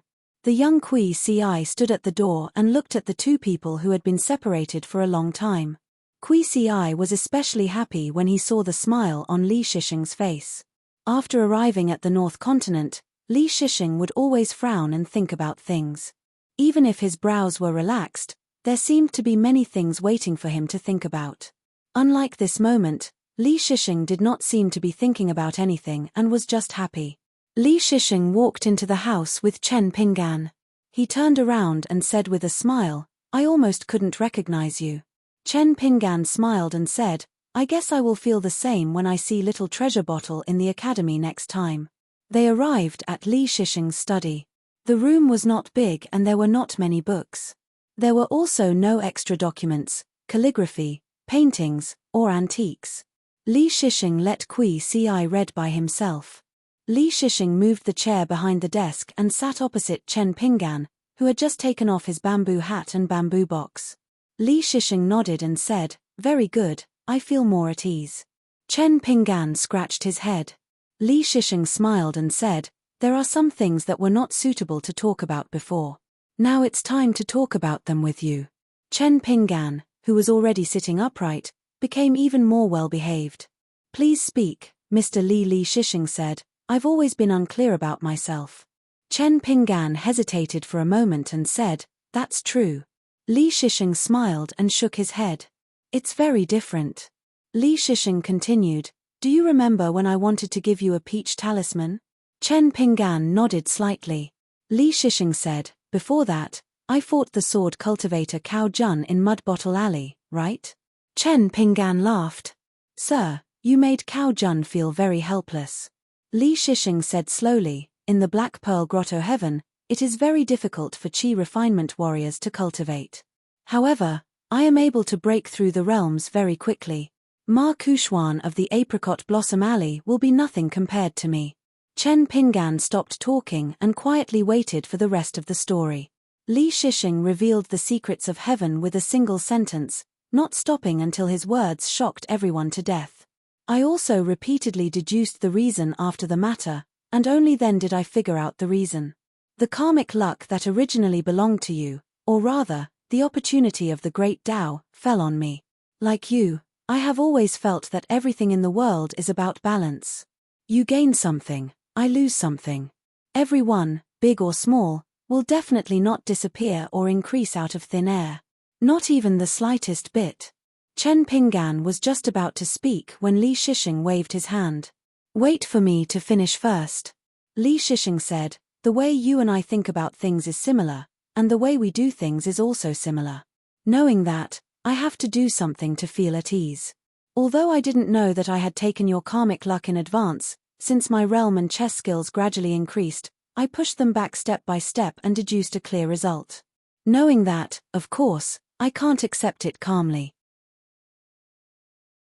Although I still don't know the origin of that peach talisman, and I can't deduce the result no matter how I try, I am very clear that to me, the peach talisman must be very important. However, it is precisely because it is important that I wanted to give it to you. As a kind of exchange of state of mind, I will decrease your increase, and both sides will return to balance. During this period of time, if it wasn't because my realm was slightly higher than yours, or because the peach talisman was very precious, then it wouldn't have been equal, and I should have given you something else. It shouldn't have been like this. I have obtained your great Tao foundation, so I should return it to you with my own great Tao foundation. This is the true meaning of 1 for 1. However, you were unwilling to accept it back then, so I could only take a step back. Therefore, I told Lion Peaks Li that whether it is a peach talisman or a peach talisman for the bamboo house, if you come to see me out of gratitude, it will only add to our troubles and make things even messier. It is better not to see you. Chen Pingan's expression was calm as he nodded gently. Li Shisheng smiled. As for the true alchemy works and some peach talismans, they are not part of this list. I am only thanking you as Li Baoping's big brother for protecting her along the way. Chen Pingan still nodded. Li Shisheng's expression suddenly became a little desolate. He said softly, Chen Pingan, aren't you curious why my younger brother is called Li Baozhen, and Little Treasure Bottle's name also has the word Bao in it, but only I am different. The 3 children of the Li family from Fulu Street, Li Shisheng, Li Baozhen, and Li Baoping. Chen Pingan shook his head. I have never thought about this. Back then, the little girl in the red cotton-padded jacket had nothing to hide from her youngest uncle. Chen Pingan heard that her mother seemed to be more biased towards Li Baozhen, and was not as close to the eldest son, Li Shisheng. Chen Pingan was just like what he had said about Little Treasure Bottle's family matters. He would only hear about it, and would not delve into it. Li Shisheng stood up, walked to the window, and looked into the distance. Every spring festival in the Li family, there was an unwritten family custom. The mother of the 3 siblings would let the maids and servants in the residence say some idioms and poems with the word Li in it. For example, peach and plum, which implied beauty, peach and plum, moved the heart, and peach and plum, was very likable. Even if a child accidentally said the not-so-complimentary ordinary peach and common plum, their mother did not get angry, and still gave them a New Year's money. Only when she heard the phrase return the peach and plum did her smile lessen. Later on, when she heard the phrase peach and plum replace plum, the mother, who had always been amiable to the servants, could not hide her anger. At that time, Li Shisheng was still a teenager. He happened to be standing at the corner of the handwriting corridor not far away. He saw the scene and heard the words. At that time, Li Shisheng did not understand. He just buried his curiosity deep in his heart. At first, he did not think it was a big deal, but he vaguely felt uneasy. Since ancient times, it seemed that peach and plum were always next to each other. Li Shisheng turned his head and softly said, "There's a family surnamed Chen across the street. There's a Confucian disciple a few years older than Li Baozhen. His name is Chen Baoju. If you see him, you'll understand why only I, Li Shisheng, can take over your destiny." In truth, there was no need to see him. Li Shisheng's words made Chen Pingan understand everything. Li Shisheng suddenly smiled. "I'm fine. North Continent's Dongxian Street, Chen Shisheng. Aquarius Continent's Pearl Grotto Heaven, Li Baoju." This was how it should be. This also explained why the Chen family's ancestral grave deep in the mountains would grow a tree that symbolized the birth of a sage. Because this Mr. Li was originally surnamed Chen. Li Shisheng softly sighed. "There are many things that I still don't understand. It's like the path of life, the mountains and rivers are filled with obstacles and obstacles. Only when one's cultivation is high enough can one step over them."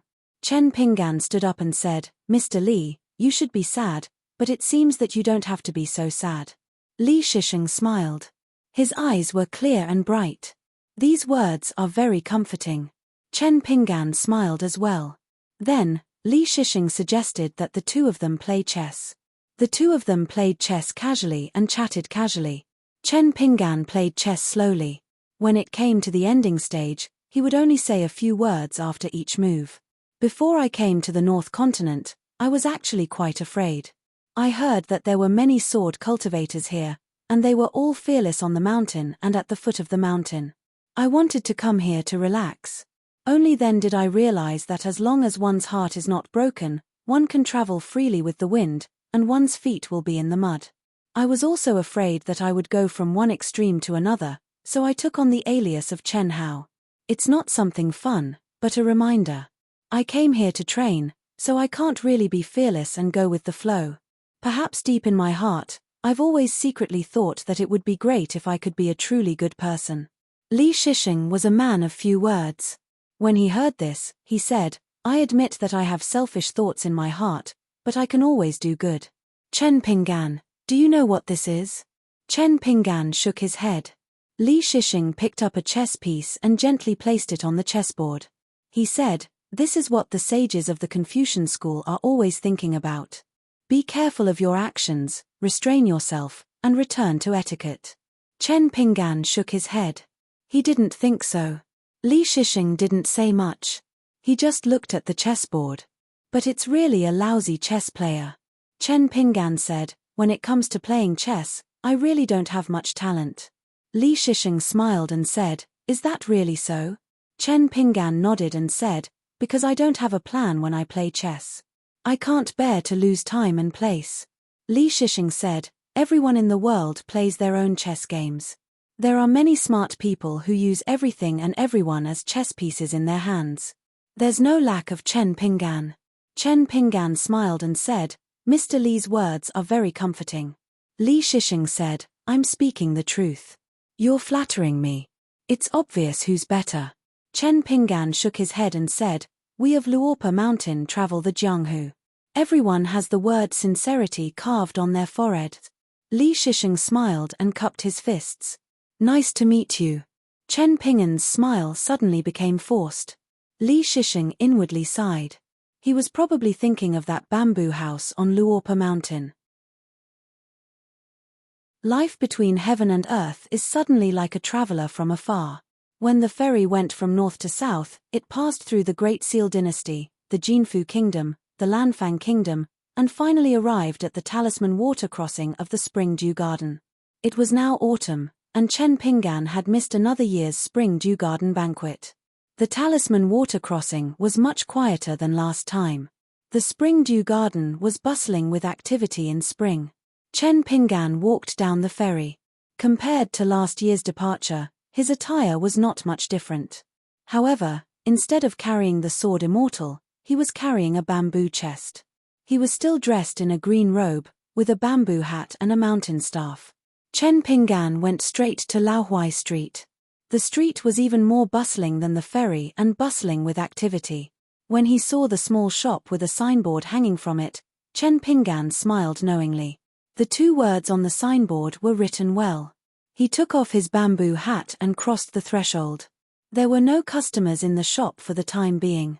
This made Chen Pinggan somewhat worried. He saw the acting shopkeeper who had already raised his head and greeted him with a smile. The young cultivator from the night illumination cottage realized that it was the new owner. His smile turned more sincere as he hurriedly went around the counter and bowed with cupped fists. Wang Tingfang greets the sword Immortal owner. Regarding the greeting, Wang Tingfang had pondered over it for a long time. However, he did not expect that he would return so quickly with this young sword Immortal surnamed Chen. After all, once the cultivators on the mountain traveled far away, they would easily disappear for decades. Chen Pinggan returned the greeting with cupped fists. Shopkeeper Wang, thank you for your hard work. Wang Tingfang asked softly, Junior will go get the account books now? When a businessman talked about business, it was more practical than any small talk. Chen Pinggan nodded and walked behind the counter together. Chen Pinggan took off the bamboo box and placed his bamboo hat on top of his walking stick. Wang Tingfang took out 2 account books. When Chen Pinggan saw this, his little worry vanished. If the business was really bad, how could there be two account books? Chen Pinggan had already seen many of the items on the shelves of treasures in the shop. He understood in his heart and then began to check the accounts. When he saw one item, he said in surprise, "There's really someone who paid such a high price to buy that pair of magic treasure-ranked golden crowns." Looking at the date of delivery, Chen Pinggan had a strange expression. He asked, "Is it a young woman with a Wuling accent? And a retainer with a sword on her back?" Wang Tingfang was shocked. "Boss, you can even calculate this?" Chen Pinggan was a little helpless. He did not reveal the identity of Sui Jingcheng and Rong Chang, the nascent soul sword cultivator of floating duckweed sword lake. He shook his head and sighed. She really doesn't care about money. She still sold it at a low price. Wang Tingfang was a little frightened. Chen Pinggan leaned on the counter and slowly flipped through the account books. He smiled. "Shopkeeper Wang has already done the best for this transaction. I am just familiar with the other party, so I said it casually. There is no need to be so close. If I were to personally sell the goods in the shop, I would definitely not be able to sell them at shopkeeper Wang's price." As he carefully flipped through the account books, he chatted with Wang Tingfang about the recent situation of Springdew Garden and the business of Shining Night Cottage. Wang Tingfang smiled. "It was just a coincidence. Relying on boss's great face, I was able to sell the treasures of the shop, the golden crowns. Last year's business appeared beautiful in the account books. It has nothing to do with me. Junior boldly begs Master not to tell the truth in front of my master. Otherwise, Junior will definitely pack up and leave Bayern's shop. My master is very concerned about Senior's shop's business. Every quarter's profit and loss, he will personally check it and summon Junior to inquire." Chen Pinggan nodded. "This time, I brought some little profound wall tea cakes from Sparrow Manor. I will personally visit Immortal Master Tang to express my gratitude. The shop's business is much better than I imagined. If shopkeeper Wang is not worried that I will add to Immortal Master Tang's business, I will definitely put in a good word for shopkeeper Wang." Wang Tingfang took 2 steps back and bowed. "Sword Immortal Boss's kindness is as heavy as a mountain. I can only continue to work hard and help Bayern's shop earn more money." Chen Pinggan closed the account book and did not flip through the second one.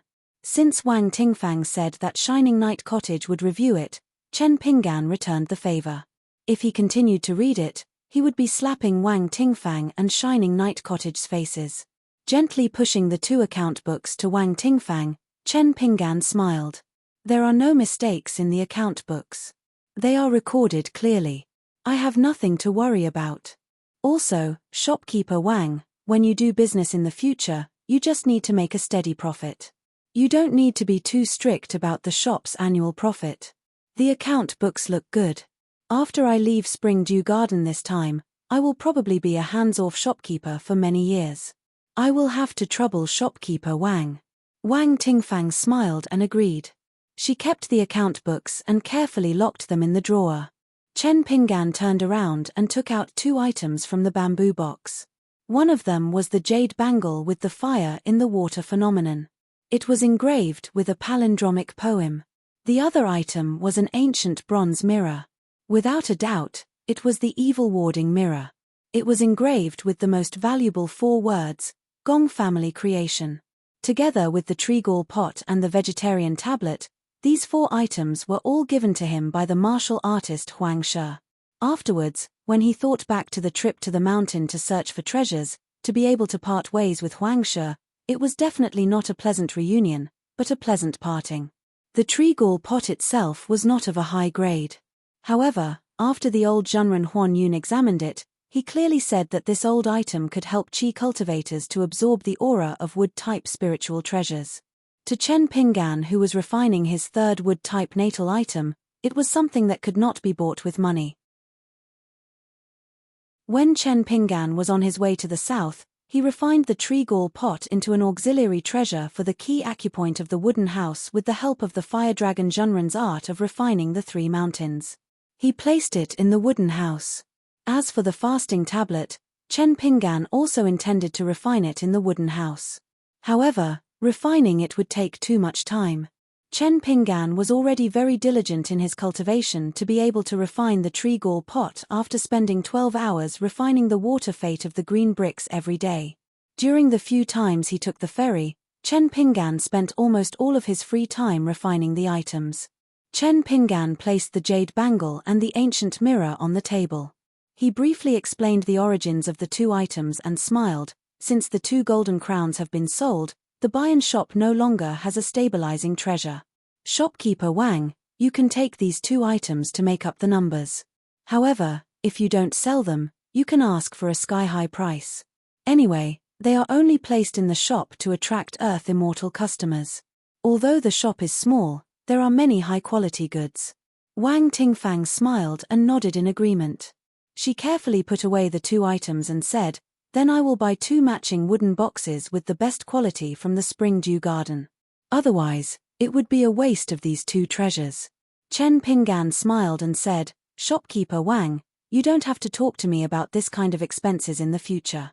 I trust the Night Illumination Cottage's business acumen and I also trust Shopkeeper Wang's character." Wang Tingfang bowed again to express her gratitude. Chen Pinggan left Bayan's shop and went to see the young worker who helped to carve the 48 jade cliff pebbles. The worker was so grateful that he shed tears. Chen Pinggan didn't say much and just chatted with him for a while with a smile. Then, he went to see the old pagoda tree and stood there for a long time. After that, he rowed the talisman boat that Huanyun gave him and went to the Night Illumination Cottage and the old woman, the master of the Spring Dew Gardens ferry housekeeper Song Lanqiao. The gifts he brought for his visit were the small Shen walls that Wu Jiong, the patriarch of the Sparrow Manners discipline, gave him later. The old woman was especially happy. Her disciple Song Lanqiao's status in the Spring Dew Garden had risen because of this young foreign sword immortal. Moreover, the young man took the initiative to visit her twice and gave her enough face. The old woman didn't return his gifts the first time and she still didn't return his gifts this time. It wasn't that the old woman was stingy, but the young sword immortal who always regarded himself as a junior said, "Don't do things more than 3 times and put them together," which made the old woman very happy. She personally sent him all the way to the foot of the mountain and went back to the mountain. The old woman, who had a high position in the Patriarch's Hall of Spring Dew Garden, thought for a while and decided to go back and visit the Night Illumination Cottage more often. She also told her disciple Song Lanqiao to take care of the business of Bayan's shop in the future. There was no need to hide any traces and be at a disadvantage. In the future, he could just make it clear that it was his master's request. Who would dare to say that the master and disciple and the 2 of them had Jindan realm cultivators? At the Taihui sword sect's Pianran Peak, he should have sent a small jar of Xuanbi to fulfill his promise. However, Chen Pinggan didn't dare to add fuel to the fire at that time.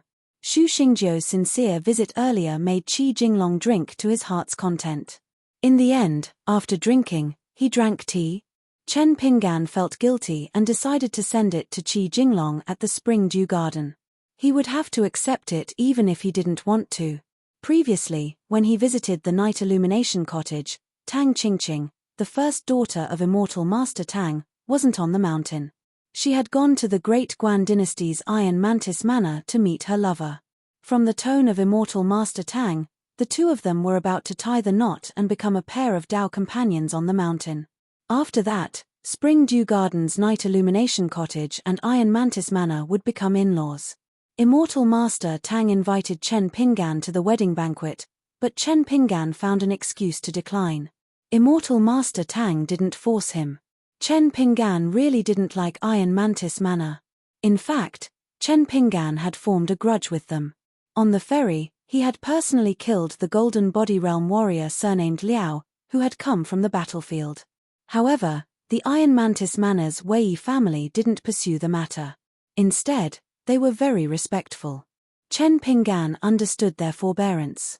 Therefore, both sides tried their best to stay out of each other's business. As for the saying friendship grows from discord and enmity vanishes with a smile, forget it. He drank several times with Liu Zhimao, the Calligraphy Lake's river-intercepting perfected lord. They even became temporary allies and did business together. As for Chen Pinggan, he had to get used to it even if he wasn't used to it. Chen Pinggan reunited with He Xiaoyong on the shore of the West Sea of the North Continent. During their seemingly casual conversation, Chen Pinggan said that if the mountain-moving ape of Zhengyang Mountain had asked him to kowtow, Liu Xianyang would have been able to escape the calamity. On the other hand, he, Chen Pinggan, would have kowtowed until a flower bloomed, let alone kowtowing. This was also true. It wasn't a joke. However, after Liu Zhimao broke through to the upper 5 realms, Luopa Mountain still didn't congratulate him. On the road of life, there were 2 types of bowing to others. One was to live under someone else's roof and be forced by the situation. The other was to pursue the greatest benefits tirelessly. The former would make people depressed and speechless, while the latter would make people happy. Chen Pinggan took a talisman boat and went to the Jade Cliff where Liu Jiqing brewed tea in the Golden Crow Palace. Now, it was his territory, just like the Taowu shop. Chen Pinggan found a familiar person standing in the pavilion at the Jade Cliff. It was the owner of the Spring Dew Garden, the nascent Seoul patriarch. Tan Ling. Chen Pinggan kept the talisman boat and walked quickly to the pavilion. Tan Ling walked down the steps of the pavilion and said with a smile, "I heard that Sword Immortal Chen was coming to the Spring Dew Garden. I happened to be free, so I came uninvited." Chen Pinggan and Tan Ling walked into the pavilion together and sat opposite each other. He smiled and said, "Mrs. Tan, you're too courteous." Tan Ling smiled and handed over a newly published book from the Spring Dew Garden at the end of last winter. He said, "This is the most recent book, Winter Dew Spring." After that, the sect received feedback.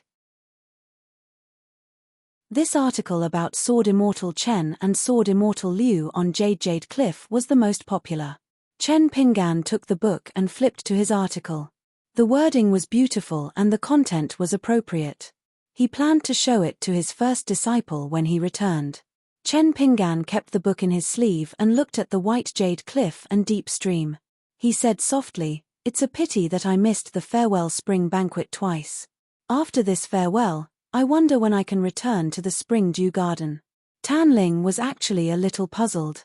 Why did this young sword immortal see the Spring Dew Garden in a different light? During their previous meeting, Tan Ling could only be said to be polite, but also a little distant. This was because Tan Ling and the Spring Dew Garden did not need to do any additional business. They just needed to be stable. However, not long after this young sword immortal in green left the Spring Dew Garden, in the Fufu Kingdom not too far to the north, there was the magnificent feat of the Taihui sword sect's Liu Jinglong and another sword immortal performing a sword sacrifice together on a mountain peak. It was a golden sword beam that pierced the clouds and broke through the night. Tan Ling had some guesses when he connected it to the incident of the Golden Crow Palace's golden beam splitting the thunderclouds. Tan Ling could meet and chat with a sword immortal who was acquainted with the uncle master of the Golden Crow Palace, Liu Jiqing. However, apart from having a close relationship with the Golden Core sword immortal, Liu Jiqing, he was qualified to travel and perform a sword sacrifice together with the Taihui sword sect's Liu Jinglong, who was already a sword immortal in the unpolished Jade realm. If Tan Ling did not care about his reputation, he should have personally waited outside the buy-in store on Laohui Street. It was not that Tan Ling did not want to lose face, but he was worried that his change in attitude after appearing twice would be too stiff. It would instead cause the young sword immortal to despise him and belittle the entire Spring Dew Garden. In the pavilion, both parties were still chatting politely. However, the young sword immortal's words made Tan Ling feel that this trip was not in vain. Tan Ling and Chen Pinggan exchanged pleasantries for a while before getting up to leave. Chen Pinggan walked her to the bottom of the steps of the pavilion and watched the nascent soul female cultivator leave on the wind. Chen Pinggan wrote 3 secret letters and went to the Spring Dew Garden sword room. He sent them to the Taihui sword sect, City Above Clouds, and the Golden Crow Palace. Apart from sending a letter to Qi Jinglong, he also sent the small profound wall. The letter talked about the hateful Sword Mountain's imitation sword and the purchase of treasures at Sanlang Temple. He asked Qi Jinglong to do as he saw fit after accepting 3 sword quizzes. He guaranteed to buy a sword immortal imitation sword and a treasure armor at Sanlang Temple. If it was not enough, Qi Jinglong would have to pay for it first. If there was a surplus, He could buy another hateful sword, Mountain's imitation sword. He would also try his best to pick some random treasures at San Lang Temple. The letter was not ambiguous at all. It asked Qi Jinglong to show some of the demeanor of a sword immortal in the upper 5 realms and help him bargain. If the other party did not agree, he might as well be thick-skinned and say Taihui sword sect, Liu Jinglong a few more times. At the end of the letter, he wished Qi Jinglong to successfully accept the 3 sword quizzes from Li Cai, Dong Zhu, and Bai Shong. The letter sent to Shu Xingjiu in City Above Clouds said that he had already met Mr. Liu. The last time he drank, he did not have a good time. It was mainly because the 3 battles were imminent and he had to cultivate his mind. However, Mr. Liu recognized Shu Xingjiu's drinking skills. Therefore, when Mr. Liu succeeded in the 3 sword quizzes, Shu Xingjiu could go to the Taihui sword sect again. This time, Mr. Liu might be able to drink to his heart's content. At the same time, help him pass a message to the young man named Bai Shou. When Bai Shou left the mountain in the future, he could go to Luopa Mountain in the Aquarius continent. At the end of the letter, he told Shu Xingjiu that if she had a reply, she could send it to the Hanba sect in the Skeleton Beach. The recipient was Pang Lanshi, the direct disciple of the ancestral master hall of the Mui Mountain, and asked her to pass it to Chen Sholang. The last letter was sent to the molten cast peak of the Golden Crow Palace. The recipient was, of course, the former owner of the Jade Cliff, Liu Jiqing. There were only 2 sentences in the letter. It is not easy to cultivate one's mind. You and I should work together. When I return to the Skeleton Beach, I will definitely ask Elder Pang for a set of the goddess portrait. After returning to the Jade Cliff, Chen Pingan sat alone in the pavilion and pondered for a long time. The ferry between the Spring Dew Garden and the Skeleton Beach would only arrive at the Talisman Water Crossing in 2 days. It seemed that he had a lot of things to do, but also that he had nothing to do. Chen Pingan left the pavilion, rolled up his sleeves and trousers, and went to the stream under the deep pool to search for stones. The Spring Dew Garden's golden core cultivator, Song Lanqiao, was a little uneasy. It was because a terrifying passenger had arrived on the ferry that set off from the Skeleton Beach. It was a young man in white who was going to the Spring Dew Garden. Previously, at the junction of the Skeleton Beach and the Ghost Valley, Song Lanqiao did not witness the earth-shattering commotion with his own eyes because it happened so suddenly and ended so quickly. However, the cultivators with a bit of status on the mountain were best at collecting all kinds of information and looking for clues. After the handsome young man with a green bamboo cane boarded the ferry, the first thing Song Lanqiao did was to send a message to the Spring Dew Garden's ancestral hall, telling them to be careful. This person had a strange temperament. The first thing he did when he arrived at the Skeleton Beach was to tear apart the sky of the Ghost Valley and smash a magic weapon on the head of the pure jade realm Jiao Cheng in the Jingguan city. Jiao Cheng, who was guarding the Jingguan city, was equivalent to the immortal realm. However, he did not chase after this young man who came to cause trouble. Once the Spring Dew Garden suffered an unexpected calamity, what else could they do? While the ferry was heading to the Spring Dew Garden, the young man in white sneaked off the ferry and went to the mountains and rivers at the foot of the Kangyun Lake. However, he quickly caught up with the ferry and returned to the ferry late at night like a dog paddling in the water. If not for the restless Song Lanqiao who had been staring at his ferry for the past few days, he would not have imagined that this person was so resourceful that he could enter and leave the Spring Dew Garden's secret restrictions as if there was no one there. Song Lanqiao was even more frightened. And that young man seemed to be very free. He often left the house and wandered around the ferry deck every day. After approaching the Spring Dew Garden, the handsome young man with the red mole between his eyebrows became a little impatient, as if he disliked the ferry for being too slow. However, for some reason, he stubbornly stayed on the ferry and did not leave with the wind. On this day, the young man took the initiative to find Song Lanqiao. He knocked on the door and asked directly, "How's the business of the buy-in shop on Laohuai Street?" Song Lanqiao, who did not notice the young man's visit, asked carefully, "Senior, are you friends with that sword immortal Chen?" The young man widened his eyes and said angrily, "T, how can we be friends?" Song Lanqiao's expression changed slightly, and his heart was in turmoil. Is this person an enemy of that young sword immortal? Has the spring dew garden been implicated? What should I do? The young man sneered. Why, do you know him? Song Lanxiao was in a dilemma. In the end, he gritted his teeth and said bitterly, I do know Sword Immortal Chen, and we're quite familiar with each other. The first time Sword Immortal Chen went to the Spring Dew Garden, he took my ferry. Unexpectedly, the young man slapped the old golden core cultivator's shoulder heavily and said with a bright smile, Good boy, you've broadened your path. Song Lanxiao staggered from the slap. The old golden core cultivator was stunned for a moment. The young man's smile did not fade as he invited Song Lanxiao to sit down and drink tea. Song Lanxiao was uneasy. After sitting down, he took the teacup, feeling a little fearful. Unknowingly, Song Lanxiao had forgotten that this was his territory. The young man did not drink tea himself. Instead, he placed the green bamboo mountain staff on the table and placed his hands on the table. He smiled and said, Since you're an acquaintance of my master, then you're a friend of mine, Kui Dongshan. Song Lanxiao was even more confused. There were only a few cultivators in the upper 5 realms in the Aquarius continent. Among the cultivators of the upper 5 realms, there was no one named Kui Dongshan. However, there was one with the surname Kui. He was the state preceptor of Great Li, Kui Shi. He was a very famous name among the cultivators of the peak of the North Continent. As for the young man in front of him, how did he become that young sword immortal's student? It was not that Song Lanxiao looked down on that young man, but it was just that it did not make sense. Kui Dongshan smiled. My master is a sentimental person. Before returning to Mui Mountain, he will definitely visit your spring dew garden. It was mainly because of the old locust tree there. That was why Kui Dongshan was so certain. Song Lanxiao could not help but ask, Sword Immortal Chen is your master? Kui Dongshan glanced at him. Jealous? Do you have the right to be jealous?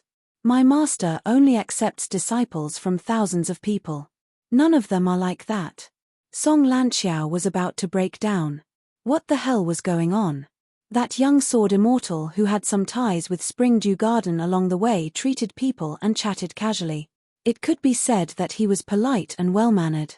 Thinking back on it, it was as if he was bathing in the spring breeze.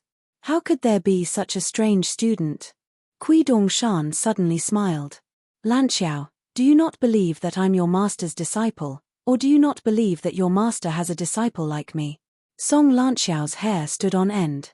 The two statements seemed to have similar meanings, but they were actually very mysterious. He had to be very careful with his reply. In fact, he did not have many choices. There were only two. He could say good things about the person in front of him, or he could go crazy and say good things about the young sword immortal.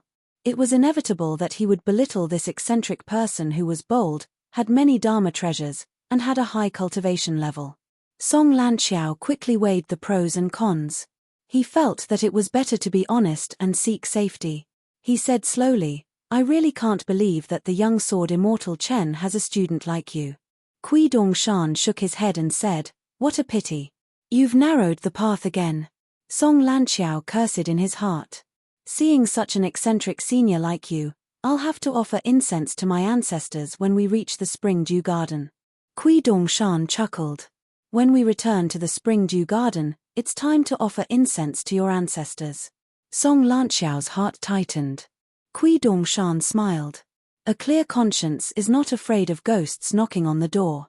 I'm not a ghost and you're not guilty either. What are you afraid of? Song Lanxiao said bitterly, Senior, you must be joking. Kui Dongshan nodded. I'm talking to you with a smile. So Lanxiao, your words have a double meaning. You're very knowledgeable. Have you studied before? Song Lanxiao was speechless.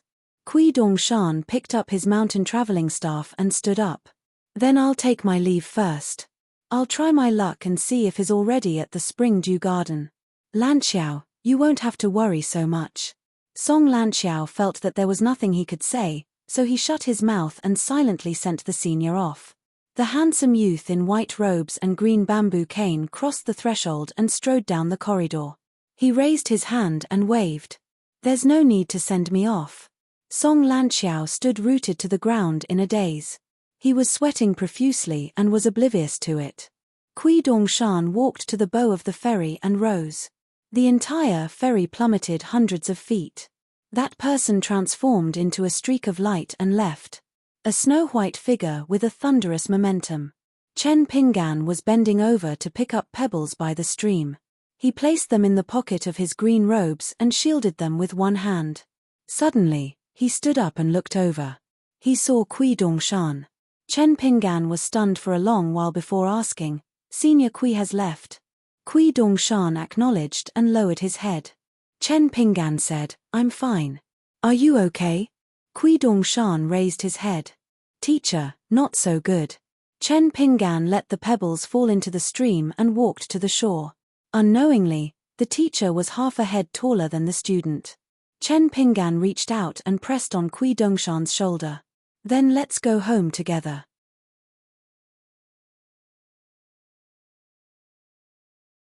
(564) The atmosphere in the Spring Dew Garden's ancestral hall was a little strange. Some people were in a heavy mood. They were the elders of the Spring Dew Garden who lived in seclusion. There were also some who cultivated in the Spring Dew Garden. Some people were watching the show and were in a good mood. For example, Tang Shi, the owner of the last seat of the Nightshine Cottage, was the teacher of Song Lanxiao. This old woman and Tang Shi, who used to be indifferent, looked at each other and nodded slightly. There was a hidden smile in their eyes. Some people were in a complicated mood, such as Tan Ling, who was sitting on the main seat. This was because Song Lanxiao had sent 2 messages to the Hall of Patriarchs.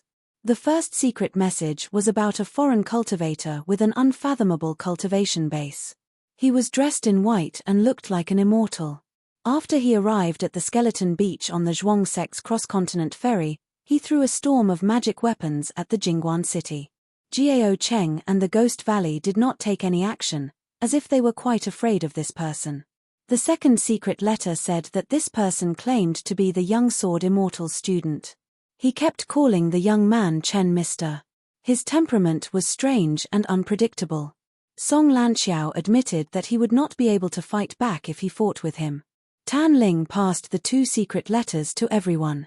When the letters returned to his hand, he gently put them in his sleeve and said, "I have personally sent a message to the Zhuang sect's Mui Mountain to ask about this person's background. There is no reply yet. Everyone, do you have any good ideas about how we should deal with this? We can't place all our hopes on the Zhuang sect, because this person obviously has a good relationship with Mui Mountain. Also, I guess that Mr. Chen is the sword cultivator who worshipped the sword with sword immortal Liu of the Taihui sword sect in the territory of Fuchu last year." The ancestral hall was so silent that one could hear a pin drop. Spring Dew Garden was considered the top mountain among the second-rate immortal forces in the North Continent. It was similar to the Baby Mountain, the Thunder God Residence, and the Lion Peak. It was well known, had a wide range of friends, and had a deep foundation. It was only one step away from becoming a great cultivator in the Pure Jade realm. The awkward situation of the Spring Dew Garden was that Tan Ling could not break through the bottleneck of the nascent Soul realm. He was destined to have no hope of reaching the 5 realms. Now, he was very flustered when facing the student and Mr. Chen. Tan Ling asked again, "Tang Shi, what do you think of that?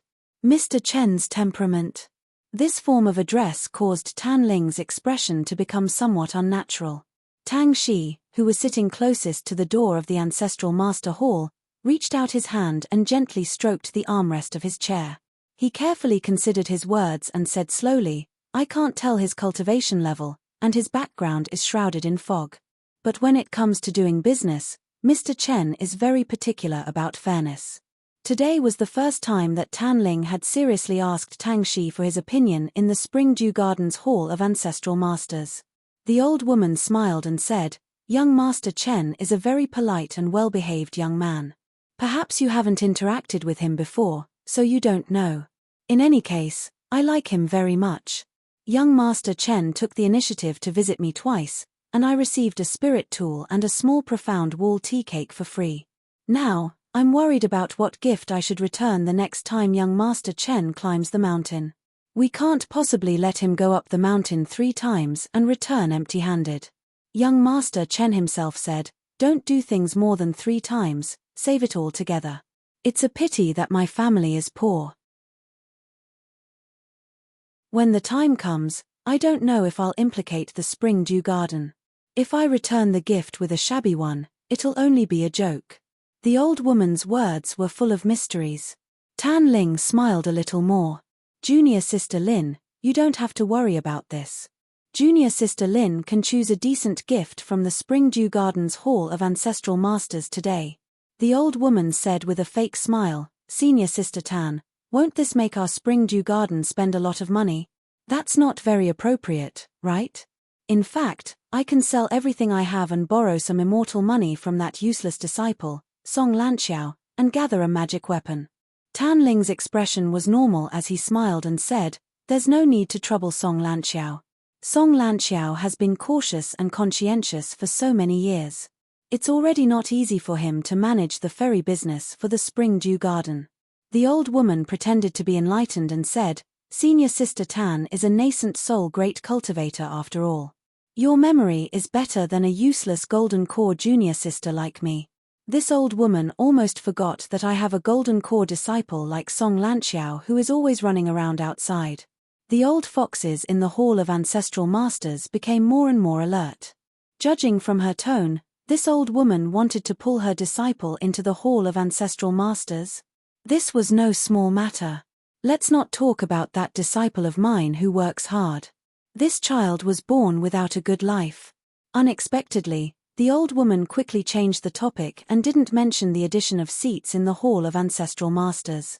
The old woman just turned to look at Tang Shi and said slowly, "Our consecrator Tang has it even harder than Song Lanxiao. Not only does he work hard, but he also has a lot of merit. How can he still sit in the seat closest to the door?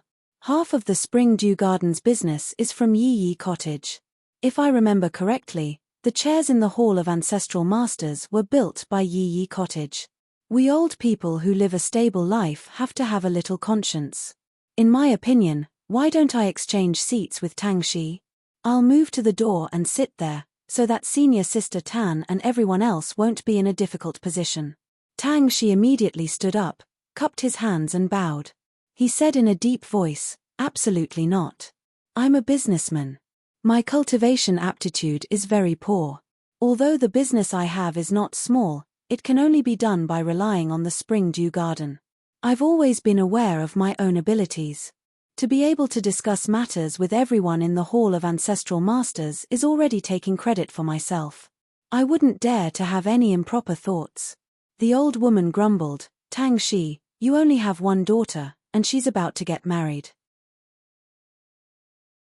Don't the Great Guan Dynasty's Iron Mystic Manner's in-laws, Madam Wei, and His Majesty the Emperor think that you're not a gatekeeper in the Hall of Ancestral Masters?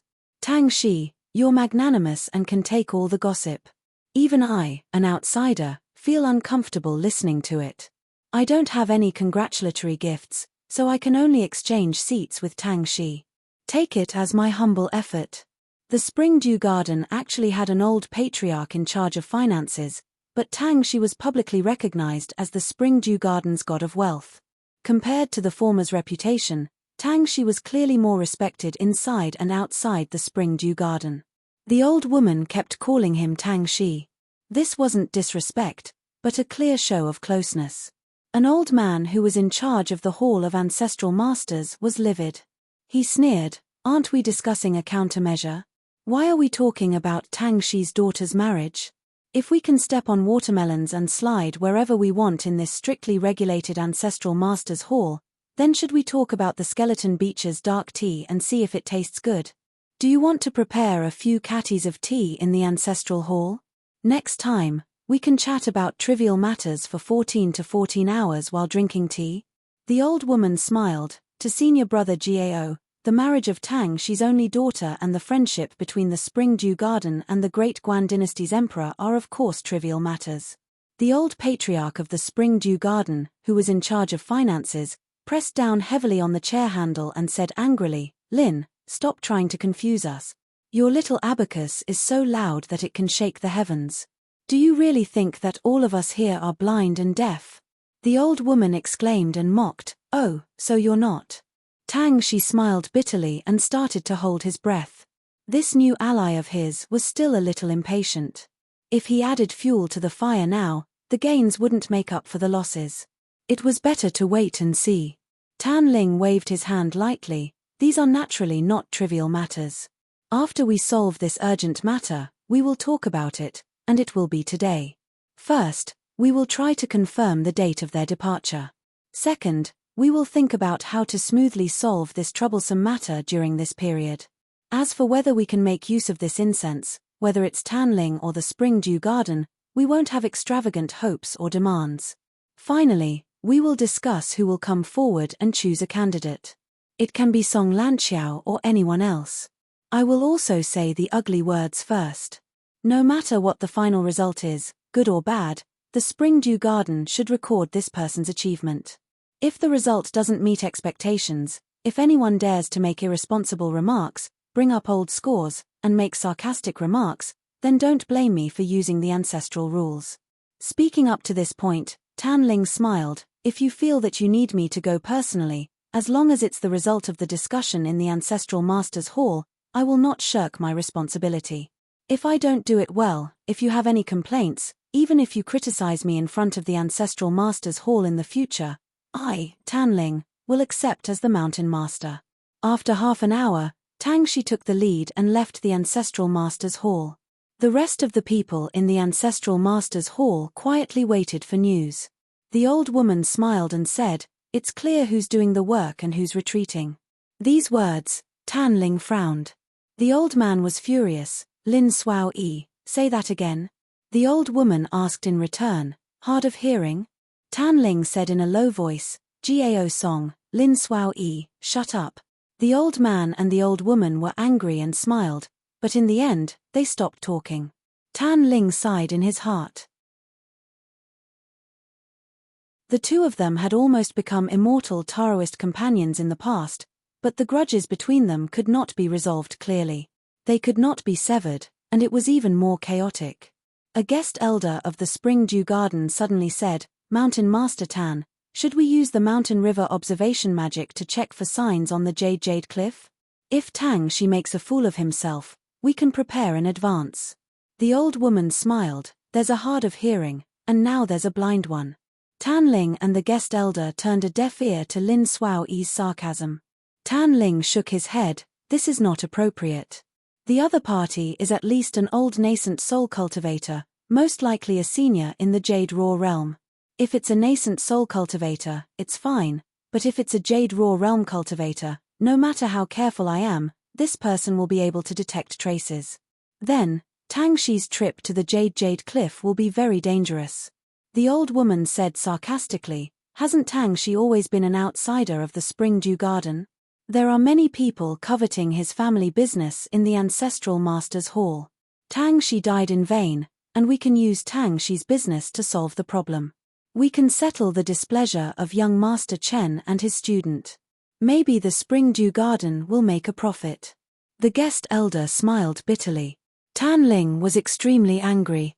He stood up and glared at the old woman whose words today were as sharp as knives. "Lin Suao Yi, do you still want to help Song Lanxiao have a place in the Ancestral Masters Hall?" The old woman chuckled. "Let's not talk about it. In the past, I didn't have the right to speak. Today, the sun is rising from the west, so I can't help but speak a little more.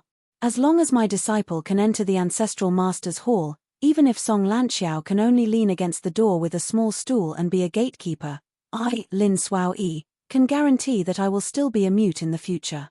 After the old woman finished speaking, she looked outside the gate of the Ancestral Masters Hall. Tan Ling originally wanted to reprimand Lin Suao Yi to prevent him from going overboard in the future. However, when he saw the old woman's withered face, he couldn't bear it. Moreover, there should be a few people who were willing to work in the Spring Dew Garden's Ancestral Masters Hall. Tang Shi from the Shining Night Cottage, Song Lanxiao who had been in charge of the ferry for many years, and Lin Suao Yi who had made a promise today. The three of them formed an alliance. Tan Ling felt that the appearance of this small mountain in the Spring Dew Garden wasn't entirely a bad thing. Tang Shi didn't travel with the wind. Instead, he rode a Spring Dew Garden talisman boat and arrived at the Jade Cliff. Before putting away the talisman boat, Tang Shi saw a young sword fairy in a green robe from afar. He was actually touching stones in the stream with the young man in white. They were really leisurely and elegant. Chen Pinggan heard that Song Lanxiao's ferry would arrive at the talisman water crossing tomorrow, so he just had to wait with Kui Dongshan. He returned to the stream and touched the stones in the water, picking and choosing. He listened to Kui Dongshan talk about what he had seen and heard on this cross-continent trip. After talking about the Skeleton Beach and Jingguan City, Chen Pinggan asked a question. With Zhu Quan, the suzerain of the hemp sect, stationed in that small town, could Jiao Cheng's cultivation and the troops of Jingguan City and its vassal forces pull out this nail in one spurt of energy? Kui Dongshan didn't hesitate and said it was very simple. If Zhu Quan was willing to live alone, he could of course slip away and return to Mui Mountain. But according to Zhu Quan's temper, he would definitely fight to the death in the Ghost Valley. He would risk his own life and the formation of Qinglu Town to hurt Jingguan City so that the next generation of Mui Mountain could grow up. For example, Du Wenxi, a cultivator with the bottleneck of Aurus Core who had been stationed in Qinglu Town for many years, and the young Pang Lanxi, a direct disciple of the Grandmaster Hall. However, Kui Dongshan also said that Jiao Cheng treated Zhu Quan differently. That was why he didn't want to fall out with him. Chen Pinggan smiled and asked, "How long have you been at the Skeleton Beach? How do you know so much?" Kui Dongshan smiled and said, "Knowing the big picture from small clues is one of my few abilities." Then, Kui Dongshan whispered, Jiao Cheng's background when he was alive. "I've gained a little from my trip to the North Continent. With the help of the hemp sect, Jiao Cheng's accurate birth date, birthplace, ancestral grave, and feng shui are now in my hands. These were originally insignificant matters. If it were an immortal cultivator from the North Continent, they wouldn't be able to use these to make things difficult for Jing Guancheng. At most, they would just be scratching an itch. Unfortunately, Jiao Cheng met me, his student, so it matters a lot." Chen Pinggan picked up a snow-white pebble and put it in the front pocket of his green robe. He said, "Jiao Cheng did something to Zhu Mili. This is the worst thing he did." Kui Dongshan nodded and said, "He's not human." Kui Dongshan immediately said, "Brother Jiao is not human." Chen Pinggan glanced at Kui Dongshan. Kui Dongshan blinked and said, "Brother Jiao has a little brother now. It's a pity that I didn't bring him with me during my trip to the north. If you have the chance in the future, you can meet Brother Jiao. He's quite handsome, but he's not smart enough." Chen Pinggan asked, "Is he similar to the young boy attendant by Mr. Li's side?" Kui Dongshan nodded and said, "One is used for practice, while the other is carefully sculpted. There are some differences." Chen Pinggan hesitated and said, "If it's possible, it's best if we can treat each other like real humans one day. However, you should judge for yourself. I'm just telling you my thoughts. I don't have to ask you to do anything." Kui Dongshan's eyes were bright. He was even younger than a teenager. He smiled and said, "Since you say it's possible, why can't I?" The two of them noticed Tang Shi and the talisman boat and stopped talking. Tang Shi slowly came to the stream and bowed. Tang Shi of the Night Illumination Cottage greets Mr. Chen. Chen Pinggan walked ashore with a bag of pebbles in one hand and greeted Tang Shi with a smile. Behind him, Kui Dongshan had more pebbles in his bag. He had to use both hands to pull them, which made him look funny. Chen Pinggan and Tang Shi walked side by side. Tang Shi went straight to the point. "Mr. Chen, the people at Spring Dew Garden are a little worried, so I've taken the liberty to come here and disturb your cultivation."